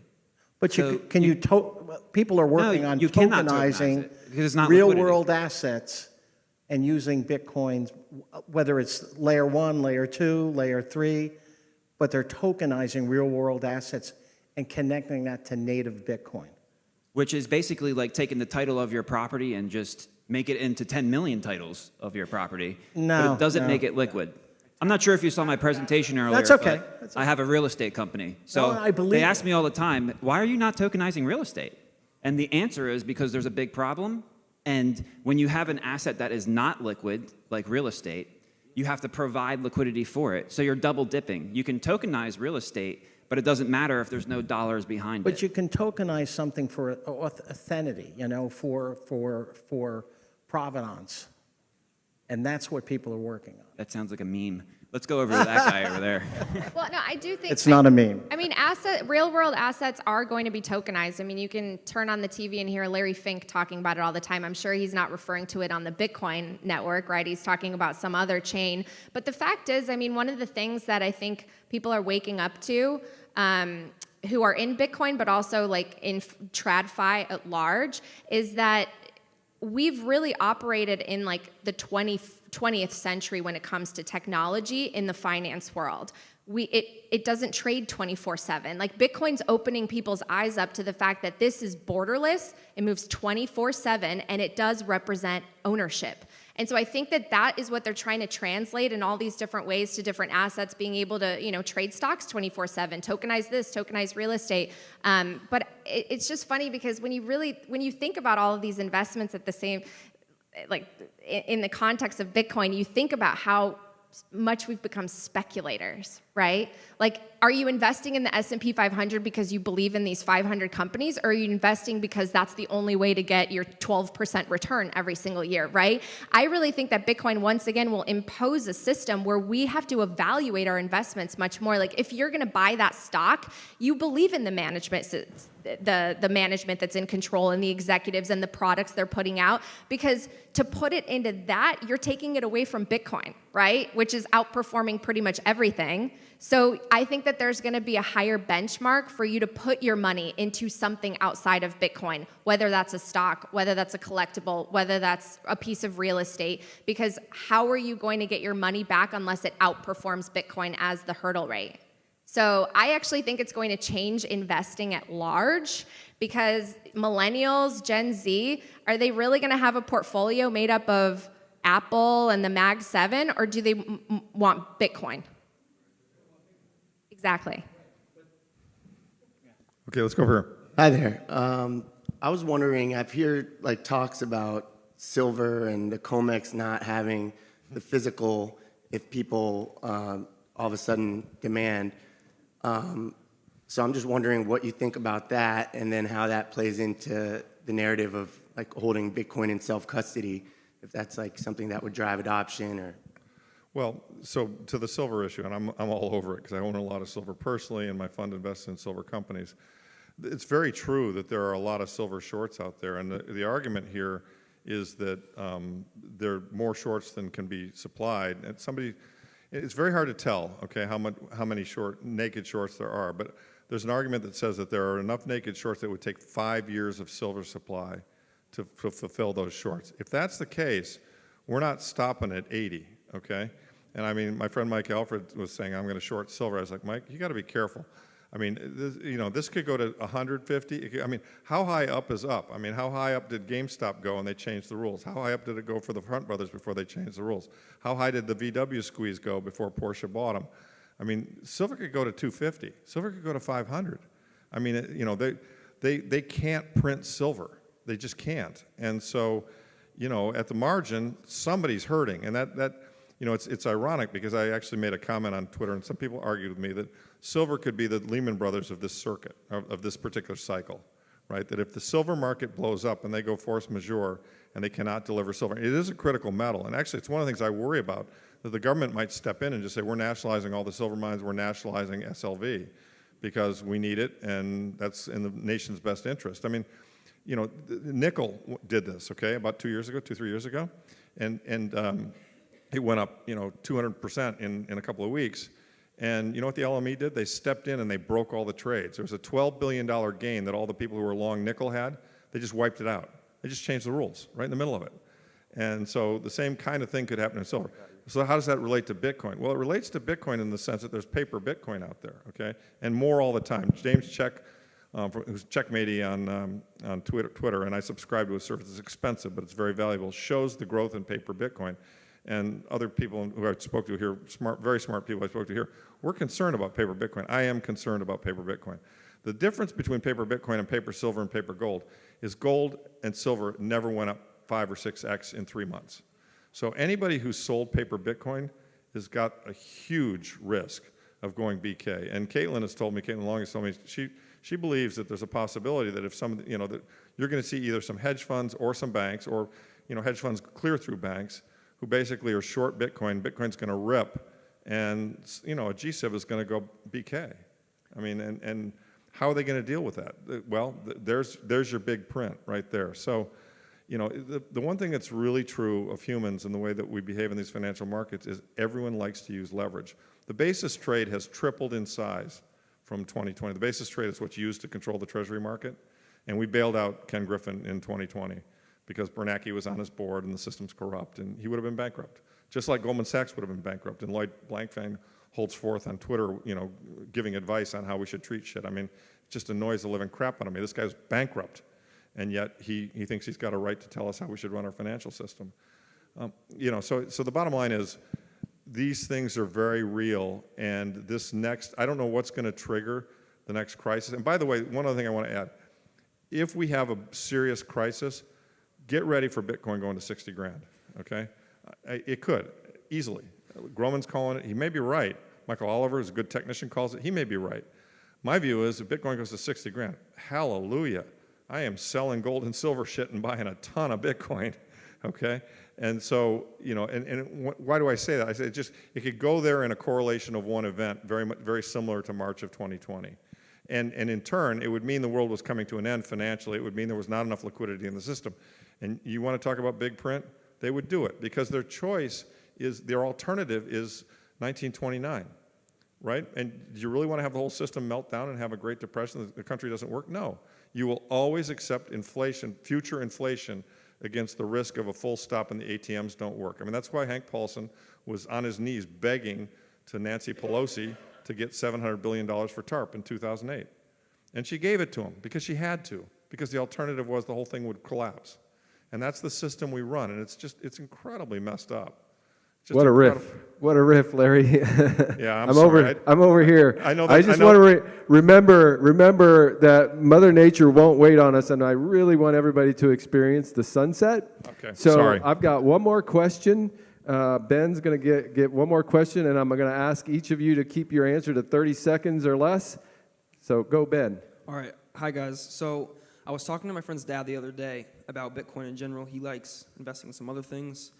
And he said that he thinks that Bitcoin's adoption rate has slowed down, and I think it's because he's looking at the price and said that in the past 5 years they said it was going to go up a lot more than it has already, and I'd like to hear what you guys just generally think on that, because I didn't really know exactly what to say back. I had an idea, but I'd just like to hear you guys' opinion on the adoption rate versus the price, and maybe what you think is going to happen in the future. I've observed it slowed down a little bit in terms of wallet growth, but not a lot. It went from like wallet growth of 30% to 20%. And in terms of hash rate, that's stayed pretty strong. So I don't think that's right. I think he's looking at price and therefore assuming adoption is down. If you actually look at all the coins that have been bought by the ETFs and everybody else, I mean, it's, you know, I think there's a lot more money coming into Bitcoin. I think what's held the price down is the paper Bitcoin. So I think that there's a macro cycle with macroeconomics, and then there's the 4-year halving cycle, which is like this, the cost of production gets cut in half, so you have to have a new price discovery cycle. And everybody became so accustomed to the halving cycle performing tremendously because the overlay was over a macro bull cycle where we had low interest rates and QE and money printing.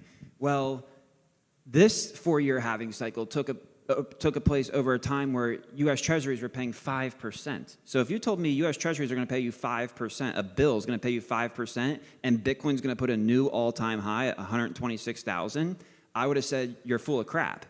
So I think that they're looking at price performance and saying, oh, adoption must be coming down, price isn't performing.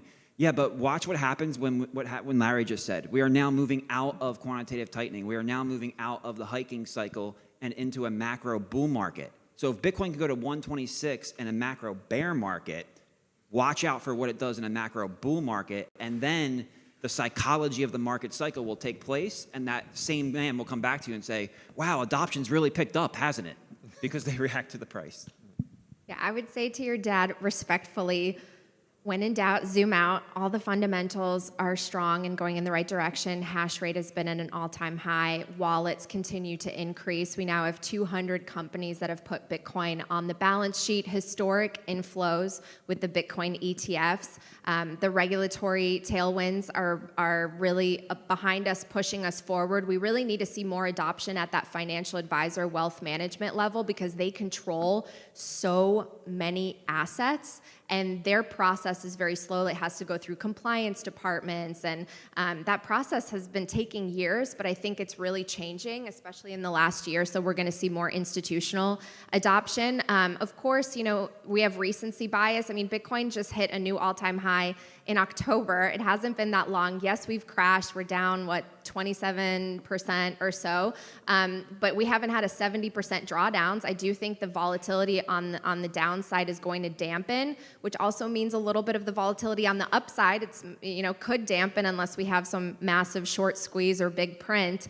But just zoom out because this is a marathon, not a sprint. We've come so tremendously far. I think a lot of people are expecting 2026 to be a really, really great year. And price things in Bitcoin because everything's starting to fall when you price, homes or your groceries in Bitcoin. And so I think, a lot of people look at the near term and they might think, oh, well, maybe AI is the new craze, or gold now, or silver.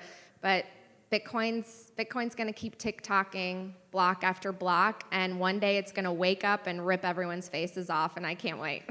Yes. You're right. Big round of applause. Thank you Thanks, very Shawn. much. Natalie, Brunel, Larry Lepard, CJ Constantinos, thank you for closing us out. And as you can see on the screen, we will be here again next year, January 16th, 2027. So if you want to grab tickets now, that's the least expensive tickets that you will be able to get. I encourage you to make your way down to the Palm Lawn across the street as quickly as possible if you'd like to see the sunset. It's a beautiful sight to see. Thank you, everyone, for coming, and I look forward to seeing you next year. Yes, you may take the flowers from anywhere. Any flower you see, you may take. Any plant you see, you may take with you. Remember, they'll be at the valet station as well if you're not going, or if you are going to the reception.